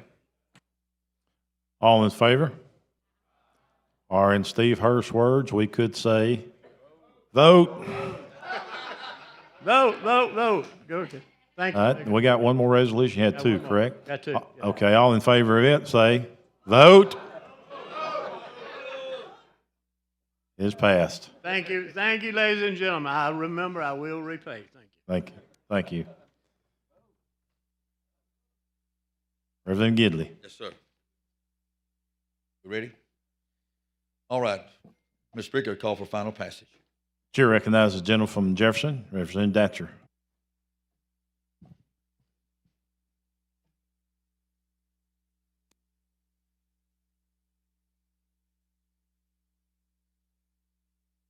For the gentleman yield. Yes, sir. Thank you for this opportunity. I don't want this to be a religious conversation because we're trying to say that it's not a religious context that we are doing this, right? The tone and tenor, I think, tells the truth, though, right? Because everybody's giving, honest and truly moving personal testimonies, but it is a religious conversation that we're having here. And so we can, say what we want to say about it, but let me ask you, what is the outcome that you want from this? Well, we've stated it clearly. It's already been stated. Representative Sellers did, many others too. This is restoring the knowledge to our students of the foundational historical precedent that really created this nation. It's one of those foundational principles that was the guiding force in our civilization and many other Western civilizations. And it's been kind of removed. Now we're putting that back, and we're setting it in a historical setting, so it's not indoctrination. It's strictly education. When you say it was removed, when was it there? Well, it was there for many years. Representative Butler mentioned a while ago how it is spread across our entire nation and has been, and foundational principles there. So how effective was it if at the same time that these 10 Commandments were there, that a significant part of this country and its citizenry were treated like non-citizens at a time when those commandments were there? So how effective was the display and the inclusion of the commandments when at the same time folks who sat on front rows of churches were bombing churches? Like, the time that we're talking about was influenced by the commandments was not a great time for everybody. And so when we begin to romanticize our nation's history and try to create some kind of false context of what is what, I mean, someone talked about learning to read using the Bible.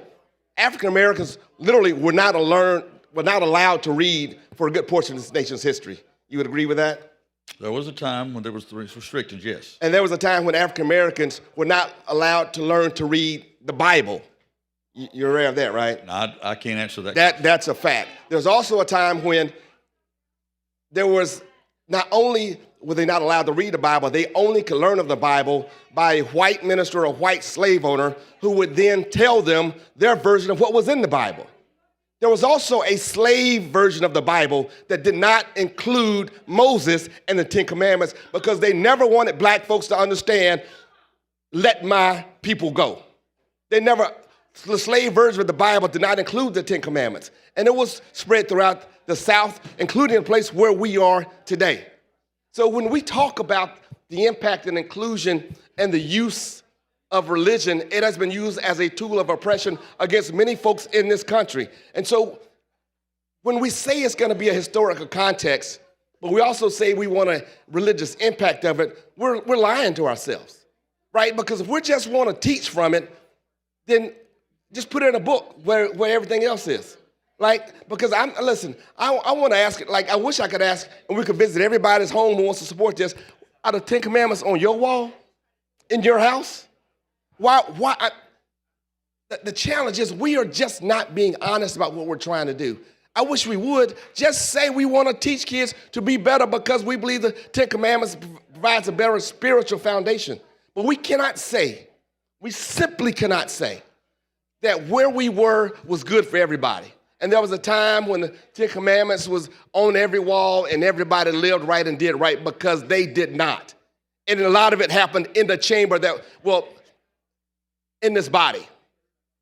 So I just want to be honest about what we're trying to do. I'm a deacon at Sardis Missionary Baptist Church where the Reverend Kirk Clark Sr. is my pastor.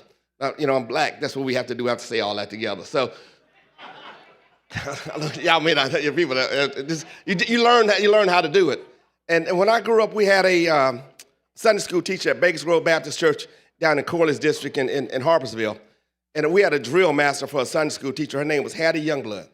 And she made you stand up in front of the pew and she would walk back and forth and she would test you on the knowledge that you're supposed to have learned in that Sunday school. That's where we are supposed to get this. That's where we're supposed to learn. As parents, don't take away my opportunity to teach my children what I want them to know spiritually. That's what we're doing here. I mean, I get it, and I think your intentions are the best of intentions. Because I know that you want what's best for us. I believe that. But we see right now, we're at war with folks who are so indoctrinated with some of this stuff that they are going to die for it. We are not that people. The very first amendment, we love to skip to the Second Amendment. That's our favorite one. But the first one's there first. And there's a reason why it's there first. And I wonder, are we going to take money from the Choose Act to pay for the lawsuit when we're going to lose this eventually in the United States Supreme Court, which everybody know we're going to lose when we go to court because somebody's going to sue us over this? The question becomes not just what our outcome is, but how do children who come from homes who don't believe in the Ten Commandments, how do they feel when that's on that wall? Representative Hadger, I appreciate your perspective. Everybody has a right to their own. I totally disagree with where you are. I totally disagree with where you think the purpose of this is. Well, mine's based on history. We cannot change who we are. We cannot change the foundation where we come from. But this is it. Well, who are we? Who are we? And the freedoms that we have experienced in this nation, all of us, because all of us, people were not free when we started this nation. But the freedoms we've experienced and the freedom we're experiencing today is because of the foundational principles laid. This is not about indoctrination. It's about educating about who we are and how we become the greatest nation. We killed quite a few people. We slaughtered entire civilizations to start this country, did we not? We slaughtered entire civilization, like the president just mentioned, they wanted next. We slaughtered an entire civilization on this ground, and we enslaved another civilization on this ground. So when we talk about we just got to be accurate and honest before we move forward of where we are today and where we started. Next weekend, next Sunday, and I got a nice resolution, my great aunt Catherine's coming home from Detroit for her 104th birthday. And I think about what she's seen in her lifetime. She grew up in Harpersville, moved to Detroit. Her husband had a good job there working at GM. And they would drive home every summer in their Cadillac. And there were so many towns that they couldn't stop in on the way home. There were so many restaurants that they couldn't eat at on their way home. There were hotels that they could not stay in on their way home. My great aunt Catherine's father lived to 106. So if you add those 2 centuries of lifetime, they're not going to agree with you on how we romanticize what it used to be in this country when the Ten Commandments were on the wall. Because, again, Frank Cherry, the guys who bombed 16th Street Baptist Church were on a church pew the very next day, on the front row. Let's just say what we're trying to do so we can all have a common conversation and work together. I am not anti-Ten Commandments. I just want to be honest about what we want to do in life. And again, I don't ascribe anything negative to what you're doing today. I don't, your intent. I just think that if we're going to truly live up to this nation's principles, if we're going to truly live up to what this nation's supposed to be, then we don't skip amendments. Because the first one is the foundational one. And we skip past that to get our guns. And listen, I'm from Harpersville. I got mine too. Stop by the house if you want to see them. But I just want us to be honest about what we're trying to do with this, and that we're going to marginalize some children who are from other places. Because the greatest thing about this country is that everybody want to come here. Don't nobody escape the United States to go somewhere else, right? Correct. That's people correct. want to come here. There's good reasons for that. People want to come here. Good reasons for that. And the strength of this nation, one of our great strengths, has been our renewal through immigration over the centuries. And our foundational principles, yes, sir. Well, our foundational principles, we have not always lived up to them. So I just want to make sure that, that those principles, again, are not romanticized. And we don't think about the 40s and the 50s and the 60s as the greatest time ever. Because if you need to know, come by my house next week. Aunt Catherine can tell you what it was like for her. So thank you so much. Thank you, Representative. Here, thanks, gentlemen. Chair recognizes the gentleman from Clark, Representative Jackson.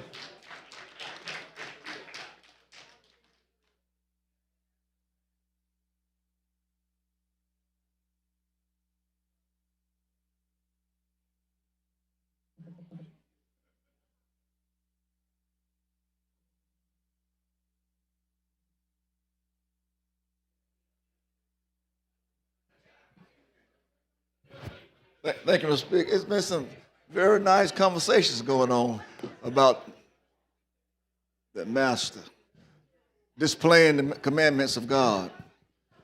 History. So you're going to use it for history and not for indoctrination. But Yes, sir. how are you going to separate the two? We've had to make that pretty clear, I think. Yes, sir. And see, the Bible says, "Hear ye, O Israel, that the Lord our God is one Lord. Therefore, we should love the Lord with all our heart, mind, soul, and strength, and love thy neighbor as you love yourself." Not plan it, not portray it, but act. Love is action. He said, "Hear and do." Deuteronomy 6 tells us to do that. Don't just put it on the wall. He says, "I'm putting in your heart." Live the commandments. But you say you're going to, if the world will act upon those laws that God has established, Babylon will never follow. And you want to talk about integrity, character. Our nation is corrupt. The leadership is corrupt. And they need to practice the commandments. We got a corrupt Supreme Court.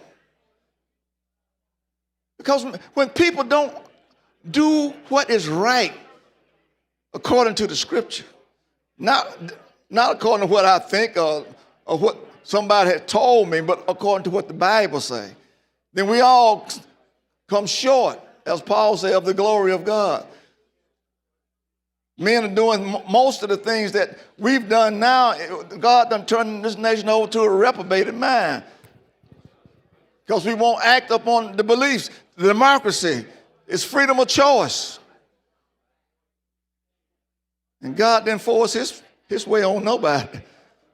If you keep reading the scripture, Deuteronomy goes on down and says, I set before you today, I call heaven and earth as witnesses against you. I set before you life and death, blessings and curses, good and evil, and I wish that you would choose. And you're going to use this display as historical. Now, what history are you going to display in that? World history, biblical history, or American history? We're talking about who we are and what our foundational principles were. Yes, sir. Now, do you believe that we were built on those foundations? I've read This the founding nation. fathers. I've read their mindset. Yes, sir. And do you know anything about the Miller Passage? The what now? The Miller Passage. You'll have to help me. That's part of the history. The Miller Passage, when colonized went from here to Africa and took Africans from their homeland and brought them here on slave ships and made them build this nation without pay. But you say you made on the principles of the scripture. Even those who wrote the Declaration of Independence had slaves. My ancestors.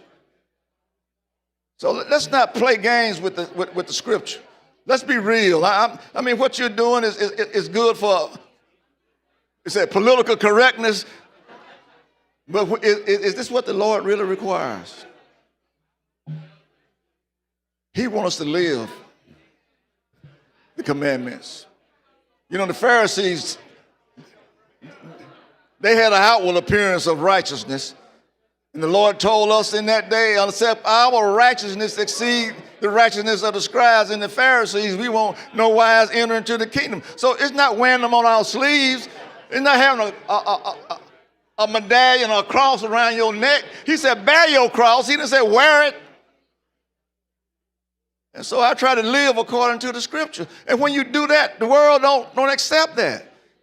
He said, few going to walk into the straight and narrow because that's a difficult way.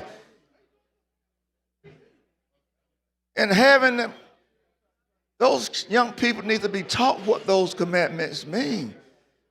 Love the Lord. How can you love somebody you don't know? Paul asked that question. Now I'm asking the same question. But just having them on, say this part of the history and it has no other connotation to it, it's meaningless. So I didn't go to the seminary to learn this stuff. And my brother spoke it. We can't live in a civil society without the law. But the law is not forced. He that is willing and obedient shall eat the good of the land. So it's my concept is that I want to do it. If you don't want to do it, I can't force you to do it. And this nationalism movement in this nation is a dangerous thing because it's forcing its concepts on people that don't want it. God could have done that easily, but he did not. He gave us a choice, and I think the people should have a choice. But putting the commandments in the historical moment and on a historical display is not going to fix anything. See, we got a form of godliness, but not according to knowledge. We got a zeal of God, but denying the power thereof. So we got to have the power of God living in us in order to live the word, the commandments. Love the Lord first, and love your neighbor, and love the stranger. But you're taking the stranger and putting them in concentration camps. And so I don't understand, I don't know what religion y'all are using, but it's not Christianity. Christ is about love. And he loved us so much till he laid his life down. Went on Calvary. And so, and I'm telling you, as I have always said, we are in a day now where what theocratic type and this religiosity, and we think we're doing God's bid, and we think we're doing him a favor. He don't need us. We need him. True. Love the Lord thy God with all thy heart, mind, soul, and strength. And then in Proverbs 3 says, trust in the Lord with all thy heart. Lean not into your own understanding. In all of your ways acknowledge me, and I'll direct your path. So we want to be led by the Spirit of God, not by what man say. Because man say one thing and does another. And I've seen it happen. I've been here a while. Even in the church house. Get up and testify and go out and live a lie.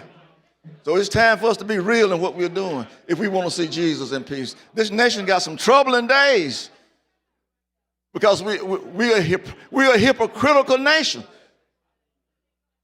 And then we're going to hide behind the commandments of God. God is not pleased. And I'm finished. Thank you, Mr. Speaker. Thank you, Representative.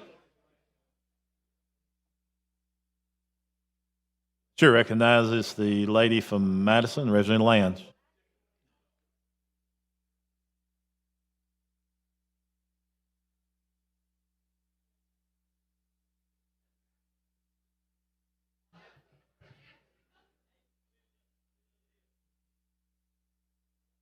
While she's making her way down here, I'd like to recognize a guest in the audience, Jamel Brown. He is the guest of Leader Daniels and the Montgomery delegation. Thank you for being with us.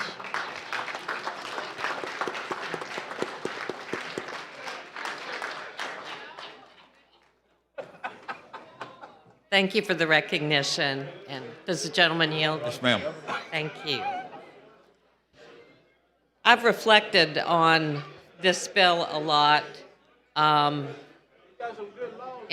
my own faith leads me to ask some questions because in my mind and my study of Jesus tells me that Jesus came to bring us a new way of being, that he came to show us his commandment, a new commandment, which we've heard from some of the others today who have stated more eloquently, but that he requires us to love him with our whole hearts and to love our neighbors as ourselves. And that's what I try to carry in my heart and what I hope we're trying to teach our children. And Jesus took to task often the scribes and the Pharisees, and I feel like this is a bit about being scribes and Pharisees in trying to direct our young people to a certain kind of thinking. And I'd be remiss if I didn't speak on behalf of my constituents, because I've heard from many of them in my district, and over they ask, why are these the things that we are doing in this house, in this body? Why are we focused on renaming the Gulf of Mexico?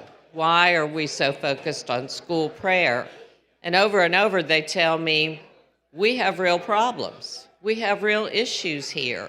Why isn't anyone putting legislation forward that really works on behalf of the people? And we're just not seeing much that has real substance in it. I am not against the Ten Commandments.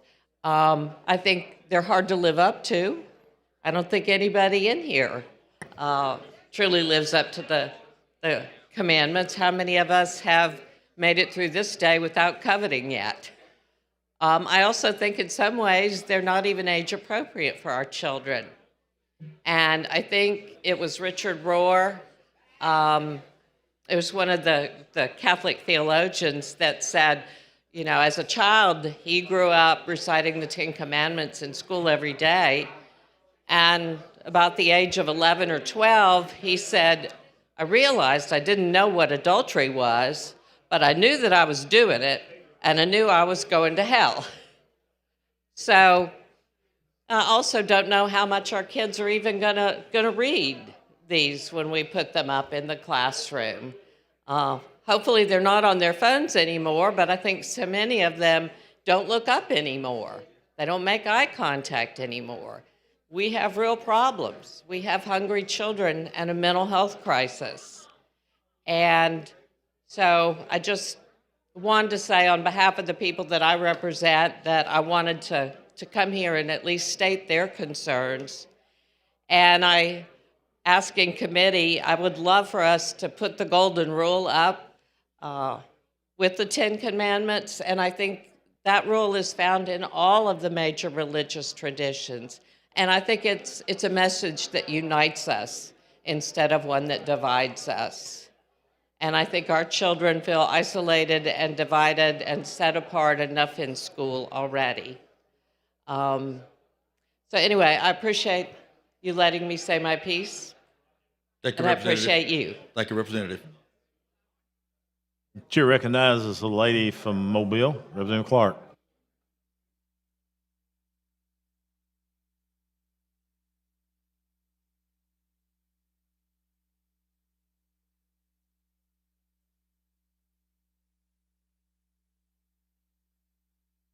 Thank you, Mr. Speaker. Representative Gidley, how are you? I'm good. Representative Good, Clark, how are you? good. So I'm trying to get a handle on this. You know, there are, as I understand it, different interpretations, different emphasis, different application of the 10 Commandments. How many, I took a theology course or two, but I don't remember much from way back then. How many versions of the 10 Commandments are there? Well, I don't know how many there are exactly, Representative Clark, and this is not about interpreting, but one thing we did put in the bill, because we're very strategic, is the fact that we listed there that while there are many versions, the one we've listed in there is a common one. So we've recognized there are many different versions. So there is what is the common version? Well, the one we have listed is one that is used commonly. Okay, so you couldn't list, if there's 15 or 20, you couldn't list all of them. But we did recognize that while there are many versions, we use one that is like one of the most common used versions. And so when they are posted in the schools have an opportunity to select? No, ma'am. No, ma'am. They'll be on. Here's a copy of the mock-up poster here, but that is in the bill itself. Okay. And so, do our religions? Ma'am? Do our religions believe or have a version of the 10 Commandments? I think I'm not sure where we're Christian going. denominations do. What about Jewish and Yes, other? they had the all 10 Commandments religion? before Because we in did. public schools we've got children from Yes, all different religions and denominations. Is that correct? We do, Representative Clark, and we've addressed that the fact this is not about that. This is about what was going on in our nation and its foundation. That's what this is attributed to. May I see it? Yes, ma'am. You sure can.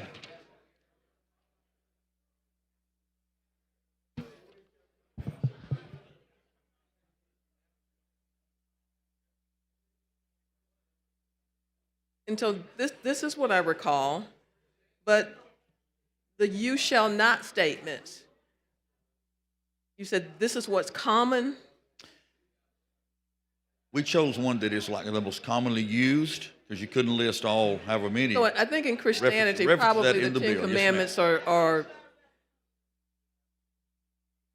are contained in, is it Exodus and maybe Deuteronomy? Is it those two books of the Bible? Is that where? Yes, ma'am. And That's where so they come from. Are they the same in those two books? I can't recall. Ms. Clark, you got the Message Bible, you got the New Living Translations, you got all different translations of the Bible. This is the commonly used form of the 10 Commandments, yes. They all mean the same. Some of them may be worded different. And not sure why that's that's probably a matter of opinion, Yeah. Representative. I'm not sure that exactly why that's they mean the important, but same. nevertheless, sure. You know, as a Catholic girl attending public school, I remember when we would recite the Lord's Prayer, for example. Mm-hmm. And when we would get to that part that says, "For thine is the kingdom, the power, and the glory," at that point in my life, we didn't say that as Catholics. What's almost funny is that now we do. And I don't remember at what point along the way that was added, but it has been. Actually, it's two different ways in one gospel and the other gospel. One gospel has that, the other gospel does not. So some people use one, some the other. So I just am going to admit to you that made me feel very uncomfortable as a child, and especially in public elementary school. And so I'm trying to put myself in the place of these children who are going to be seeing this, because I don't want them to feel uncomfortable. No, ma'am. I want them to feel loved, and I want them to respect whatever their various religions teach them. And so Nobody's that's why gonna I'm restrict them asking from you that. these questions. Yeah, that's not going to be, nobody's going to restrict them from that at all.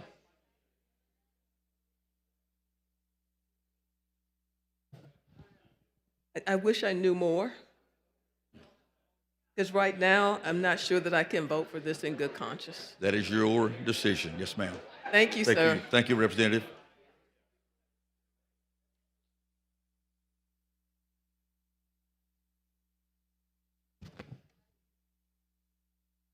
Chair recognizes the gentleman from Shelby, Representative Pascal.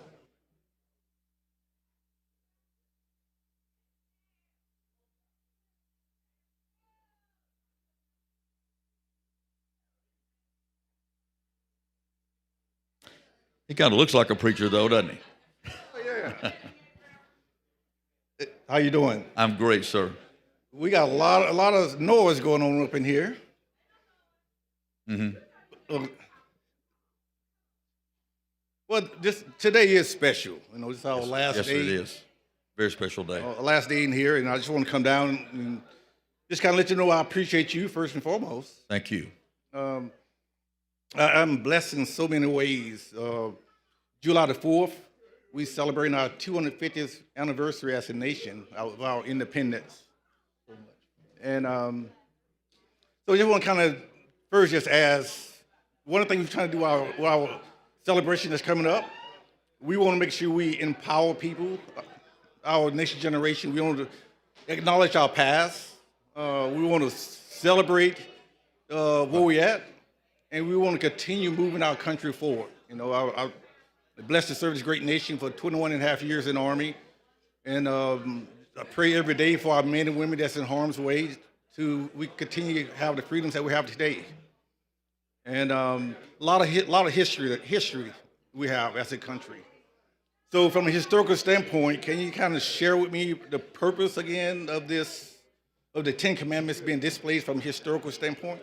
Well, Representative Pascal, thank you so much for the question. It's simply returning the knowledge, educational knowledge to our students of one of the primary foundational principles of what formed the mindset for this country, for many Western civilizations. Ten Commandments are part of that. They're blasted everywhere across our nation. And if you go to the United States House of Representatives, there it is. It's all over the place. Our God we trust is here. Yeah. That they understand we're not indoctrinating, not restricting them from their own religious beliefs, just saying this is who we are. This is one of our pillars that made us the nation that we are. It's restoring just simply the knowledge of that foundational principle, along with many others. That's good. Now, is this the same bill we passed last year? It is. A few little minor changes, but primarily the same bill. Yes, sir. Okay, all right. And now what was the vote count here in the House? 81 to 11. Right. Okay. All right. So, well, it seemed like you had a lot of support last year. And so hopefully we can get. Let's see, how many people we got here? Hopefully we have 103 votes today. That would be great. No, but no, I just want to just come down and really just say, I think as I talk to our pages, see students in the gallery, I think it's very important that people see that we have a diverse dialogue in the chamber, and that we have I think it's very important for me to come to this mic today. Yes, sir. On this topic. Yes, sir. No, because I let the Lord guide my footsteps, and this is not about, once again, trying to persuade anyone to join any particular religion. You're just talk about the Ten Ten Commandments from a historical standpoint, you know. Yes, sir. And as we celebrate this great nation come July the 4th, just really, I think this is just perfect timing to pass the law, get the governor to sign it as we celebrate our country and our freedom. So once again, thank you for bringing this good piece of legislation up. Thank you. And I look forward to the governor signing it into law. Thank you, my friend. Thank you, Representative. Chair thanks the gentleman. Chair recognizes the gentleman from Montgomery, Representative Hassel.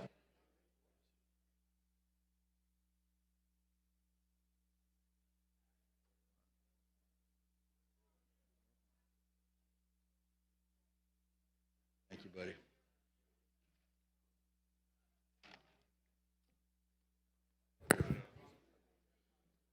Hey, Representative Gilly, I'm just say this. I'm not I'm not against the Ten Commandments. I'm just say that.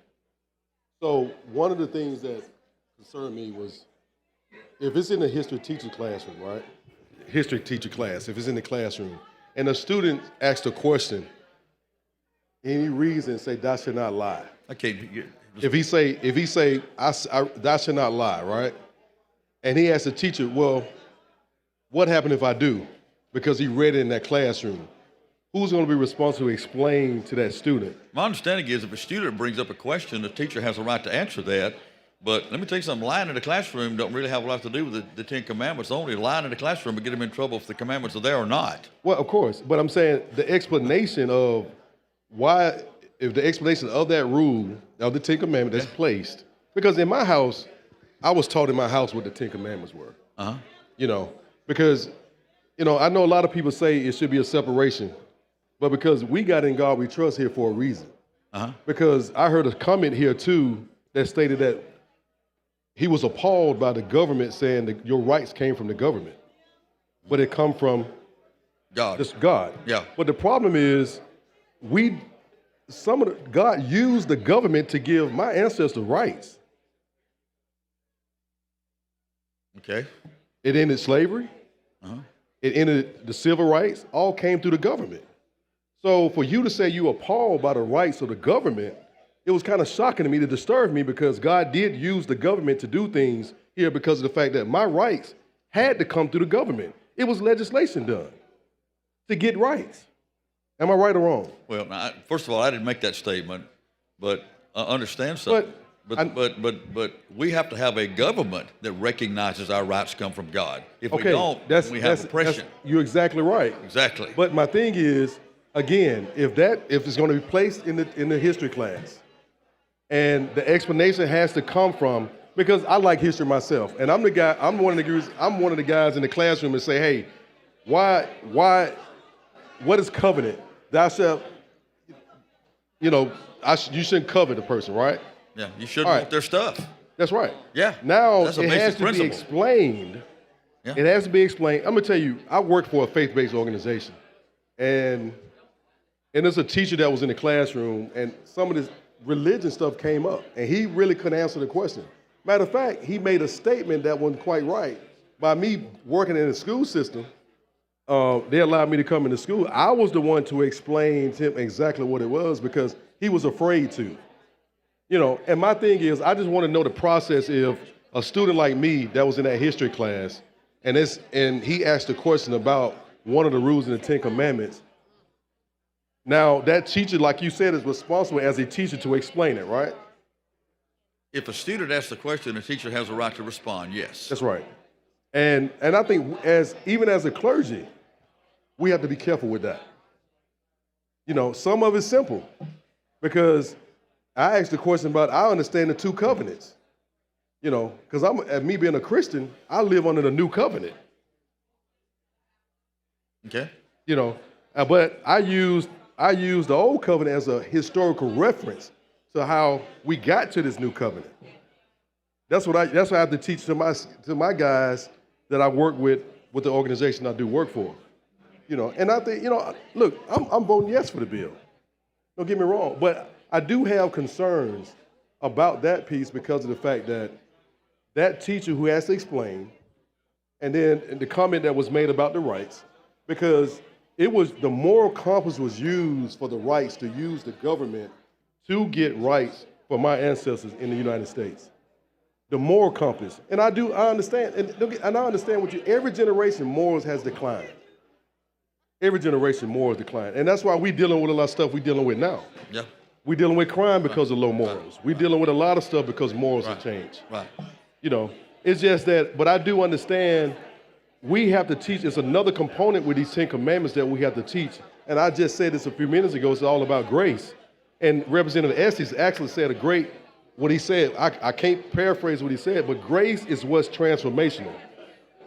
It's not the letter of the law. And that teacher has to explain that to that student when he asks that question about thou shalt not lie, thou shalt not kill. If he's want to ask questions, well, where does this stuff come from? And it's the law, and this is what you got to do. If he make a mistake, what's the next level to that point? And it's just coming from as a clergy standpoint, right? Because it's another piece of this that we're missing. Because it was, for anything to transform to be right, you have to show a sign of grace. The 10 Commandments don't show that grace. I disagree. I disagree. Okay. But we'll move on, but I So disagree. if let's just say you're an educator, right? And I'm your student. And it say thou shalt not lie. And I lied, and I asked the question, well, I just lied a few minutes ago, so now you're going to be responsible as that teacher to explain to them about the grace, the grace piece of that? But all you're going to say, well, this rule say you thou shalt not lie. You better not lie anymore. But now that kid walk out the door because this rule say the Bible says you should not lie. But he walk out the door and lie. Nobody's going to teach him that God will forgive you because of what he's done. Because Easter Sundays was 2 weeks ago, right? Now, who's going to teach that part? Who's going to tell the part? Nope. If he's not getting it at home, now we got the 10 Commandments, which is the catalyst, which is the beginning. But who's going to teach that student at home? Or who's going to give him the rest of that piece? Who's going to give him the new covenant?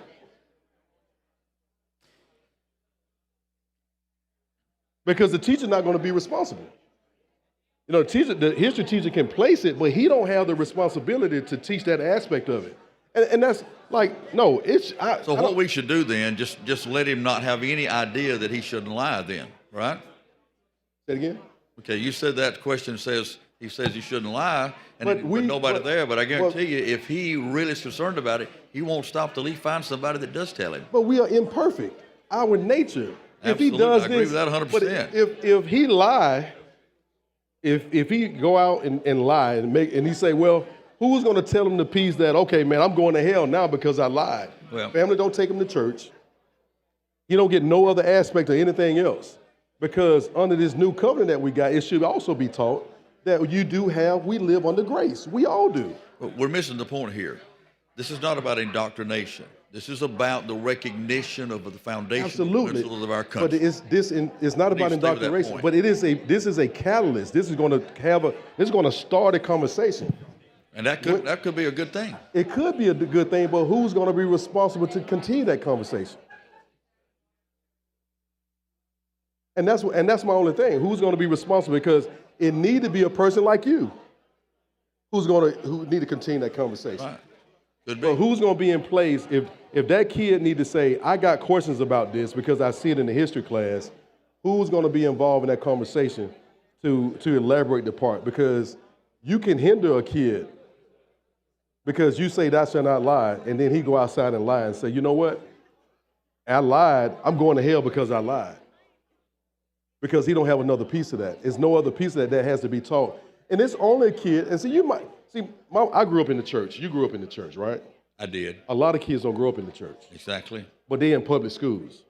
But if you get a spiritual-based history teacher that's in that class and the 10 Commandments are displaced and they're in place, now I would ask the teacher to direct, somebody, because I had an opportunity, I call them God moments, right, to explain, to elaborate a little bit more about something that was wrong, because I had to give that kid grace because he was in a bad mental place because I'm going to hell because of the rule. And it should be a conversation started. That's the only question I have, but that's all I got. All right. Thank you, Representative. Chair recognizes the gentleman from Montgomery, Representative Ensler. Thank you. My best. Thank you. Appreciate it.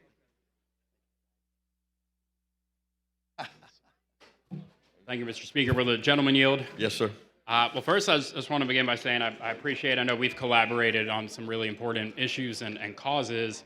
I do stand here today as a God-fearing man and, of course, proud of my Jewish faith and Jewish identity. Mm-hmm. And the Ten Commandments, of course, are a fundamental part of the Jewish faith. They sure are. And I think it's fitting that today is the last day of Passover, and all this week I've been reflecting and rereading Exodus and Right. rereading about the Ten Commandments, and am proud to have that tradition and proud to try to live by them. I learned all of that growing up, though, from my parents and from religious school and from Jewish summer camp. And I learned all of that outside of public school. And it was instilled in me. I am proud of it, and I celebrate it. And I As you think should. for those reasons that it should be taught, parents should teach it, it should be taught in church and synagogues and religious school, but not in our public schools. And I raise that to say that my concern is that there are children of other faiths, and I know others have raised that if there is and there are children that are Muslim or Hindu, and they may, and other religions as well, and if the Ten Commandments are in schools, and I know you're saying it's for historical purposes. It is, but yes, sir. Children who then don't have documents in the classroom from their faiths can feel alienated, and it will make them at times feel that they are not included. And I say that as someone who is Jewish and often in spaces where I am the only one of that faith and background. And when you're in places and in spaces where other religions are not represented, it does have the feeling of being excluded. And for our children, if the goal here is to empower them and to teach them, to have them feel good about themselves and have self-esteem, that the unintended consequence of this could be making other children feel that they are not equal and that they are not the same. So you're saying that there should be a total, complete absence in the public school sector of any kind of religious expression? I mean, just on your bill and the Ten Commandments, because they do come from the Jewish faith and the Christian faith, I think that they should be taught in those private religious settings. And because there are then other faiths that are not having their documentation put up in schools, that can make other children feel as if they are excluded. And I do want to share that the Jewish community here in Alabama is rather small but strong. And I can't speak for every single Jewish person, but I know that overwhelmingly that is a very strong feeling that religion should not be in public schools, that we should teach our faith, we should And teach once the again, Ten this is Commandments. not about religion in the public school. This is about a recognition and education of what founded and what were basic principles of this nation's founding. So it's not taken away from anybody else's belief system. This is who we are, okay, as Americans. We can't change that. We need to let our next generation know this is where we come from. This is a foundational principle of what formed who we are. No matter where they come from, they need to know who we are as Americans. Sure, and we can do that and should do that by reading the Declaration of Independence and the Constitution. That's one of the and documents, following and there's several the others. Constitution. And even though if there are historical purposes, the truth is that it started as a religious principle. It is a religious document, and you can't separate out the two. So again, I know that we respectfully have different views on it. I just want to point out and speak for students and children in this state that may feel excluded because of it, and as someone that is incredibly proud of the Ten Commandments and has honored it all this week and all throughout my life, that there is absolutely a place and time where it should be taught. I am so grateful that my parents taught me that. I'm so glad that they sent me to Bible school and Bible, Jewish summer camp. I am so grateful for that and always will be. But I just want to speak on behalf of other residents in the state and other Jewish people in the state who are very concerned about having this in the schools.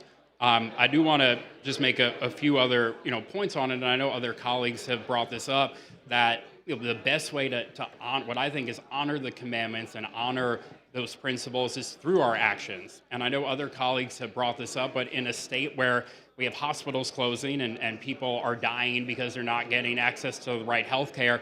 The best way that we can lead by example and help the poor and help the needy and help the sick, help those who are suffering. And I think that would be such a much better time of our actions and resources, of our time here in government, if we can help those. We have prisons that have been ruled unconstitutional conditions, saying that they're cruel and inhumane. And I don't see us spending the time trying to fix that and correct that. So we can put up the 10 Commandments all we want, but if our actions are not aligning, if we're not implementing policies that are humane and decent and kind and going to help those that are suffering, that is my biggest concern with it. So I appreciate where you're coming from. I know it is coming from a good place, but I must share, particularly because of the mention of Judeo-Christian, as a proud Jewish person, that me and many in the Jewish community, as proud as we are of the origins of the 10 Commandments, do not support having these in public schools. So thank you. Thank you, Representative. You recognize the lady from Madison, Representative Hall.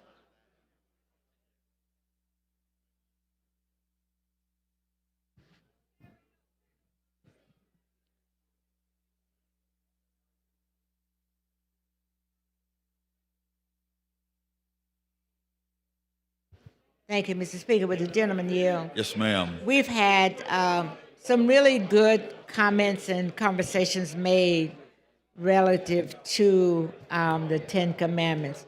There are, from my understanding, there are 3 different biblical versions. Am I correct on that? Well, I'm not 100% sure. I know there's several, Representative Hall, but I'm not sure exactly how many different I know aspects. All Exodus says is- the same thing, all says the same meaning, different, worded different. Yes, ma'am. I think the last time we were having this discussion, and I want to say Representative Hatcher did, I thought, a good job in trying to lay out probably why you're getting some of the pushback if you listen to the history. One of the concerns I have, and this is not just with you, with bills that we have that are being drafted, if you look with me on starting on page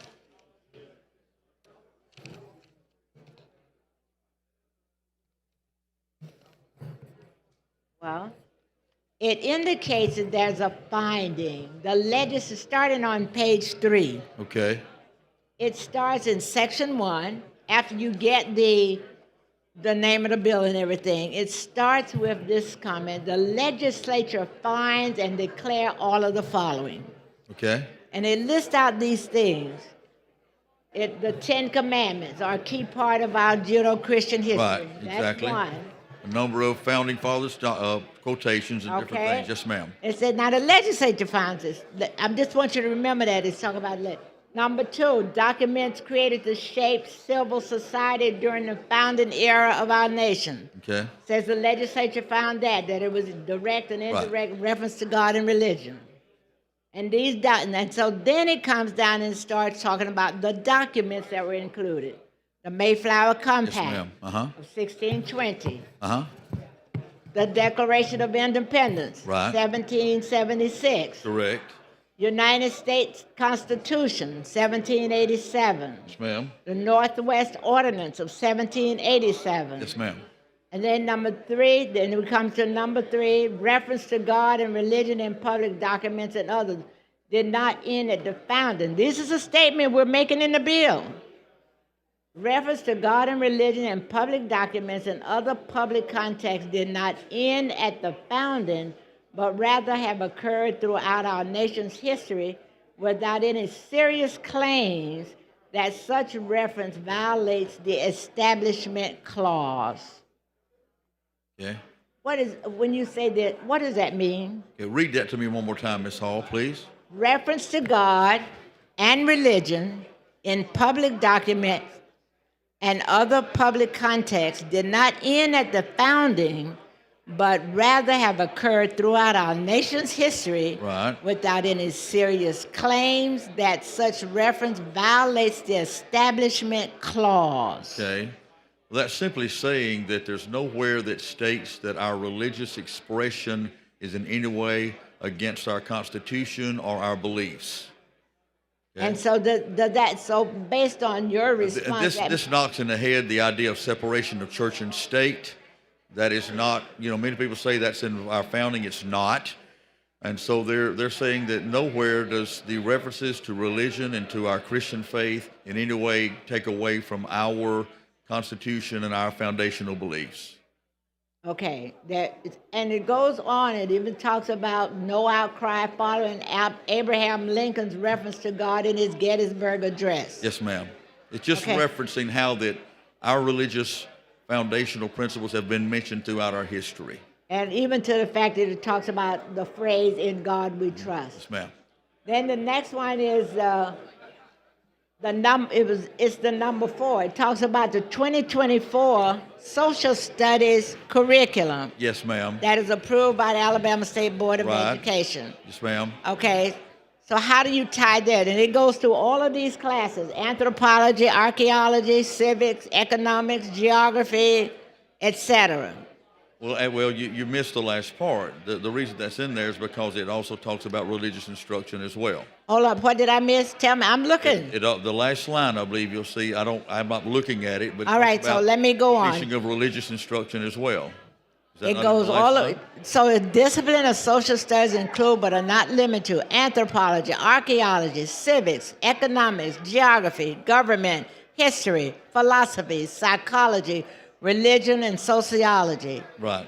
All right. So the display of the Ten Commandments with an appropriate context statement is essential to the fulfillment of the mandate of the State Board of Education. That's right. It's So- essential to make sure that we're all inclusive in everything that was a part of our nation's history. And if we don't include this, then we're missing that. Is that what you're feeling? Well, yeah, I think it's important that we do include it in order to be all inclusive in referencing everything that was a part of the founding of our nation's history. Yes. And So, that is actually in our school curriculum. Yes. Right. Okay. But what all of this, I will go to the next section. There's a statement that it states, this is another part of the findings, that it says 2 generations of Alabama students have attended public school in an era governed by a now abandoned test articulated in the Lemon versus Kurtzman. That's a right. court case. That's right. Yeah, Lemon versus Kurtzman was that case our Supreme Court did in 1971. That's right. Not following any precedent. They did not follow precedent. They made their own decisions, and therefore they started removing the Ten Commandment monuments out of all of our public places over the course of 50 years. That court case was overturned, and by the current Supreme Court, it was overturned, so that no longer applies. It does not, but so you're using this. This is part of the findings. All of this I'm talking about is what you say that you use. And due to, this is the one that probably got my attention more than anything. Due to the reliance on misinterpretation about the meaning of the Establishment Clause, help me to understand that, or due to their own personal Exactly. policy preference, a significant number of Alabama teachers are unlikely to expose public school students to their historical truth if left with any discretion about how or whether to present these truths. Yes, ma'am. That's a lot.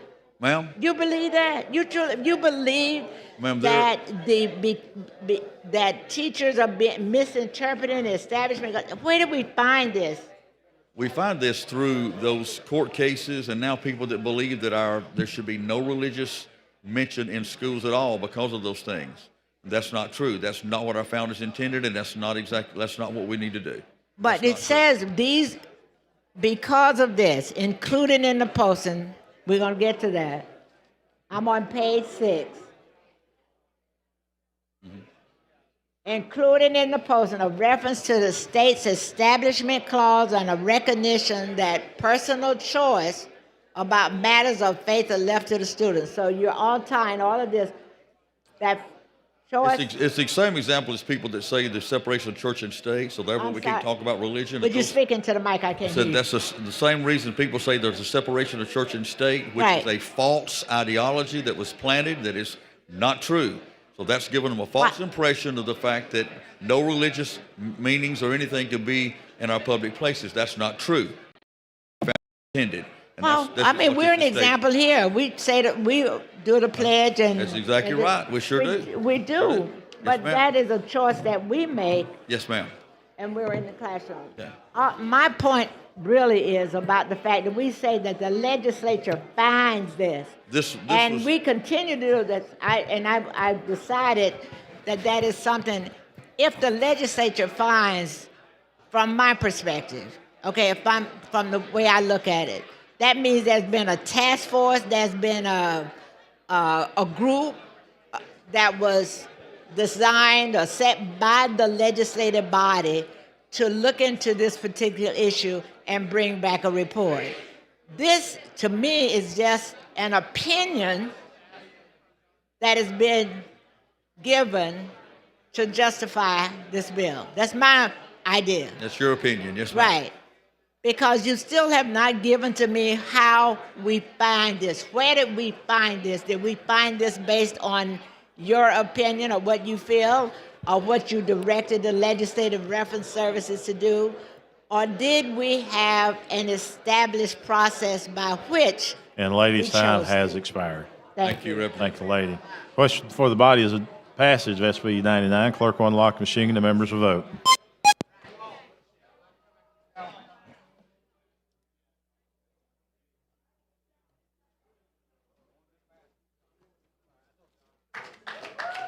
Clerk will lock the machine, record the votes. 81 ayes, 10 nays. SB 99 has passed. Mr. Speaker, body, thank you very, very much. Thank you, thank you, thank you. Praise the Lord. Amen. Mr. Speaker, would it be proper to open up this for co-sponsors? Would that be proper? It's a Senate bill. I'm sorry. We'll keep Oh, it's to a Senate bill. I'm That's sorry. right. Thank you. God bless you all. Thank you.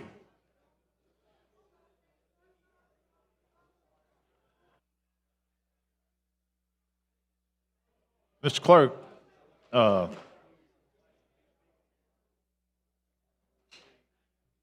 Chair recognizes the gentleman from Madison, Leader Daniels, for a time-sensitive resolution.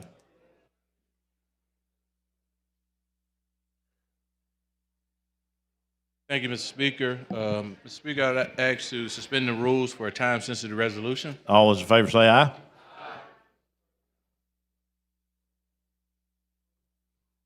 Clerk, see the resolution.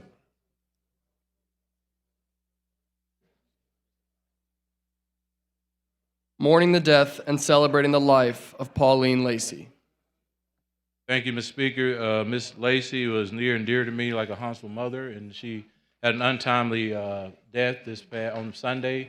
And I just wanted to get this resolution for the services on Wednesday.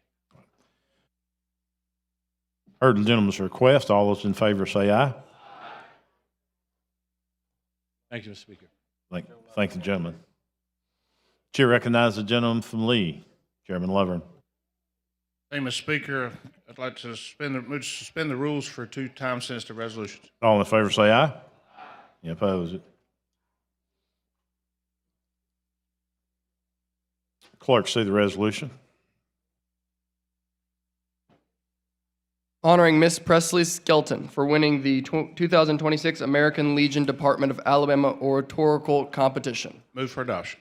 All in favor say aye. Any opposed?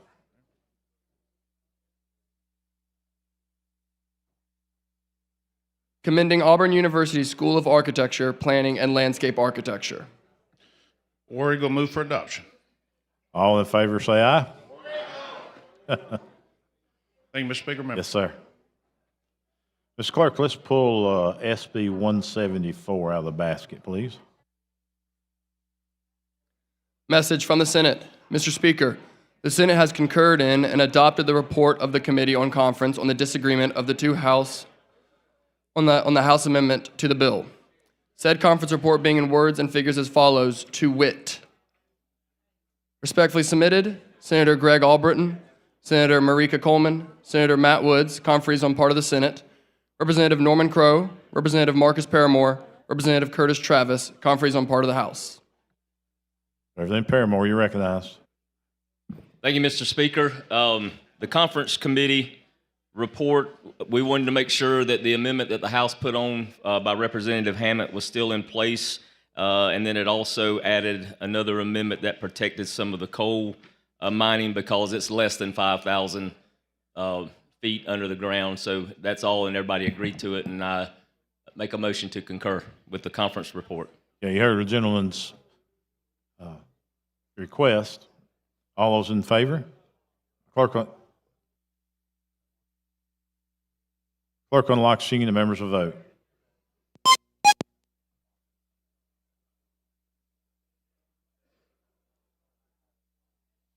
Clerk unlock machine recorded vote 102 ayes, 0 nays.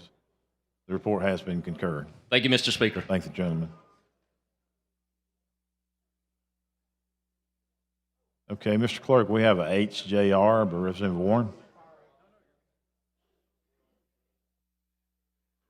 Message from the Senate. Mr. Speaker, the Senate has amended as therein shown and as amended has adopted the following House Joint Resolution and returned same herewith to the House of Representatives. House Joint Resolution number 198, establishing the Alabama Mental Health Task Force. Signed, Patrick Harris, Secretary. Representative Warren, you're recognized. Thank you, Mr. Speaker. I concur. As a matter of fact, there were amendments that I sent up where we added the Alabama Health Association and the mental illness partnership. It was two we had to add on to the bill for the committee. Yeah, you heard the lady's request. Clerk unlock machine and the members will vote.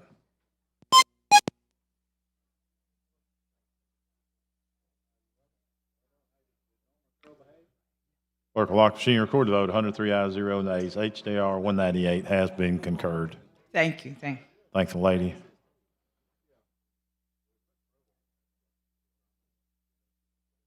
Okay, Mr. Clerk, let's call up SB 32. Mr. Speaker, the Senate has concurred in and adopted the report of the Committee on Conference on the disagreement of the two houses on the House amendment to the bill. Senate Bill number 32, relating to solid waste collection fees. Said conference report being in words and figures as follows, to wit. Respectfully submitted, Senator Wes Kitchens, Senator Andrew Jones, Senator Kirk Hatcher. Conference on part of the Senate. Representative Jenna Ross, Representative Sam Jones, Representative Reed Ingram. Conference on part of the House. Representative Ross, you're recognized. Thank you, Mr. Speaker. The conference committee did meet on SB 32 and made the following addition to resolve the disagreement.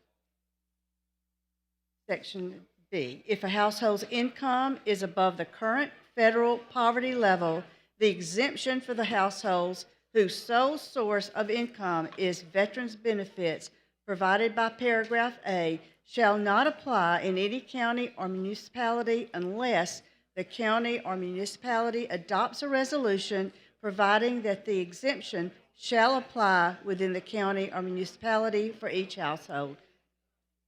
Mr. Speaker, I move to concur with the committee report. Yeah, you heard the lady's changes, and she wishes to concur. The chair recognizes the gentleman from Mobile, Representative Bracy.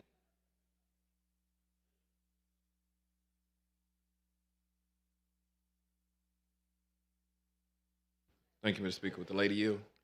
Yes. I just wanted to get clarity. I understand. I have an idea of what was trying to come out, and I just want to make sure it does. I represent, one of the cities I represent is Pritchard, Alabama, and one of the things they are totally dependent on is this. And with, collecting of the municipal service fees is what they would call it. That's where they get the garbage, trash, stormwater management, all of that come out of that monthly fee. And this could be something very detrimental to them. But I'm thinking that the amendment fixed that.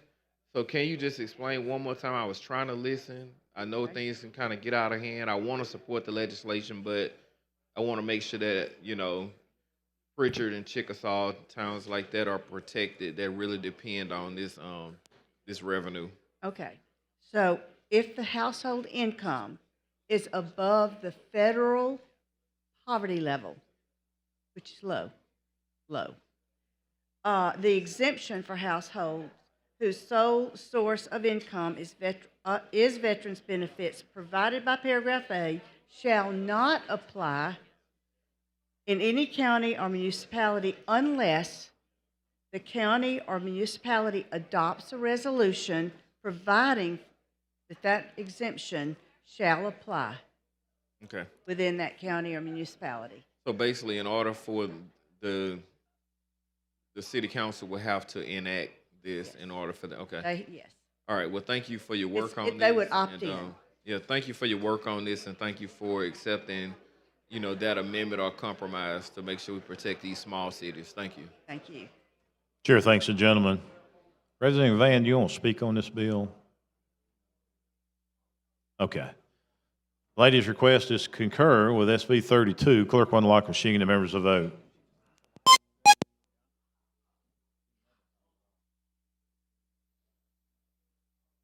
Clerk will lock the machine, record the votes. 102 ayes, 0 nays. SB 32 has been concurred. Thank you, Mr. Speaker, and thank you, body. Thank the lady.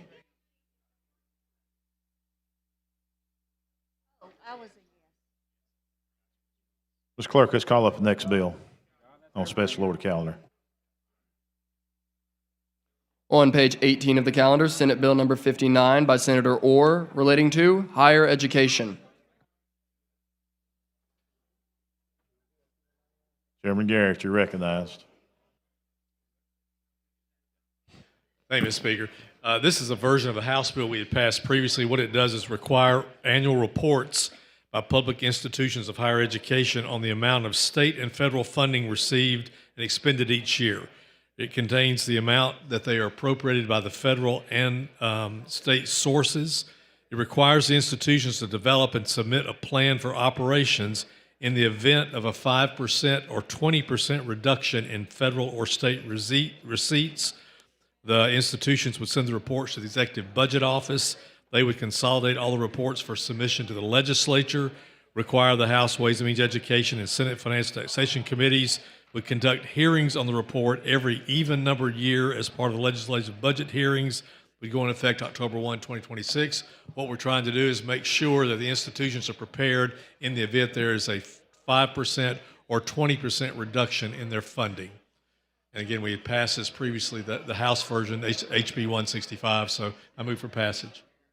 Now, the question is passage of HB 59. Clerk will unlock the machine and the members will vote.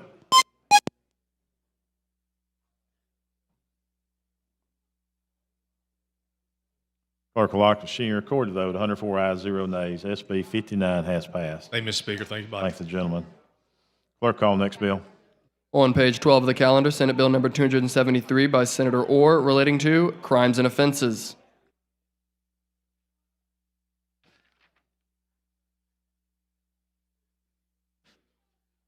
Thank you, Mr. Speaker.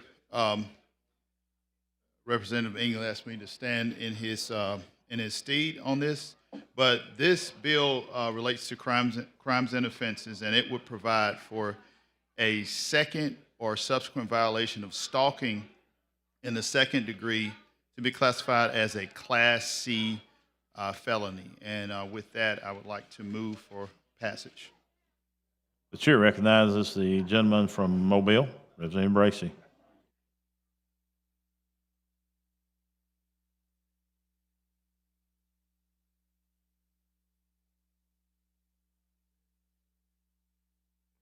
Thank you, Mr. Speaker, for the recognition. My boy. What's up, brother? All right. Man.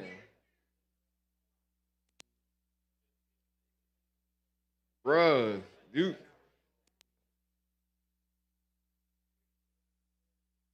What's your thoughts? Like, are we, like, I mean, traditionally, I'm not for, adding on to these, we skipping steps. I'm like, talk to me about, like, why are we skipping these steps? Why are we going all the way from a Class B misdemeanor to a C class? Don't we even have a D class felony that we created in this body? So how many steps are we skipping to get here? I could understand if we was doing some type of progressive discipline, but man, we jumping. Yeah, it does. It goes from a B misdemeanor to a C felony on a second. So it does skip a Class A, and it would also skip a Class D felony. Right. it So would- we it would skipping do two steps. So what's the difference in the penalty of the where we are now to where we're trying to go? Yeah. So, and I'm going completely off of my memory, which may or may not be, which may be fallible, but the Class B and the Class A, I know Class A is up to a year, B, up to 180 days. So, yeah, yeah. And then the D, what's the D? The D is 1 to 5. Yeah. So the D is 1 to 5, right? And then the C is 1 to 10. 1 year and 1 day. 1 year and 1 day to 10. To 10. Yeah. So currently the Class B misdemeanor is what? Class B, I think that's 180. I think it's 180 days. Yeah, 180, right? Yeah. So we could possibly be going from a maximum penalty of 180 days to a maximum penalty of 10 years. If you do it, yes. Was anybody hurt during any of this?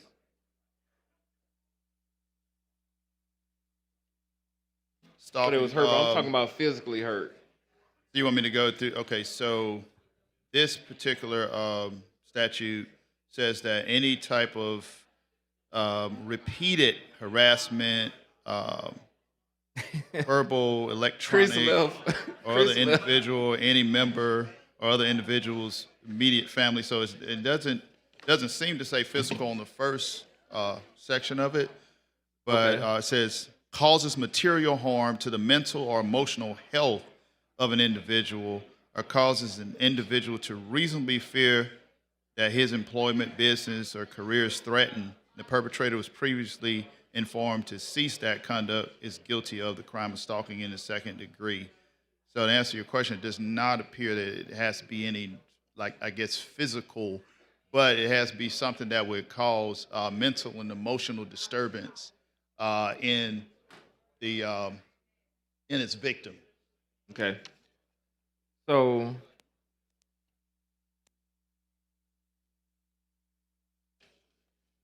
what's the reason? What's the reason for the bill, and why do we ended up taking such drastic? Because I guess I'm used to us taking a step-by-step approach, and for us to go from 180 days max to the possibility of 10 years. Now, first off, I'm a father of 3 daughters. First, the stalker had to deal with me first. That's where we would be at with that. But if we had to go through some level of court through the process, I'm just wondering about the 180 days compared to the 10 years. Now, I don't want to downplay and seem like stalking is not serious. Yeah. It is serious, but I'm always thinking that when we're in here that we take an approach to adding on penalties based off of certain things. It's just kind of how I work. You know, as the crime get worse, you get more time. As the person continue to commit these offenses, you get more time. And I understand that we're talking about the second time, but I guess I would just have to relate this to some of the other crimes that we have. And when I take my seat, I'll look at some of the other crimes that are listed as C-class felonies. I just don't quite know, because I know we came up with a D-class felony for a reason. That's right. But you know, once you get these Fs on your report card, it's so hard to get them off. And you know, it's a lot that come with having an F on your report card. You know, voting, gun rights, you know, the unemployment situation. We know about the revolving door with the jails. If they can't find a job, 80% just about going back. Like we know the statistics, we see it. You know, thank God we have a parole system that's starting to kind of move in the right direction, because we already knew at one point in time in Alabama, if you were sentenced, you were gonna probably go to the end of sentence because you wasn't getting a parole, especially most folks that was in there, they wasn't getting it. So it just kind of lead me to wonder how we get to this. And I guess I'm a little surprised at, because I'm not clear if this is something I feel like you would really support or Chris. And I'm just wondering the rationale, because if y'all are, it got to be something good. Like, you know what I'm saying? Because when I look at this is not something that either one of y'all I could just see traditionally going from a Class B misdemeanor to a Class C felony, because I've been working with y'all for a long time, and I think we kind of.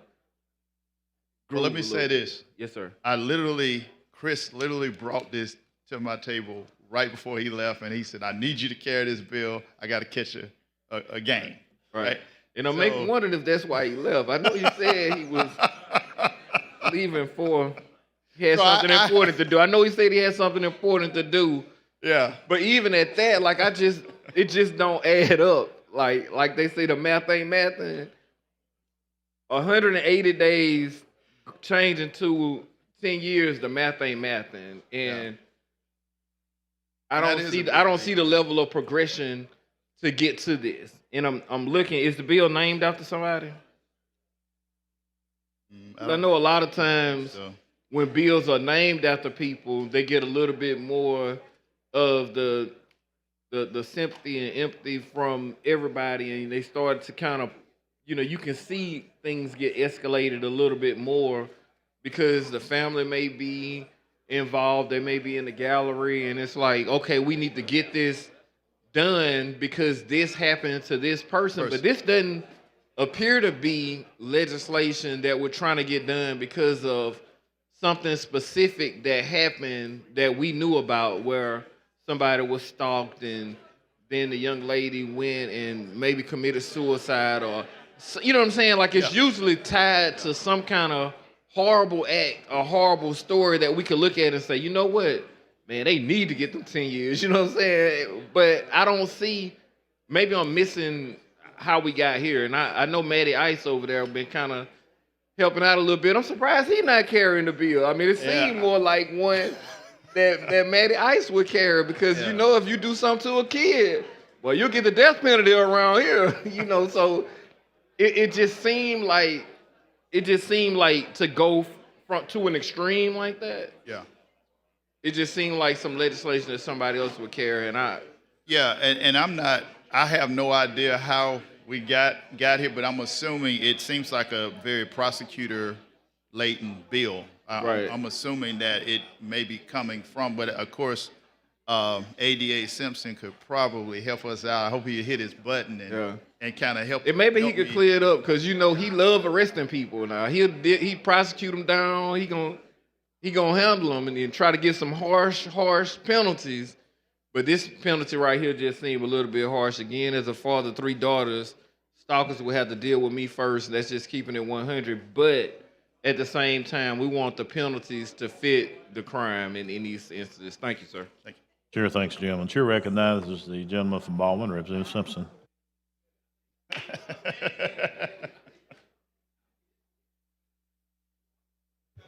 Thank you, Mr. Speaker, for the recognition. I will say Representative Bracey is 1,000% right. This is a bill I would like to carry. I was honored to see that Representative England was carrying it, because I tell people all the time, if Representative England and I agree on a bill, it's a good bill. We're pretty dangerous when we get together and agree on what we're trying to do. A couple of things that I want to help clarify to Representative Bracey and to the members of the body. So for the purpose of the stalking for this conviction, a person has to previously be informed to cease the conduct that would be guilty of the stalking. So they have to do all of those offenses that we talked about, which is with acting with an improper purpose, repeatedly follows, harasses, telephones, or initiates communication verbally, electronically, or otherwise with another individual. So they have to do that to harass that other individual. That other individual then has to tell them to stop. Once they tell them to stop, then they could be convicted of the stalking in the second degree, which is the Class B misdemeanor, which is up to 180 days. After they've convicted of that once, this new bill would make a subsequent conviction a Class C felony, which is 1 to 10 years in prison. But under the Split Sentence Act, generally under Class C felonies, it's a 10 split 2. So you're doing a 2 years in prison. It's kind of like a day for day on 2 years, and with the 10 years in the balance on probation. So that's what the Split Statute Act that we have to go through for Class C felonies. But I do think this is a very good bill. This is very family friendly to be able to stop people that are continuously harassing, This isn't like somebody that picked up the phone one time and called and yelled at somebody and hung up. This is a continuous pattern of behavior that has acted multiple times over the process. So let me ask you this, ADA Simpson. That see, sometimes I like to be called Representative, Representative Simpson or something. Okay. I mean, I like ADA Simpson too. That Just works for out your well. Specific, I got you, Judge. Good one. So a person acting with an improper purpose. Can Correct. you tell me do you have any annotations on what acting with an improper purpose would mean under these circumstances? Under these circumstances, it would mean harass with the intention to harass, telephone, or initiate communication. I agree with you. There's some language in here that I don't really, that's not really common with criminal statutes to say the improper purpose. But what it is to do is to form, like, let's say it's a citizen that's calling to reach out to our office and they constantly send us emails or they constantly call. Well, that's not acting with an improper purpose for the purpose of this bill. Like that, they're not intending to electronically harass or do any of those things. They're just trying to contact their legislator or they're just trying to contact their elected official. This is if there is an improper purpose intended to try to cause that harm or cause that fear or cause that concern to that other individual. Okay, and are you familiar with any annotated decisions that kind of deal with that phrase in particular? Not that I'm aware of. Acting with an improper purpose. I don't have that right off the top of my head. Because I'm thinking, right, if I'm a defense lawyer and I'm representing the caveman, I'm saying, hey, his caveman instincts, when he saw this lady, she was so beautiful to him, he couldn't help himself. And so he followed her with a proper purpose of making her his wife or his woman, right? And so she said no, but he kept coming because in the past he's been able to perhaps wear his potential mate down. And she says, okay, I give up. Well, that's what this bill is trying to avoid. That caveman mentality of just saying wear women down or beat them up, to the point where they give up. We want to have teeth into the laws to make sure, a Class B misdemeanor is generally up to 180 days. So, I mean, there's not a lot of that may or may not go on the record depending on what type of reporting you have from a municipal court, if that's municipal court versus district court. I think creating a felony conviction is very important, so that way the person would have a record to be able to see throughout the state. That's definitely in the aliquot system. What you want to do, and Representative Bracy mentioned his daughters. I've got a 13-year-old daughter as well. What I want to be able to do is find if someone starts to try to date or talk to my 13-year-old daughter when she's 15, 16, 18, as she grows up, I want to be able to find that person's criminal history. I want to be able to look in and know that there's not a lot of, a lot of times these smaller misdemeanors aren't reported and aren't recorded in aliquot where the general public can't get to them. But if I want to look in aliquot and find out what this person's doing or have some kind of check, a felony would show that. So I think that's fair to allow the families to have the notice of, hey, this person has potential history in their background of causing disturbances of fear, harassment, and stalking these women. I say women because generally that's what the most part of it would be, but it could be for anybody. This is just to allow the public to be aware about it. So let me ask you another question. So it's your bill. Yeah, but you're the ADA. So it's been a while since I've really been in criminal court. So another question I had for you was as far as a lesser included offense. Let's say this is a second violation. Mm-hmm. And I know typically what happens is that we create a lot of these laws so that prosecutors will have more options, right, to be able to kind of really, hey, I've got a solid case here. This other case may not be as solid, but at least on this solid one, if I have a little more room to deal with, then I can probably, get the type of plea that works. Would there be in this, because to Bracey's question about the elevation, what would be an option? Would there be an option for a lesser included offense? You would have regular harassment. So in a situation like this, like let's say there was no romantic relationship. So it wouldn't qualify for the level of domestic violence because this is somebody that's just harassed this person or bothered this person, that they've done it routinely, but you wouldn't have that DV enhancement because there is no romantic relationship between the two of them. What you would allow is, if you're just charged with stalking, you could have a lesser included of regular harassment instead of, which is a Class C. Which is misdemeanor. Class C misdemeanor, yeah. Yeah. Now, what about in the context of us? If because at some point, some of us actually do have stalkers. I don't have one, thank God, but obviously there are people who do stalk elected officials. They become obsessed with elected officials, and they follow them around. They videotape them. They harass them. And they say, well, I'm harassing him because, or I'm harassing her because I don't like the way they voted on something, or something of that nature, right? Like, at what point does it become an improper purpose?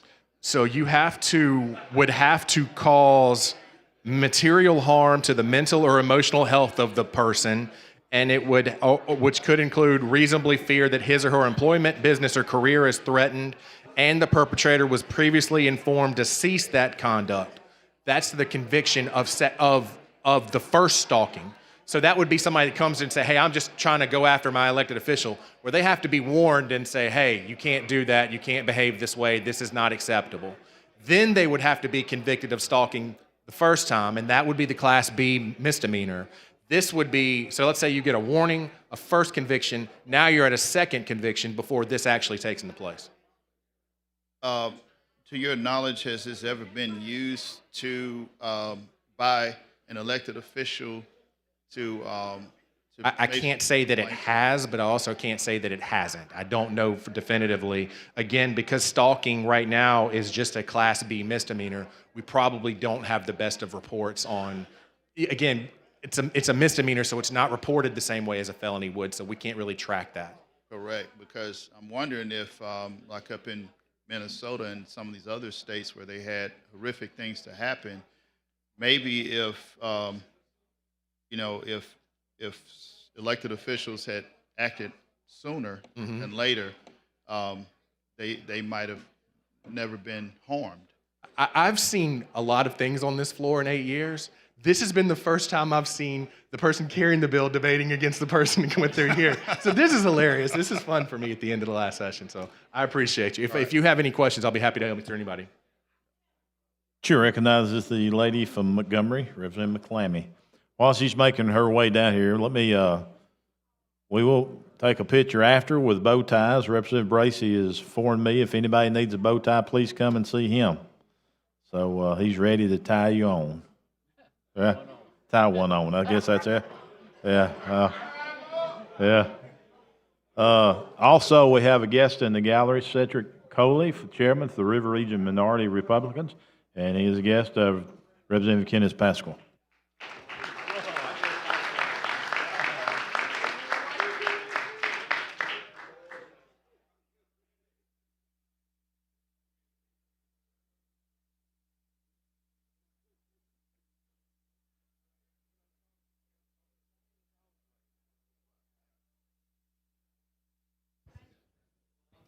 Will the gentleman yield? Yes, ma'am. Can you explain to me what is this bill about? So it's just essentially about about stalking, and of course, the process. I guess the actions that would be considered stalking would be intentional harassment through, say, probably social media, verbally or in person. It has a broad net, but a lot of it can be physically or verbally, right? It can be electronically through social media, text messages, etc. And then someone harasses you, you say, "Look, don't harass me anymore. This is harassment. You crossed the line," and then that person continues to do it. I know we had this in judiciary, about a month or so ago? Mm-hmm. Yeah. I kind of forgot. What does it actually do? What's that? What is it? What are the changes of what we're trying to do? So what it does is, so on page 2 of it, it adds a line to say a second or subsequent violation is a Class C felony. So right now, the first time a person is convicted on a harassment, it would just go to municipal court, or it would go to a district court, and it's not circuit court because it's just a misdemeanor the first go around. And if there's a conviction at the misdemeanor court, and a person goes back and commits a harassment on a second time, then that's when it goes from a misdemeanor to a felony. Now, okay, go ahead. Yeah, as ADA Rep. Simpson said, it's something that while it would have a Class C, which carries 1 and 1 day to 10 years as an option, there's always an option that a district attorney can decide to charge a lesser or allow a plea to a lesser included offense, which would be a misdemeanor of regular harassment. Okay, so if they do one offense, it can be a misdemeanor.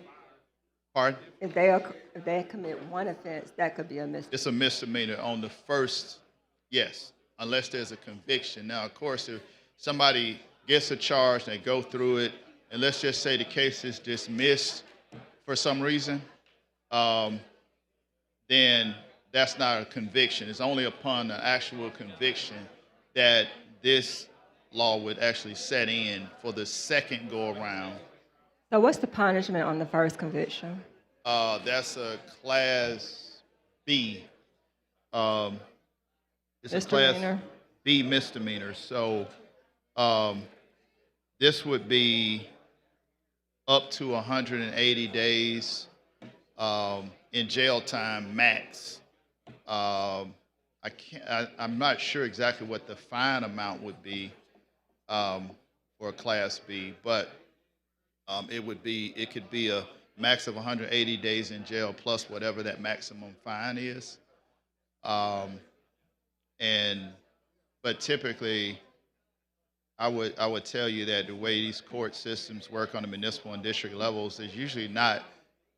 Most judges aren't given time on a first offense stalking unless it's accompanied by something else, and typically those situations will include domestic violence, and that's just been my experience, and from what I've seen in other jurisdictions, when it's domestic violence, they're probably going to give some time, but if it's not domestic violence, typically it's mostly going to be trespass order, fine, and maybe a suspended jail sentence.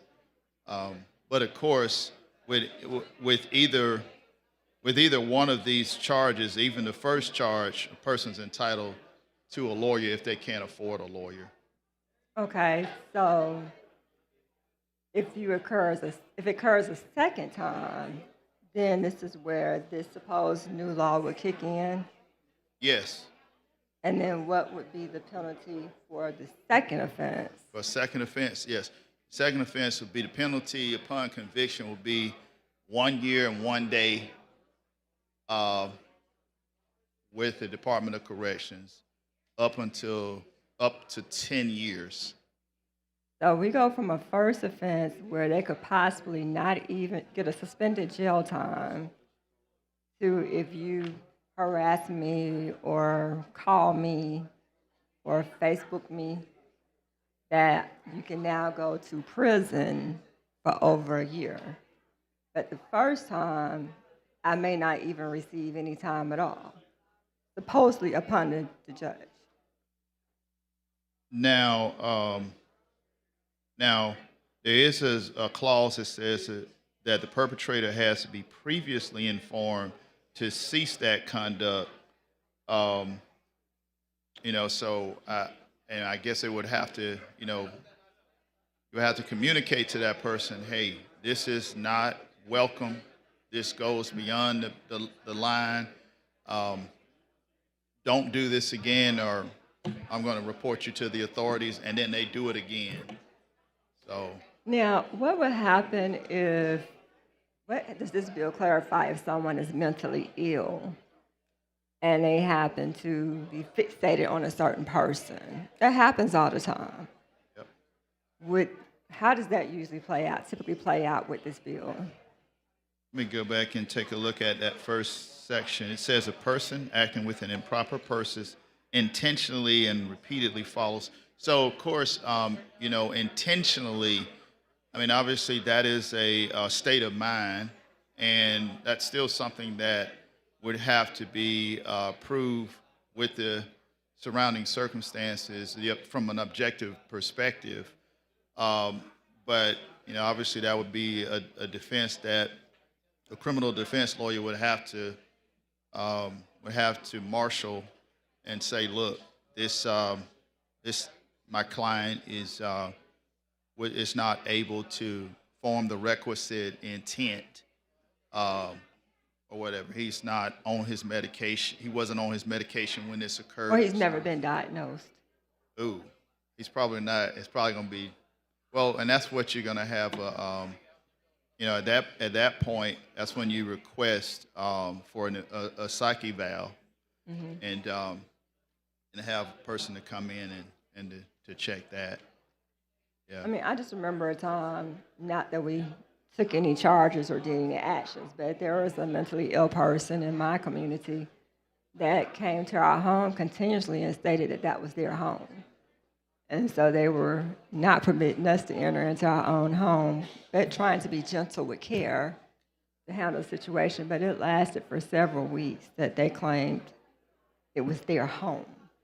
And so that's why I did ask about the mentally ill part of it. I know that's something that probably could have been easily diagnosed, but we have so many people due to the stigma of mental illness that the diagnosis never gets there. And so we don't know what's going on with certain persons until, of course, if they serve a year plus in prison, because we're not talking about county jail with this increase, are we? We're talking about prison. Pardon? I was just saying, when we were talking about the year and 1 day, we're not talking about the city or county jail where they would be held. They would actually be entering into the correctional institutional facility. Prison. Yeah, of course, obviously, if And there's... the lady's time has expired.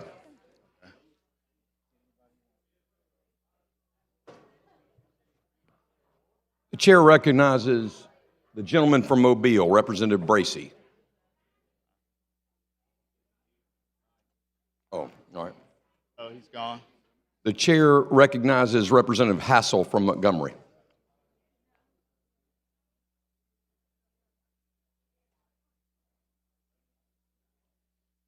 Yeah, he's okay.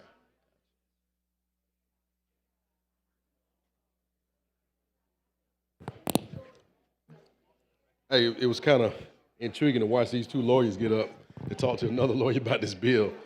But I would actually, Representative McClammy answered one question about the mental health piece, about the stalking. But on page 2 and I think it started on line 31, or career is threatened, and the perpetrator was previously informed to cease that conduct is guilty in the crime of stalking in the second degree. So in a scenario, if I'm at work and if that person calling my job all the time, calling my job, or if they're coming up to my job all the time, Oh, I got you. you see where I'm at? Yeah. Yeah. So if that person coming to my job or calling my job, or what about the person that's on the same job? Like if they're working with me also. I mean, even though you would have some type of harassment, but under this too, they'll consider that stalking. And that's the whole scenario with stalking. Coming to the job, phone calls, or an employee. And this punishment will go from a class B to a C. Mm-hmm. That's right. Say it again. I'm saying, so that's the scenario with on page 2, 31 to 34. Mm-hmm. Okay, so that's it. Yeah. Okay. So let me say this: that the crime of stalking, right, in the second degree, is the same elements for the second offense apply to the first offense. So it's no difference in the conduct. It's the same conduct. It's just that a subsequent conviction issue. Because this already exists. We just only changing the classes. Yes. Because if somebody call my job all the time or come up to my job, is that, that's already a issue. So that's why this in the bill. This is nothing new. It's just, we just changing the class. Okay. All right. That's it. Thank you. Okay. All right.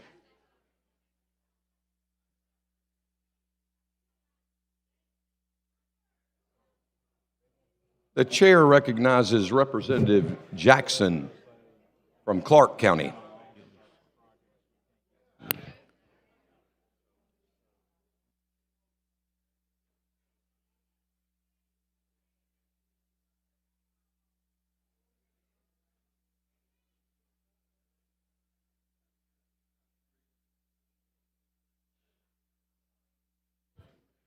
Representative, you're trying to read up on some stuff.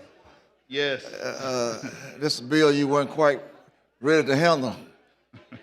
Let me ask a question. Now, stalking. What's class B stalking? Okay. Yeah. So, do you have the statute in front of you? Stand your ground. Do you have the statute in front of you? No, sir. Oh, the bill. I'm sorry. So yeah, what I'll do, it's pretty short. So I'll read this first paragraph. All right. Okay. So it says that a person who acting with an improper purpose, Now verify improper. And that's what I was asking ADA Rep Simpson about, was an improper purpose. So, I would assume that based on the way it reads, you have to take the rest of the language into consideration to determine what an improper purpose is. So listen to this. It says, acting with an improper purpose intentionally, right? So first thing is improper purpose. Right. Right, that's the first element. Intentionally, second element. Repeatedly, third element. Fourth element can be either or. Follows, harasses, telephones, or initiates communication verbally, electronically, so that's your social media, or otherwise with another individual, any member of the other individual's immediate family, or any third party with whom the other individual is acquainted, and causes, so this is the next element, and causes material harm to the mental or emotional health of the other individual, or causes the individual to reasonably fear that his or her employment, business, or career is threatened, and the perpetrator was previously informed to cease that conduct, is guilty of the crime of stalking in the second degree. So as I read this, it almost seems like, too, that if say an organization decides to target Rep. Jackson and they start harassing you and harassing your family because they want to get you out of office, seems like, and they have an improper purpose to, seems like it might fall under that. And that's premeditation. Yeah. Now, A, B, C. Now, is there a C? You in the middle of I don't know if there's A or C when it comes to stalking. But that one thing right there is a premeditated act. And it don't have to be physical, it can be mental. Correct. That cause, and that person would be going to jail or being fined or something of that nature, you're saying. Yeah. So we have a lot of that going on out in California, where these people stalk these Hollywood stars, or they stalk artists, musical artists, and so this would be a new crime here in Alabama. Is this something new? It's actually on. It's already on the book. Yeah. The only thing that really, the material change is that a subsequent conviction jumps from a misdemeanor to a felony. So this is a third time around. Yes. Okay, thank you. I'm done. I just wanted to make you clarify that. So if it's a first time offense, it's not a felony. Misdemeanor. Thank you so much. Okay. All right. Yes, sir. And the chair recognizes the lady from Jefferson, Representative Gavan.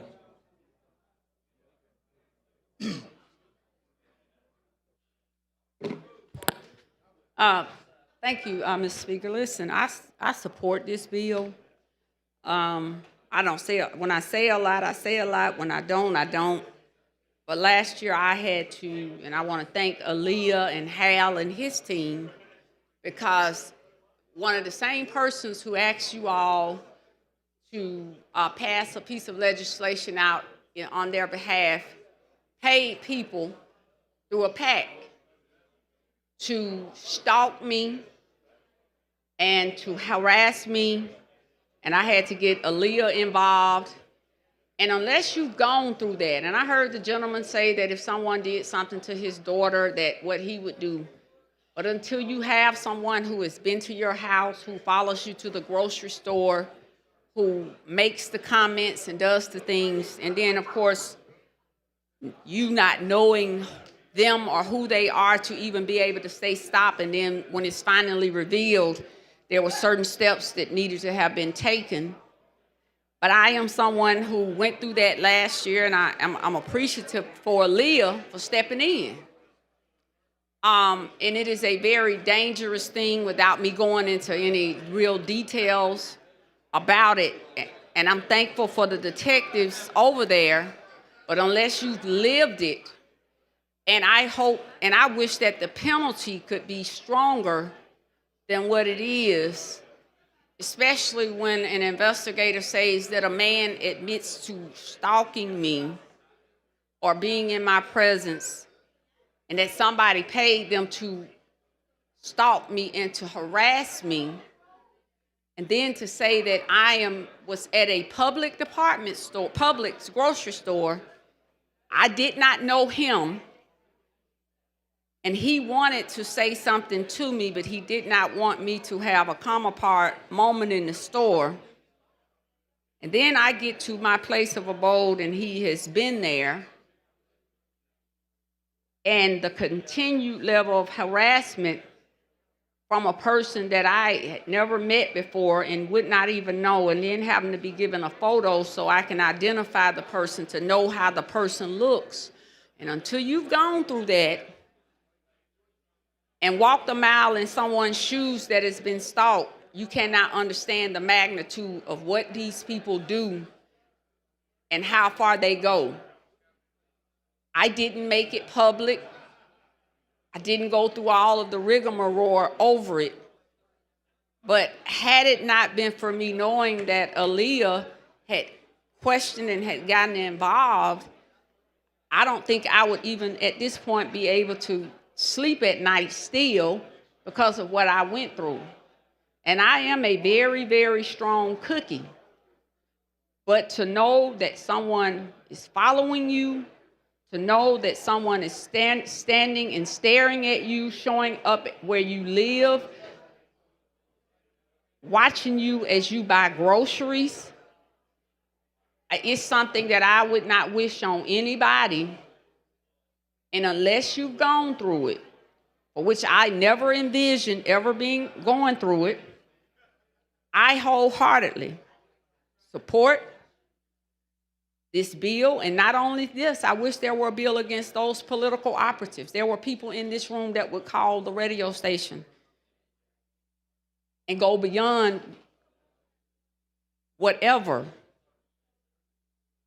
That's a form of harassment in itself. So I support this bill. I have no problem with the penalties. Again, I wish the penalties could be stiffer, but until you've lived it, until you have been that person where you are literally afraid to go in your door,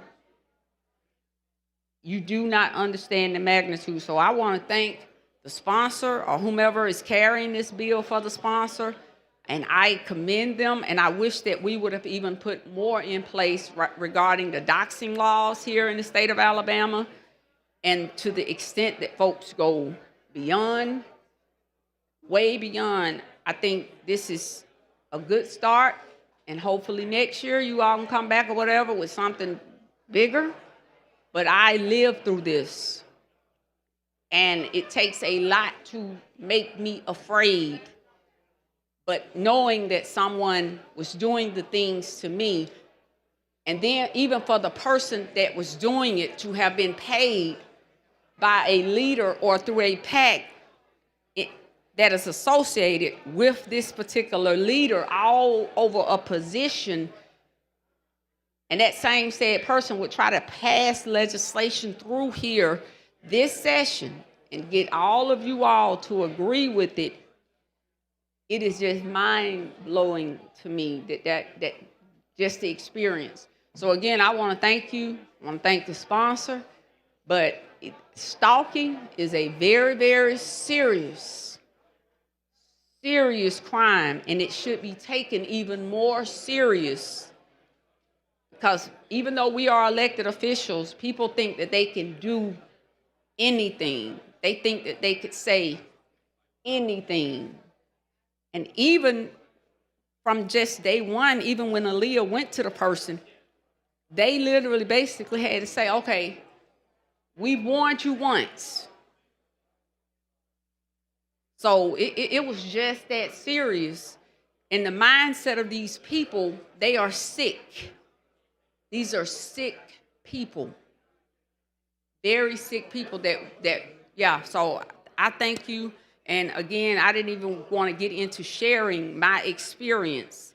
But again, if it had not been for Hal and his team stepping in, I don't know what would have happened. Look, may I ask you a question?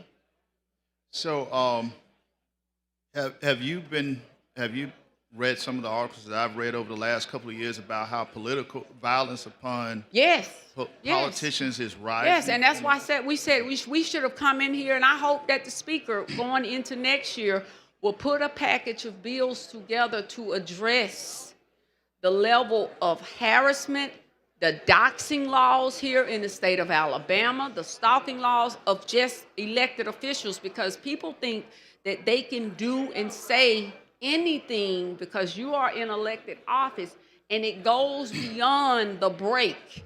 Even the gentleman that was stalking and harassing me, I'd never seen this man before in my life. But this man was being paid. He stated in questioning that he had been paid, that somebody, checks started or whatever started coming to him to go to the extreme of stalking and harassment of me. But then the question is, have you said, I didn't know the gentleman. I'm known to ever say don't do it because I did not know him. I just knew of these things going on. So that's why I have even a greater appreciation. But I have been studying this. I had prepared a bill, and one of the bills at least would have been this term to make it a Class C something in the code to harassment, where it dealt specifically with legislators. But that was one of the bills that the rules chair and leadership here, I'm not would allow any of my bills to come out this session, but it was one that was geared toward elected officials. So I have been studying this because at this point, I'm trying to study to try to figure out the mindset of these people and what they do. So absolutely, So it's very frightening. So again, and everybody may not have access to Aaliyah or the top law enforcement in the state to be able to pick up the phone and say, listen, I have a problem. I need you to check this out. And, for me being a member, I did have that opportunity, and Hal and his team, they jumped right on it, but everybody doesn't get that. So I think we need to, maybe the speaker could make sure that at the top of the quadrennium next year that does become a priority, that we look at those types of bills, because you have people, not only me, that went through it during an election cycle where folks literally were showing up at their homes, they were harassing their families on, their different places of work. I mean, it goes beyond. So I thank you for the opportunity to share. And again, I thank Aaliyah and Hal and his team for working with me in what I went through. Thank you. The question for the body is the passage of SB 273. Clerk will unlock the machine and the members will vote.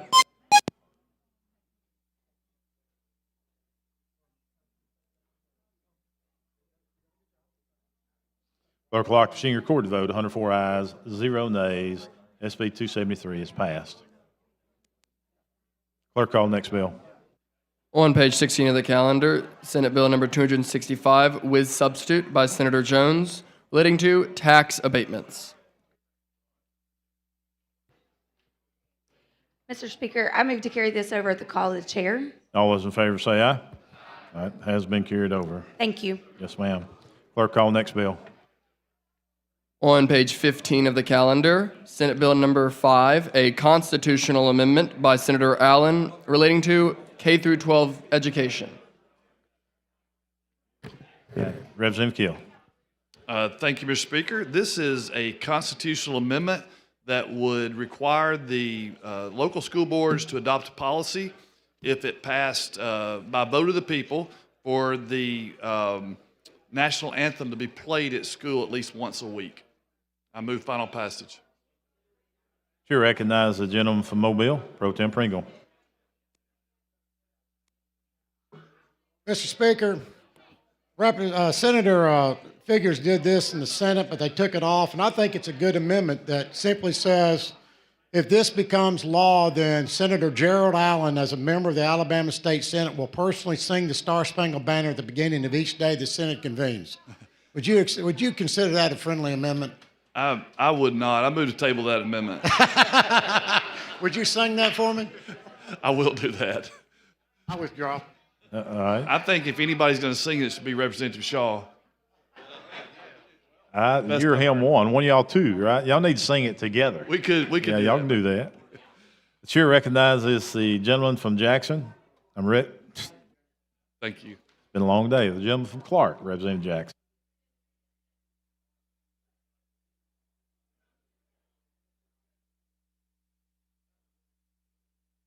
I figured you was talking about me. I want to thank you, Mr. Speaker.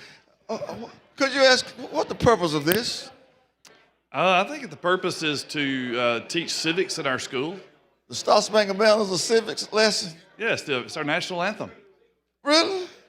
Tell me the civics that I'm going to learn from that. Our national anthem? Yeah. It's the history of our country.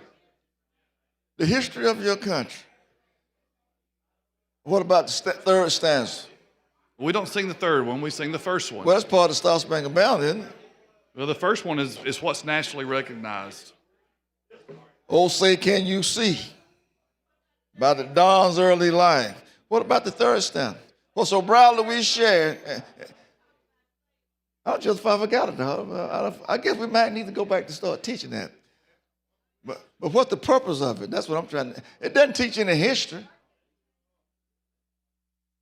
It's our national anthem. It's accepted as our national anthem. Why not saying Alabama, oh, Alabama, Alabama, we do. And that's the history of the state. I'm still trying to. I'll take your word for it. I'm trying to figure out Sweet Home Alabama. I'm just trying to get your civics lesson that you're trying to teach to young people. How many times you said twice a week? Once a week. That's 4 times a month. Just give them to write an essay on the history, on civics. They probably do better than playing. Is someone gonna play it or someone gonna sing it? And I don't know whether the band gonna play or you're gonna put it on a CD or MP3, 8-track. Well, that would be the best way to get it. But I feel like my pro temp, somebody sing it. Let the senator sing it. Neither one. I just kind of. I don't know how that could be a part of education. But thank you so much, Mr. Speaker. Thank you.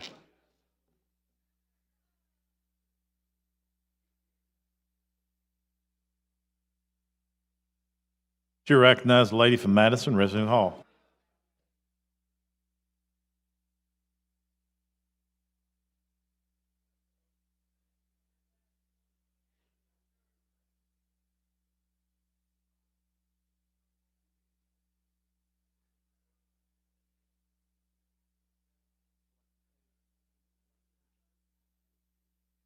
Thank you, Mr. Speaker. Would the gentleman yield?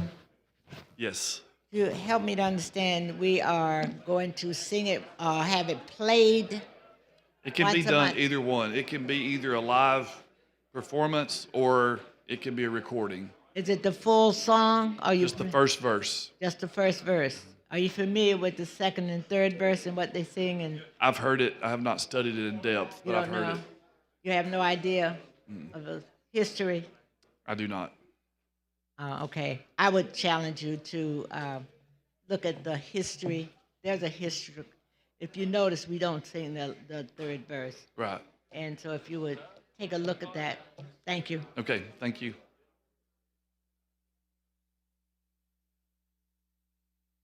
Chair recognizes the lady from Montgomery, Roseanne Morris.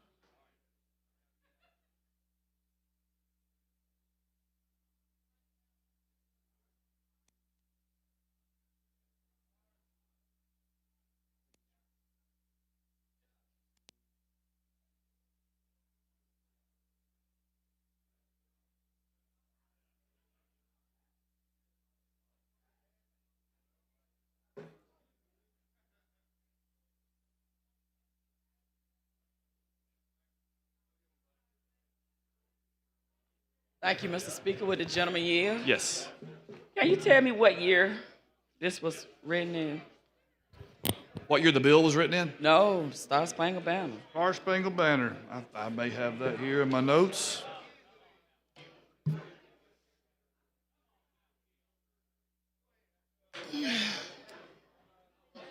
It was written in 1814. Woo, 1814. Jesus. 1814. It's a lot of things that happened during that time. So let's just see what it says. You don't have to say nothing. I like the Star Spangled Banner. Let's see what it says. The best part that you want to actually ask? I mean, are you asking for the entire banner, or what does your bill say before I go into this? Well, the bill says that the first verse of the national anthem, and that may have answered your question, but the first verse of the national anthem will be played once a week. Once a week? In schools. So if a student, because knowing that this is going to be in public school, because we're not going to enforce nothing on private schools, even though they receive funding from us, but we're just going to exclude them out. So when we are listening and we know that today's youth are technology driven, so when they go and they have to learn the Star Spangled Banner and they make a decision to go and look it up, and it's gonna say, "Oh, say can you see, by the dawn's early light, what so proudly we hailed at the twilight's last gleaming, whose broad stripes and bright stars through the perilous fights, or the ramparts we watch were so gallantly streaming, and the rockets' red glare, the bombs bursting in air, gave proof through the night that our flag was still there." Oh, That's what will be sung in the schools. That's what. say does that Star Spangled Banner yet wave, or the land of the free, the land of the free, and the home of the brave. That's the last stanza for what they will actually be looking at. The land of the free and the home of the brave. But then, young people are very tech savvy. On the shore dimly seen through the midst of the deep, where the foe's holy host and dread silent reposes. What is that which the breeze or the lowering sleep, as it fitfully blows, half conceals, half discloses? Now it catches the gleam of the morning's first beam, in full glory reflected now shines in the stream, 'tis the Star-Spangled Banner, oh long may it wave, or the land of the free and the home of the brave. In what year? 1814. And where is that band who so valiantly swore that the havoc of war and the battle's confusion, a home and a country should leave us no more. Their blood has washed out their foul footsteps, pollution. No refuge could save the hurling and slave from the terror of flight or the gloom of the grave, and the Star-Spangled Banner in triumph doth wave. Oh, the land of the free and the home of the brave. Now, we don't even have to go to the last one. But the home of the free and the land of the land of the free and the home of the brave, in the same verses of a home and a country should leave us no more. Their blood has washed out their foul footsteps, pollution. No refuge could save the hurling and slave from the terror of flight or the gloom of the grave. That's 1814. Now, in 2026, we are asking for a constitutional amendment in the state of Alabama. In the state of Alabama, to be able to play the Star-Spangled Banner in public schools, where we are going to have a lot of black kids who are going to have to actually learn this, and then just so happen to go and look it up and see exactly what it means. So it seemed like every time something like this come up, we roll it back instead of rolling forward. like we say, I'm not gonna say we, I don't say it, that the trying to get things back on track, right? I don't even understand what back on track actually mean for someone like my ancestors from 1814 when this was actually written by Francis, that's his name, Francis Scott Key, who wrote it. And now we're going to actually make our young people be subject. Is there anything in there that would give schools the ability to opt out if they don't want to do it? Or is it mandatory that we just gotta learn it, stand and sing it? The stand and sing and learn is not in there, but it must be played every day. So we got to listen to it every day. And you know what happened when you listen to something every day? You begin to learn it, right? You begin to recite it. You know, and this is a prime example of why it is so important for us to be able to teach in a different setting. Talking to my folks now is so important because we would never, under any circumstances, bring something that we thought would be divisive. We would never bring something that we thought would hurt somebody. We would never bring something, no legislation, or would we vote on something that we thought would hurt any nationality. That's just the way we built. We built like that. But for some odd reason, don't know, but got a pretty good guess of it, we are come in,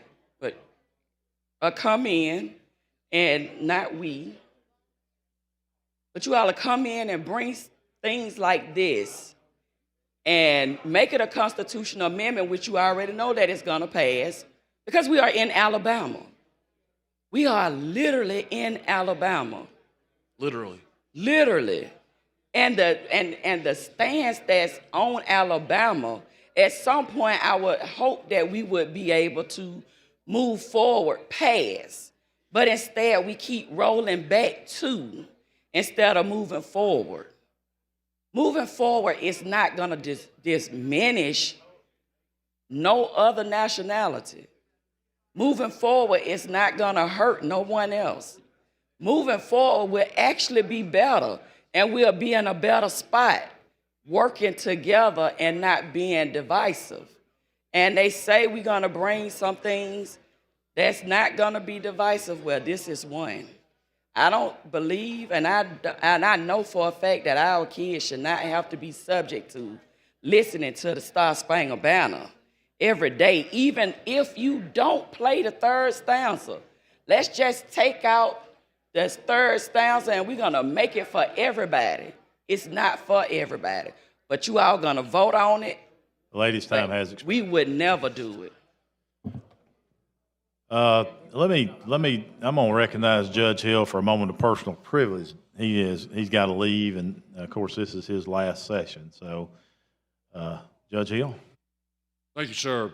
Appreciate it. And I appreciate you. And ladies and gentlemen, I want you to know that if you'd have told me 20 years ago I was going to spend 12 years in the House of Representatives of the state of Alabama, I would have told you you were absolutely crazy. That there was no way in this world I was going to do that. But this has been a very enjoyable, most of the time, but constant learning experience. And I really wish that every student that we have had the opportunity to come down here to see how government works, because it's not easy. It is not easy. But y'all do a great, great job. And the people of the state of Alabama ought to be sincerely appreciative of what you do. But I really want to leave you with two thoughts, if I could, or a couple of thoughts. One, remember, whether you're a Democrat or whether you're a Republican, that doesn't matter. Your job down here is to govern. And when we lose sight of our job to govern, we've made a terrible, terrible mistake. Second thing, more practical. when these lobbyists come up to you, and they do, let me tell you what the first question to ask them. Who you represent and who's paying you? Because that'll give you a great insight into what they're thinking. Again, it's been a pleasure, but since we're talking about the national anthem, I have a question for you.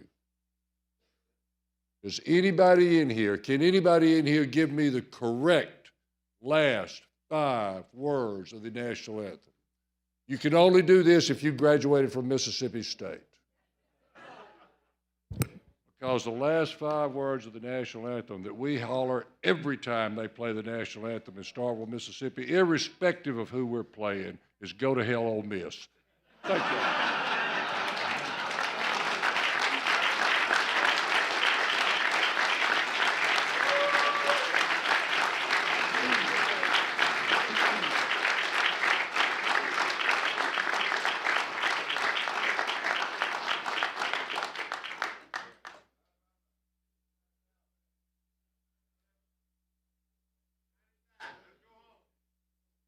Chair recognizes the lady from Jefferson, Reverend Moore.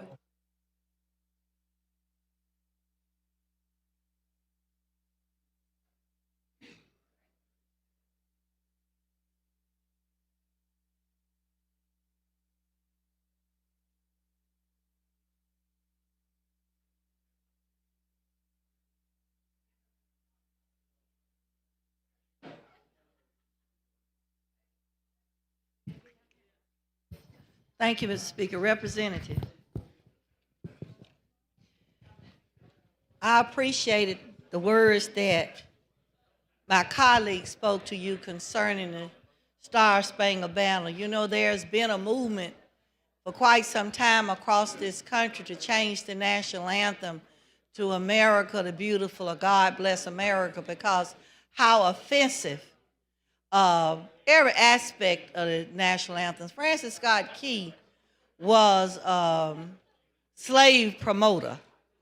And if you read the history of Francis Scott Key, he traveled the country doing public speaking to make money in order that slavery would continue throughout the United States.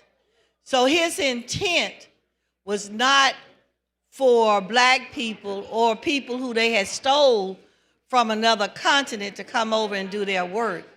I think rather than us trying to get our students to learn such a violent song and such a song that talks about hireling for the people, hireling were the whites on the plantation who were indentured servants.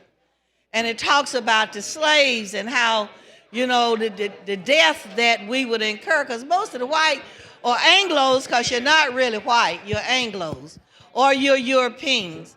White were wealthy people that lived in England, and because their skin was so pale, they termed them white.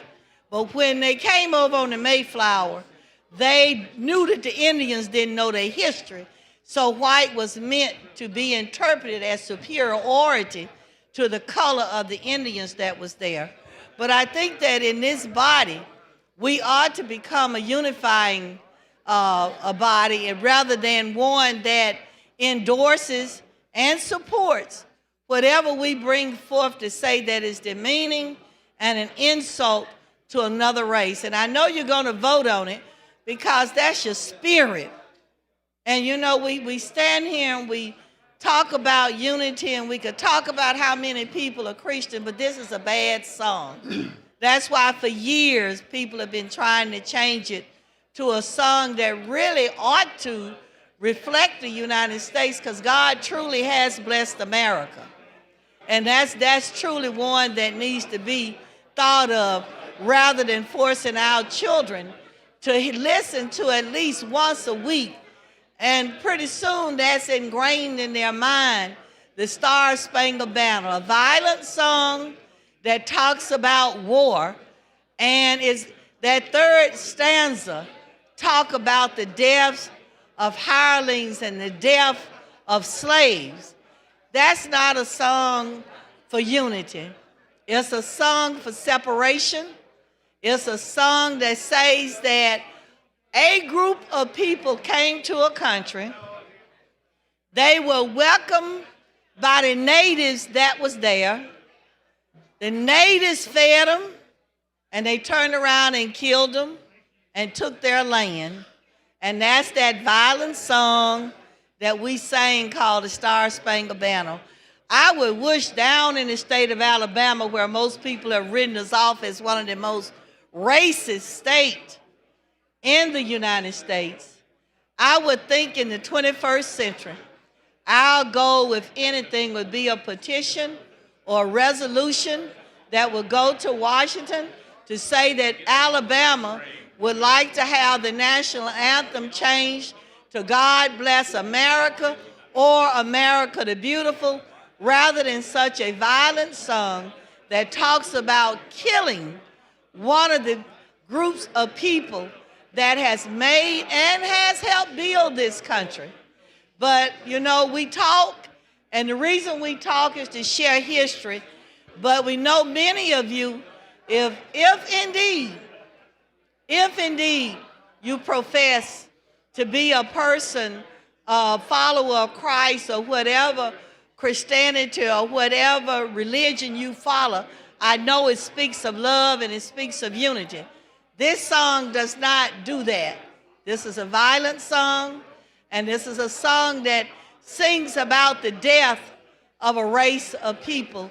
And I do not think that we as God's children, united, should vote to have our babies to sing this song or either listen to it once a week in school. We can have them to sing something else other than a song like this.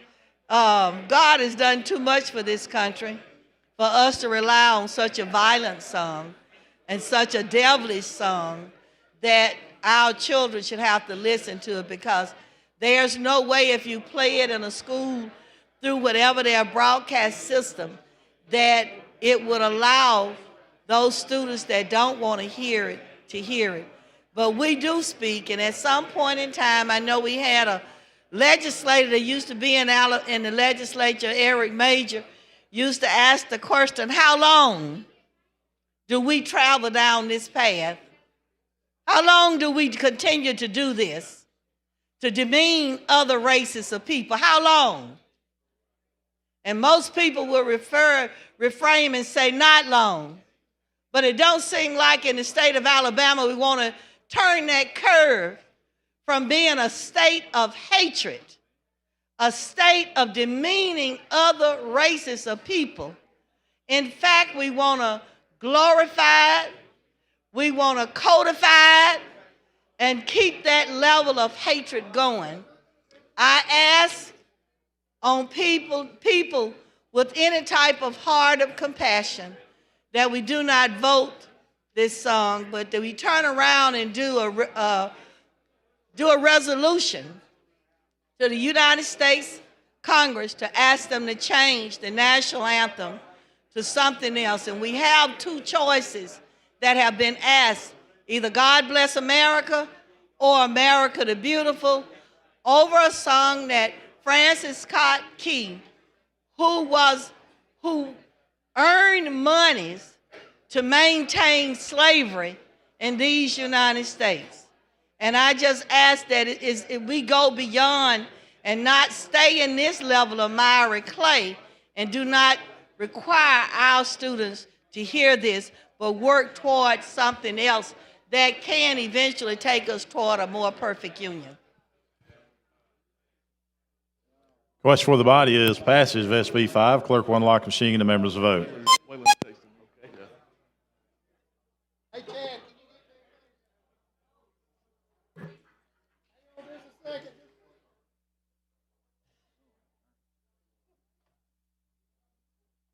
Clerk will lock the machine, record the vote, 75 ayes, 27 nays. SB 5 is passed. Thank you, Mr. Speaker. Thank you, gentlemen. Clerk, call next bill. On page 25 of the calendar, Senate Bill number 364 by Senator Smitherman, relating to K-12 education. Representative Ensler, you're recognized.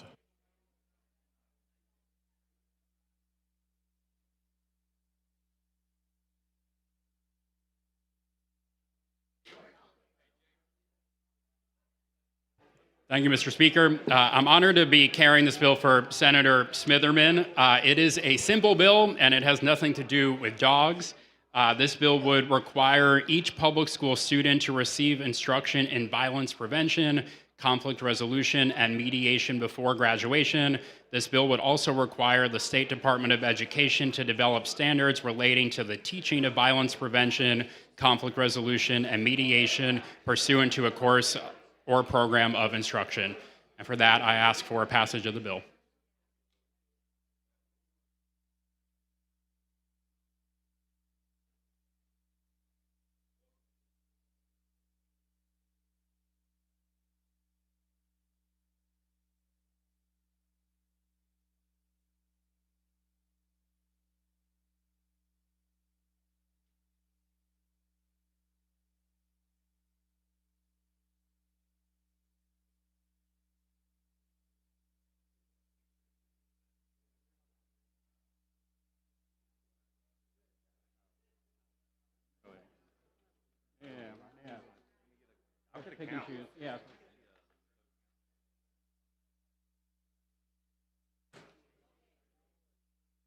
Question for the body is passage of SB 364. Clerk will unlock the machine and the members will vote.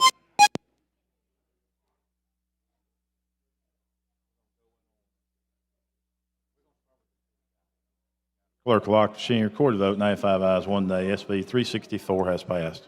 Thank you. Thank you, gentlemen.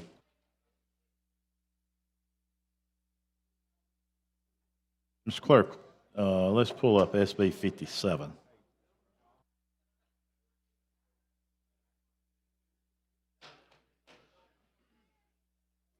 Message from the Senate. Mr. Speaker, the Senate has concurred in and adopted the report of the Committee on Conference on the disagreement of the two houses on the House amendment to the bill. Senate Bill number 57 relating to public assistance. Said conference report being in words and figures as follows, to wit. Respectfully submitted, Senator Greg Albritton, Senator Arthur Orr, Senator Bobby Singleton. Conferees on part of the Senate. Representative Reed Ingram, Representative Rex Reynolds. Conferees on part of the House. Thank you, Mr. Speaker. After the committee conference, we came to an agreement to take the amendment off of energy drinks, and also had an agreed upon to let the governor come up with staffing possibly to look at who's going to administrate this, and it'll be up to the governor. But we concur, and that's the changes. You heard the gentleman's explanation of the bill. Chair recognizes the gentleman from Mobile, Representative Bracy.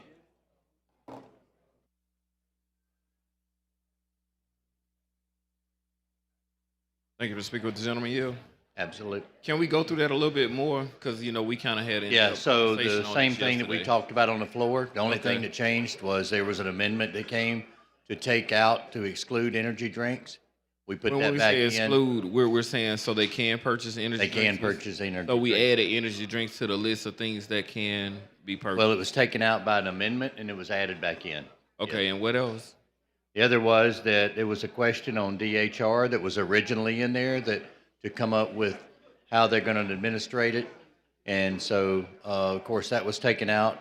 So the governor is authorized, giving the governor the full authorization of finding out who's going to take care of the administration if needed. May not need it because USDA is probably going to do it. But if so, the governor has that authority to be able to appoint a department to administrate it, to come up with. So is DHR is the second department, correct, that decided to not administer? No, well, they administer it now, but I'm talking about coming up with, you know, the, I guess, the list to the retailers, to segregate the, you know, whether it has the sugar, doesn't have the sugar, you know, the candy bars and et cetera, with the list of items on it to be able to put that in. Okay, so basically, you're saying that the only difference to the bill today from yesterday is they added energy drinks back. That's right. To the bill, That's and basically you're the leaving only- it up to the governor's discretion to determine who is If they going to needed to be administer. administrated or not. Those are the only changes. That's the only changes, yes, sir. Okay. Everybody from the 6 people, where everybody was it? full consent? Everybody was in agreement on it. There was one gentleman that was a little bit late, but we told him and he was in agreement. Everybody signed off on it. Yes, sir. Okay. Yeah. So we had taken it out on an amendment, and it was putting back in. Back in, so you They was can taken purchase out it now. and they added energy drinks back to items that can be purchased on Snap. Yeah, that's right. Yes, sir. Okay. Okay. All right. Thank you, sir. Thank you. Yes, sir.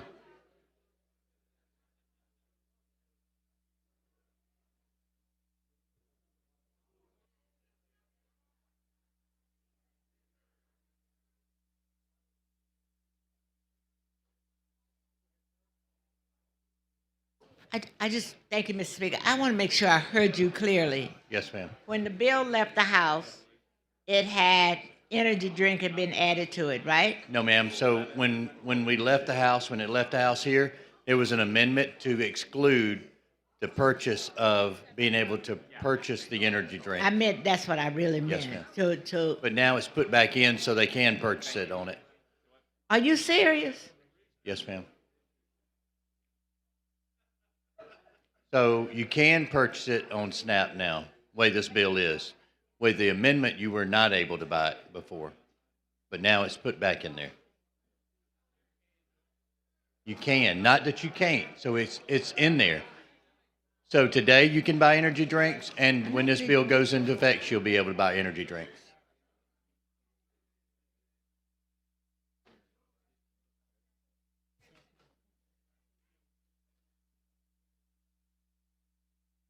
Question for the body is concurrence of SB 57. Clerk will unlock the machine and the members will vote.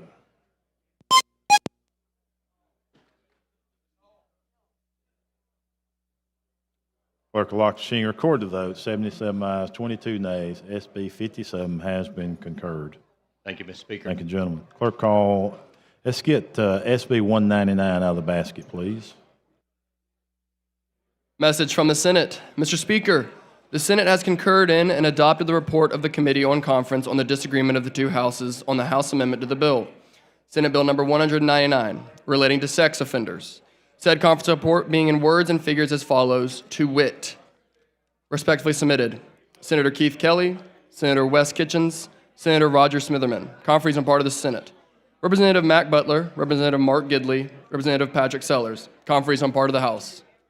Representative Butler, you're recognized. Thank you, Mr. Speaker. We did have a unanimous agreement to add back what I call the meat and potatoes of the bill, which was to put the polygraph examination, the periodic polygraph examination back in the bill. So I would move we concur, please. You heard the gentleman's wishes is to concur. Clerk will unlock the machine and the members will vote.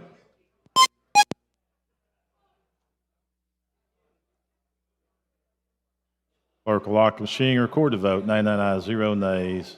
SB 199 has been concurred. Thank you, Mr. Speaker. Thanks, the gentleman. Ms. Clerk, let's call up HB 399. Message from the Senate. Mr. Speaker, the Senate as amended, as therein shown, and as amended has passed the following House bill and returned same herewith to the House of Representatives. House Bill number 399, relating to tax abatements and economic development. Signed, Patrick Harris, Secretary. President Halsey. Mr. Speaker, I move to concur. Yeah, you care to tell us what the change was?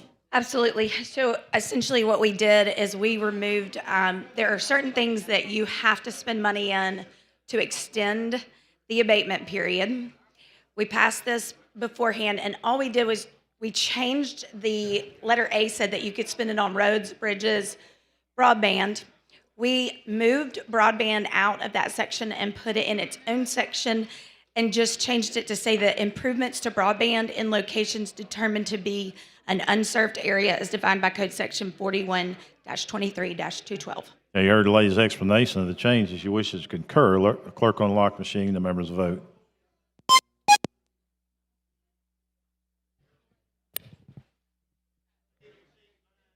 Clerk will lock the machine, record the vote. 102 ayes, 0 nays. HB 399 has been concurred. Thank you, lady. Speaker, thank you. Yes, ma'am. Mr. Clerk, let's call up 605 out of the basket, please. Message from the Senate. Mr. Speaker, the Senate has amended as therein shown and as amended has passed the following House bill and returned same herewith to the House of Representatives. House Bill number 605, relating to rural health care. Signed, Patrick Harris, Secretary. Representative Keel, you're recognized. Thank you, Mr. Speaker. There was 3 minor changes to this bill. This is the bill that deal with the Rural Healthcare Transformation Act that we passed earlier. They're very minor changes. They add on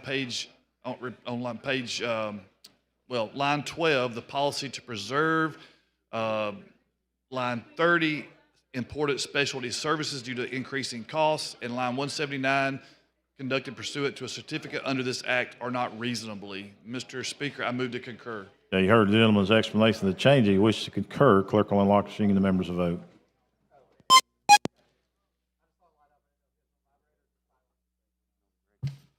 Clerk will lock the machine. Record the vote. 104 ayes, 0 nays. HB 605 has been concurred. Thank you, Mr. Speaker.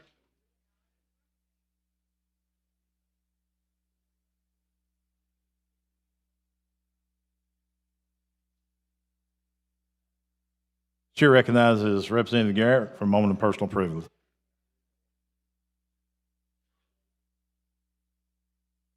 Thank you, Mr. Speaker. Just want to remind everyone that your community service grant deadline is April the 24th. Be sure and make the deadline, and so there's no issues with your community service grants. Thank you. I think we've got a special award to be given away at the end of each session, and we try to recognize somebody for their work. And so it's time, I think, for the Shroud Award to be brought up. It is time once again when we take a moment from the annual train wreck we call the annual session to bestow upon one of our members the most sought-after award in all of Christendom, the Shroud Award for the deadest piece of legislation to be introduced in the House this year. Before we go any further, listen to this disclaimer. The Shroud Award is all in fun and never intended to hurt or insult anyone. So whoever the 2026 recipient is, you should remember to take that with a smile. With that, and my health insurance paid up for the next 6 months, let's move forward. As is the case for the past several years, candidates for the Shroud Award have been few and far between. And this year is no exception.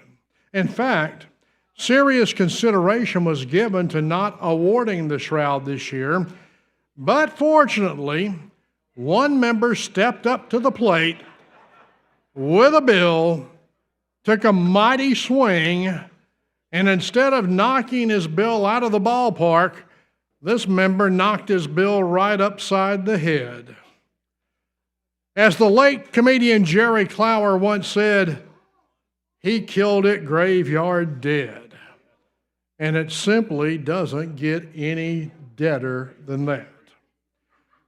The funny thing about this bill is, the aim of it was to save lives. The noblest of legislative efforts. Another thing is this program had a self-destruct mechanism. That would end after 1 year. That sounds pretty good, doesn't it? Well, you hang on to that thought for a couple of minutes. Sadly, the end for this bill began the moment the Speaker came to the well and for 6 whole minutes explained in detail about what this bill would do. It was an obvious attempt to cut Laura Hall off at the pass. For the record, the attempt failed. Although Representative Hall would disagree with this, there are times when a member can provide one too many details about a bill. In this particular case, there were 2 details too many. One involved a fine, which the sponsor insisted wasn't a fine, but more like a contribution. The other detail had to do with automated traffic cameras. A fine and automated traffic cameras, that's legislative speak for the kiss of death. Yes, we're talking about House Bill 583, the Alabama Work Zone Safety Act by Representative Mike Kirkland of District 23.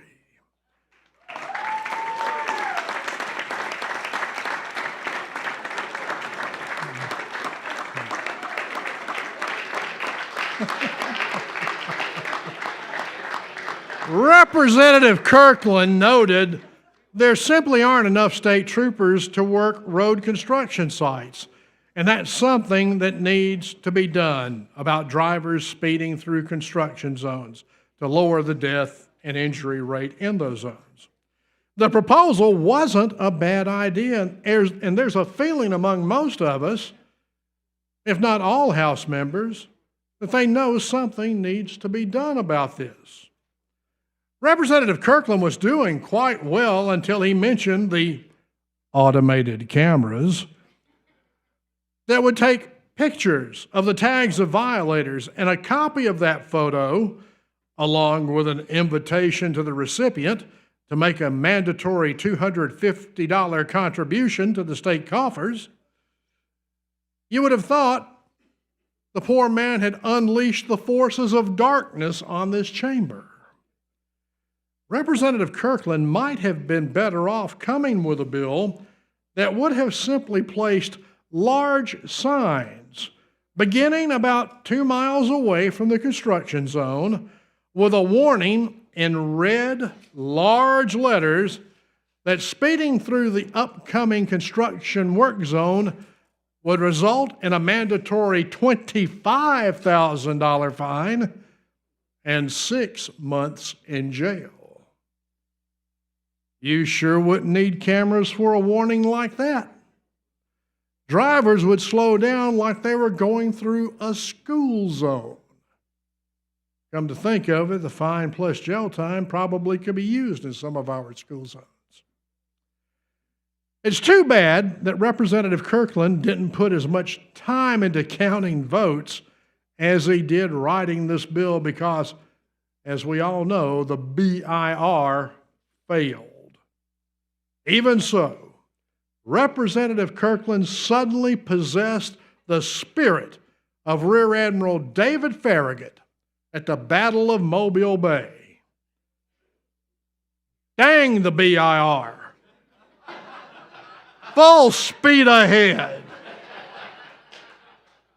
Because he calmly moved for consideration of the substitute as if that BIR had not failed. Even Speaker Ledbetter thought that was a pretty slick trick. You think that would be the end of the Alabama Work Zone Safety Act for 2026? Not by a long shot. Representative Kirkland has more friends in the House Rules Committee than Bayer has aspirin. He convinced them to put the Senate companion bill on the special order calendar. Considering his House bill was shot down like a rabid dog, most people might have tried a different approach in selling this version of the Senate bill to the full House. Not Representative Kirkland. He comes back with virtually the same presentation, and it worked about as well as it did the first time, with one great exception. This time it brought Representative Jim Hill to the well, who proceeded to unload on this Senate bill. He invoked the U.S. Constitution, the Bill of Rights, not to mention truth, justice, and the American way. The only thing Judge Hill didn't do was rip open his shirt, exposing a blue union suit and a big S on his chest. Well, this time the bill and the BIR, I should say, passed comfortably. The Senate version appeared on its way to final passage when Super Judge returned to the well, this time with an amendment to remove the $250 fine or contribution or civic surcharge, or whatever you want to call it. The amendment was approved, and the House passed the Senate bill. Most members would have been perfectly happy to walk away with that. Not Representative Kirkland.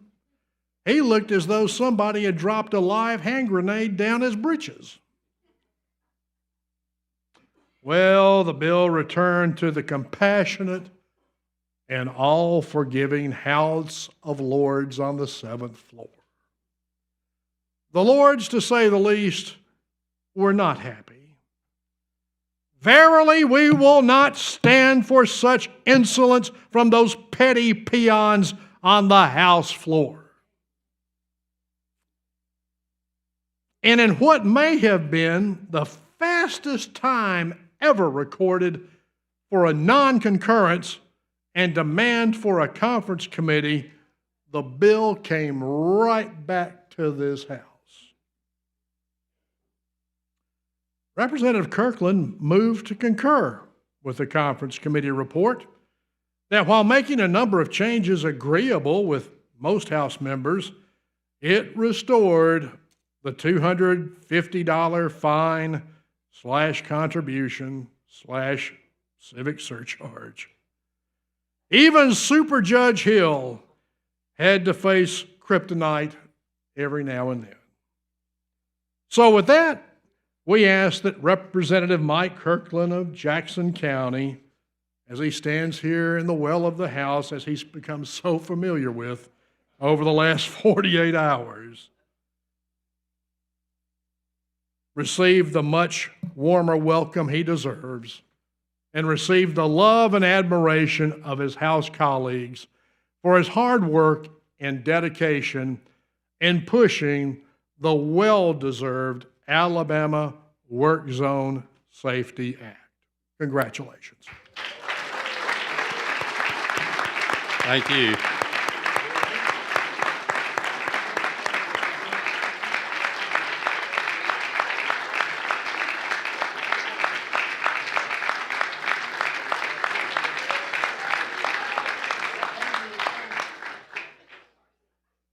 Chair recognizes the gentleman from Mobile, Representative Pringle.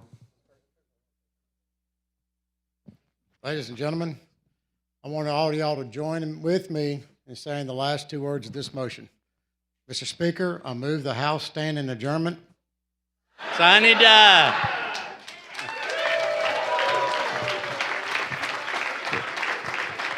Chair recognizes the gentleman from DeKalb, Speaker Ledbetter. Let me have just a few moments at the end of this. Let me just tell you, each and every one of you, how much I appreciate you and the friendships we build. We know we're losing some members this time to retirement, and we're losing some really close friends. But let me just tell you, at the end of this quadrennium, what an honor it is for you to allow me to serve as your speaker. And I don't think there's any question about it. Alabama's better off today than it was 4 years ago because of the work that this body's done. You've made some tough decisions in moving Alabama forward, bringing thousands of jobs, cutting millions of dollars of taxes, and making sure that children has the opportunity to have a better place to work and play and better opportunities to be successful in their life. So let me tell you from me and Teresa how much we love you guys and how much you mean to us. And thank you again for allowing me to serve as your speaker.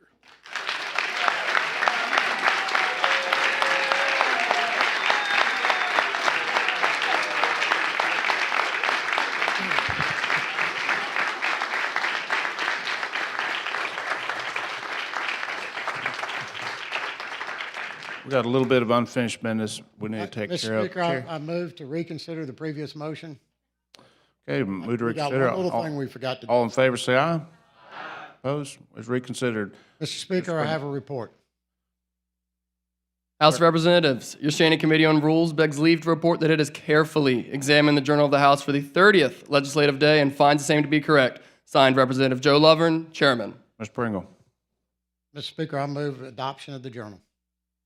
Okay, move to I move the reading of the journal be dispensed with. All in favor, say aye. Opposed? Reading the journal is dispensed with. Mr. Pringle. Now, Mr. Speaker, I move the House stand in adjournment. So I need die. All in favor? We are adjourned. Sine die.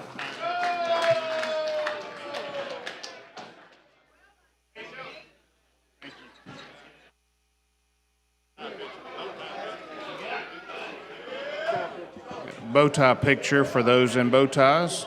Bow tie picture.